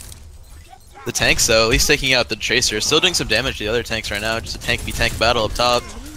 Pandy finally jumping back in, so at least they're going to be pushed out of their offensive hold. So we will see Sadistic actually taking out that Matrix by just hacking out the Diva, and he's getting very low. Judge going to be able to secure that kill, and Judge coming alive right now, trying to take out the Widowmaker. We'll have to see if he can find that one, and he does actually finish him off with a melee Panny coming through for the team, but that's not going to be enough. They actually do take the first point with good time at that. They have a great stagger on Ana right now. If they push this right now, it's going to be great for them. They have 2 people staggered in spawn. This could be such a great opportunity for them if they just like realize it a bit more. Especially on top of that, it's not only an Ana, it's an Ana with a nano boost that you definitely want to stagger to make her pop that at the end of the fight where, you know, maybe it won't have as much value, but man, when you lose things like that where Panny's just taking pot shots from high ground and really not going to help you. EMP goes out. That's a good one too because got a lot of those guys with it. Judge taken down pretty low. Not going to be seeing his blade pulled out in this fight here. Reyes now pulled back as well, and it should be team players pulling out, but we'll have to see if Reyes wants to get kind of aggressive off this one. Panny again taking pot shots, looking for an opening. Yeah, but that nano boosted Sombra just sounds amazing. Switching off the Sombra now, going to Reaper, more of a standard pick, especially on the second phase. They really need to control Panny up top. They have a Winston and a Diva, 2 things that can easily control it. Just putting 1 on Panny the entire time is just going to be great for them. It's like they did dive it, but everyone on the ground is just getting destroyed by this Tracer. That shot was insane. Oh man, the blade pulled out by Judge, gets headshot and then finished off by Panny soloing out the blade, and then that's going to be the monkey falling asleep. Panny actually gets returned on as he's just lining up the headshot. He's going to be killed off. Still though, Team Bizaar looking to be holding this point. They're going to have to demech DJ Destiny to secure it, but if they do that, then they will be in a great position, and they finally actually do take him out. So they will more than likely have this defense work out in their favor, and now sitting at identical time. However, still have yet to capture that second point, so we'll have to see if Bizaar can hold out here. They're doing a great job so far in the street phase. Came a little short in the first point, but looking For nice. sure, I'd really like to see players switch off the Zenyatta. They're not really getting enough value on it, because right now, Panny is the main threat. Having that Zenyatta is great for dealing with these tanks, but switching off to something like an Ana would be a little bit better, or even a Mercy, so they can help dive up top. So hopefully we'll see that after the Transcendence is done. Yeah, I mean, Light has been stuck on this Zenyatta for quite some time here, so I'm not sure if he's going to be thinking about the swap. But either way, they pull out the Transcendence. Doesn't save Judge, as he doesn't even lead the point.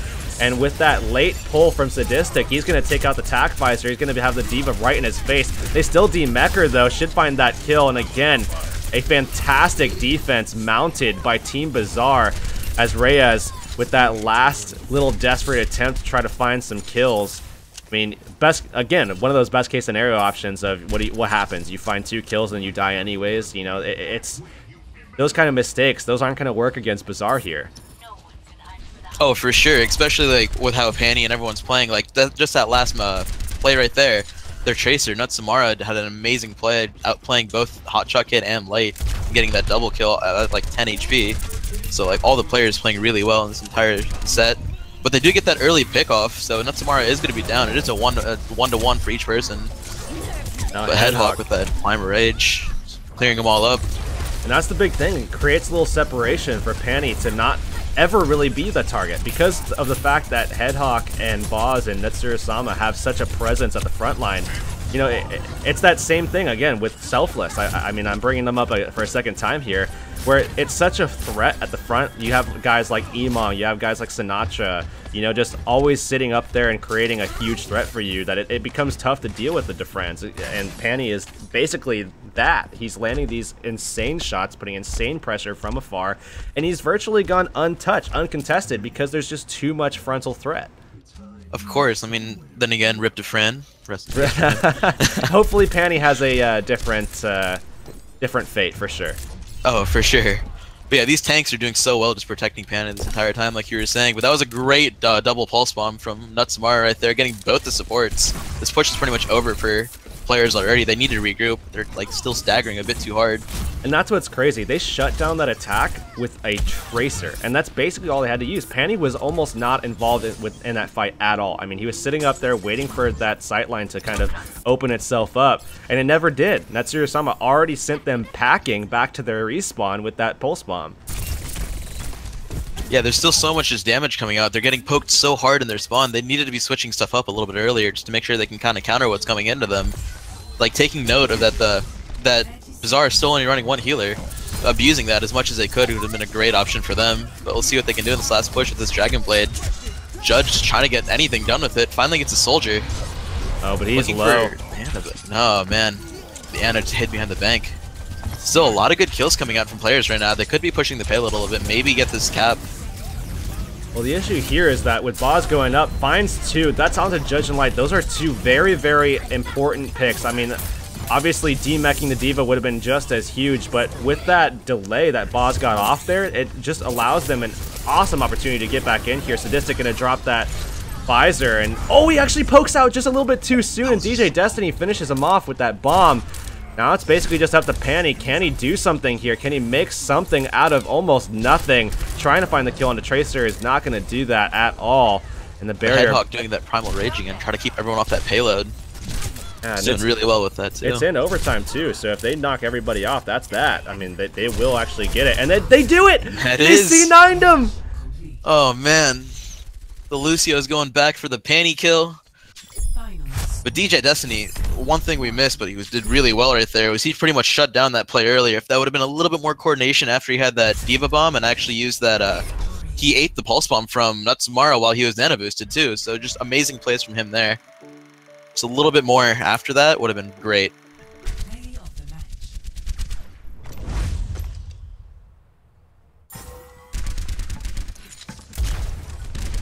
See the play of the game here from Sadistic. That's something that we didn't really talk too much about, actually, despite the fact that, I mean, in any given scenario, he would probably be like an all-star on a team, but Panny has just been like all over the place, and Natsuru-sama as well. I mean, it seems like everybody on this roster is just, you know, putting in the work for sure, especially today. But I mean, these guys have been absolutely lights out so far.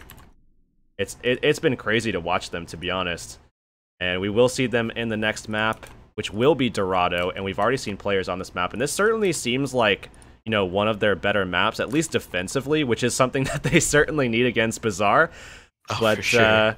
But if they can actually hold off pretty well, like we saw them do in that last matchup, I mean, they'll have a good shot at actually pulling out a map here. I think this is the map that they'll contest a little bit better on, but still, Team Bizaar is not the team to fall for that kind of stuff like we saw in the last matchup in the semifinal up against Void. I really don't think that Bizaar is going to let that kind of stuff slide. No, I agree. I mean, just Panny this Widow the entire time. Widow and Dorado, not the best, but can still get those really nice flanks off behind that back wall. So we could see a Panny on Widow again. Even if we don't, like, we're gonna still see a lot of stuff. Like you were saying about everyone kind of having that really dominant presence. It's kind of like that old saying, too many chiefs, not enough whatever. Man, I can't remember the thing at all. Too many chiefs, not enough Indians? There it is. Yeah, that one. So, but for them, it's working out. Like, everyone's doing their role really well. It's almost hard to tell which ones, if anyone's lacking on this team at all. Well, it looks like we will see the 4 DPS comp coming out once again. This time Panny is going to opt instead to bring on the Reaper. The good news is that they are on the blue team, or the blue side first, so you know, typically if the supposed stronger team is on blue side, the map ends quicker, so maybe it won't be as grueling of a match. We'll have to see. I mean, again, though, this is going to probably be I would say the best map out of the 5 selected for Players Esports. So if they do somehow, by virtue of some miracle, manage to take this map away, I would say their outlook is not good to continue that process. But I mean, still, it's on the table at least. Oh, for sure. I mean, just for the sake of arguing, I'm going to go and say that Players probably does have a really good chance to win this game, and I almost see them winning it altogether. I mean, they have Judge playing Pharah, which is something that I haven't really seen Bizaar deal with all that much. I mean, then again, running all this hit scan shouldn't be too hard, but at the same time, if Judge and Ryder are doing really well up top, I don't see too much of an issue for Players Esports to at least get first or second point. But then the Hanzo pick, I'm a little bit too concerned about. It may just be a troll pick at the beginning, having some fun. I mean, Spawn's always the best place to do that. Playing some music on those little bells. Yeah, DJ Destiny has been basically glued to the Diva all day, so I very much doubt they're going to be playing the Hanzo unless they're just, again, in kind of like desperation, trying to counter something out here. But I think they're going to probably play the Diva. I think they're probably going to play the Pharah, Mercy, Reyes. Might be on the Genji, but even that is something that's actually kind of standing out to me a little bit as something that, you know, that's a little bit outlandish for them. But again, he has shown that he has the ability to flex. It's just how valuable is that Genji going to be for them versus something else that he could play. For sure. I mean, especially with having a Genji on a Pharah, you have no hit scan to really deal with, well, pretty much anything on the ground. Like, your Pharah has to hit all her shots, and your Genji has to be getting a lot of value, but like cleaning up with like the Winston. So if that coordination isn't quite there like we've seen in other games, it might be a little bit too rough to play this comp. Hopefully they do switch it out though. Like Reyes' McCree has been really good all day. Maybe trying to pull that back out, or even just a soldier and switching Hotshot to Reinhardt or something else. Just to have a little bit more ground pressure and ground control, because as of right now, air and just spam-wise, they have it all covered by the Pharah. Alright, so we got Panny back in. Should be able to get on our way with this. He said he's ready, so still have 40 seconds of preparation before we actually do get into the actual match. But nonetheless, this could very well determine who takes the tournament as a whole and who steals away all of JSR's money. So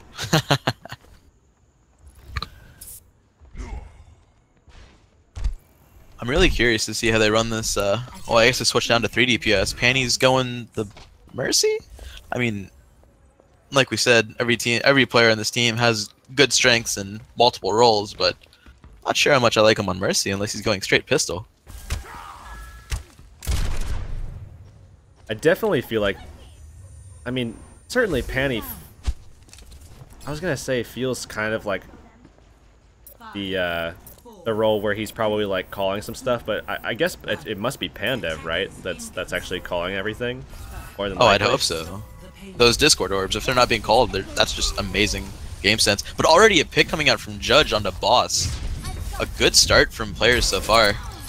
This is just, I don't really see this as an ideal composition, to be honest.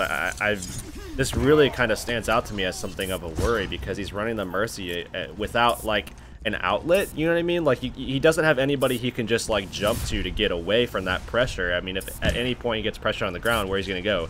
Over there to the ground through pressure? I mean, it's gonna be tough. But either way, Boss looks like he might get eliminated again here, and actually does. Hotshot Kid gonna find that kill, and Judge left basically uncontested now, as the Soldier has been out of this match for more than he's been in it. Now, because of that, he's back on that Widow though. Yeah, I think that's that 4 DPS. Oh, for sure. Good. I think just switching off that Widow makes the entire player's comp irrelevant right now. They just need to switch it up a little bit, like especially not having the double hit scan right now. Even like Reyes has been amazing, or double projectile. Reyes has been amazing on his hit scan all day, pretty much. His McCree's been great. Even just try to have him do a 1v1 versus Panties could be a great option. Penny has been quite aggressive with his positioning as well. We will see him just checking that sight line a little bit. Oh, and a headshot right to start things off as Penny finds that opening kill. And that's 2 down for players already 3. This push is already over for them, but they are building some ults. So you at least have the Winston ult to push people around. But that Blade being available on the side of Bizaar is going to be really troublesome for them. If they can set Ryder up on this top roof on the right, so she can't really get hit at all, then they might have a really good push here, just using that Mercy res and abusing that sliding slope angle up top on the roof. But already Judge going down. They do actually see him up here, so they probably want to deny that sight line. Just don't even give it to him at all, if they're thinking intelligently at least. And Baw's gonna be sliding around here just to go ahead and get himself back up to market. Hotshot Kid, oh, almost gets eliminated in the air. They do find that kill, and the Discord going on to Reyes. They, again, just melt him down. Those Discords have been insane so far. As Judge gets Discorded, that's going to be yet another kill for these guys. Light looks to be the next target, but then switched over to DJ Destiny. They take him out of the mech in an instant. For sure, and then this Blade, nothing else but BM, really. Can't really say it's a beneficial Blade, but definitely got work done. I really want to see that Genji just switch off after this Blade and switch to something else, but they do have 6 ults going into this next fight, so if they use them really well, could be at least a point. Could be at least point A going into this. And they also have the Mercy res as well, so I mean, if you know, 3 to 4 aggressive ults aren't enough to cover it, res up, use the last, you know, 1 to 2 and see what happens. Panny getting pressured there by the Genji, pulling the Blade out for him, almost exclusively him. Doesn't find the kill as Panny is just toying with him, basically. It is getting pretty low here, but should be okay in the meantime, as Headhawk just going ahead and trying to find that extra little bit of space for his boy in the back. Ryder does go down, didn't get to use that res, unfortunately. They'd had that amazing start, though, getting Pandev right at the start before he could even use Transcendence, so they had that +1 advantage, but they couldn't quite capitalize on it. They did switch off that Genji, though, going over to McCree on Reyes.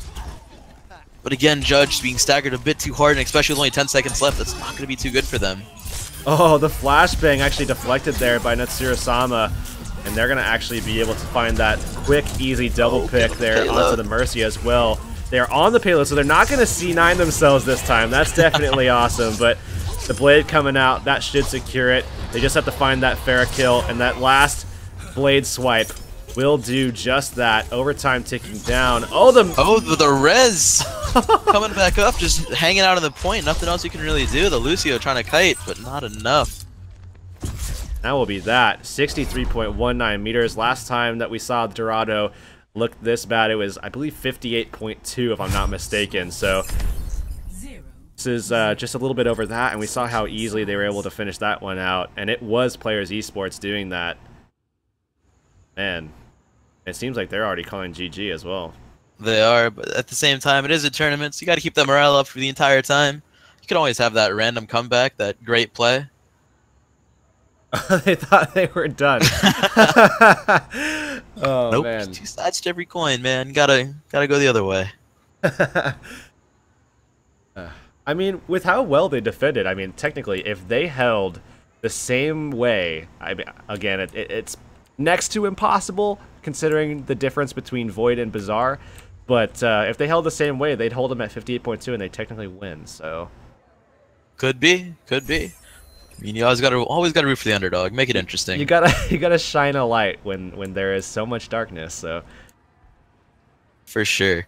But DJ Destiny pulling out a Roadhog. I remember him running this back in June before Roadhog really got gutted with his hook and everything. Nope, back to that Zarya. All right. Oh, we're gonna see that for a little bit. Let's see the new rapid fire Roadhog. I mean, the Zarya is somewhat new though. I mean, yeah. they technically played D.Va almost every single round, it seems, but we'll have to wait and see what Nusura-sama is going to pick. It looks like that is going to be the Tracer. Certainly could switch to a Genji instead. We'll have to wait and see. But at the moment, Pandev and Panny are switched. They don't really have to go that far, so hopefully they're not just going to be memeing this. Hopefully they take it relatively seriously.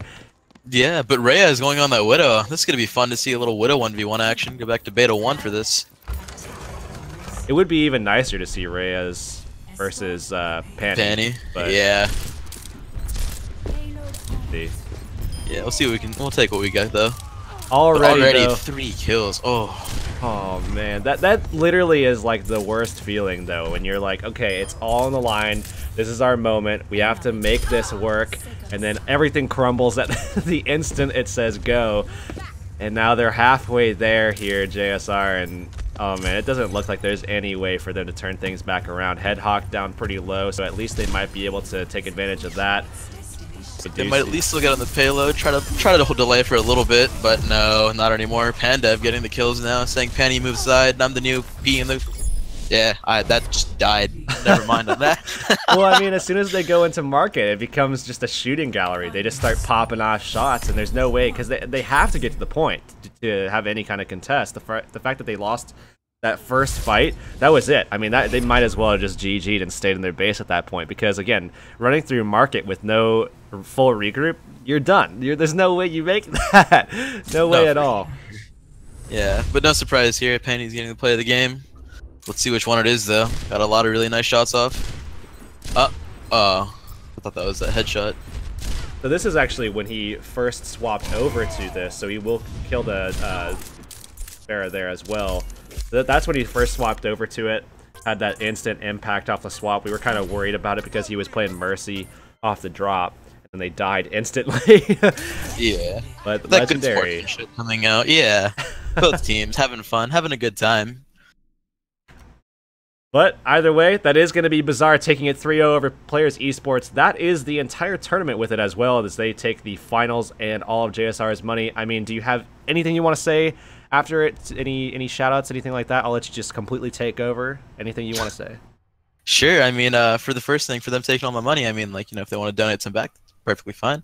But no, I mean, thank you all for watching. eLympic's been a little side project, but also it's been a big thing. We're trying to help out more of the SEA region, trying to make sure that everyone kind of has that option to play against not just NA or not just EU, but showing these other regions that are actually really strong. Like, these regions have a lot of people, and they have a lot of like hidden talent that you usually don't notice, but kind of giving them a place to shine. So thank you all for watching, and I hope you do keep watching in the future. We will be hosting one of these every single month, and there might be some sneak peeks to some extra games being added. Maybe not just Overwatch, and maybe some other maybe shooter, maybe not shooter games. So yeah, keep a lookout for that. Thank you so much, Urix, for casting. As always, it's been great. I'm a little bit sorry that TBM couldn't be here for the finale, but even still, thank you to him as well for casting, and to our admins, Artifacts and Miki. So yeah, a little bit last minute for them, but they still pulled it out and did great the entire time. All right, well, you heard it from the man himself. Definitely looking forward to all that future stuff you were talking about and, you know, hinting a little bit. So definitely excited about that. But congratulations, of course, is handed over to Bizaar. They are your tournament champions. You have just watched the end of the eLympic Overwatch monthly matchup for July. I am Hurix. Follow me on Twitter. Don't follow anybody else on Twitter. Only follow me. That's it. Not even JSR. Nobody. Okay, you can follow eLympic, but that's it. Then just follow me. After that, and then once you're done with that, definitely head over to eLympic, get all the information you need to get, head over to their Twitter, head over to their Facebook, definitely get involved. They're doing great stuff. Other than that, that's pretty much it, guys. Make sure you guys stay tuned for anything coming up in the future, hopefully Overwatch related, because I'd love to be involved, but otherwise, we'll see you guys next time. Have a good day.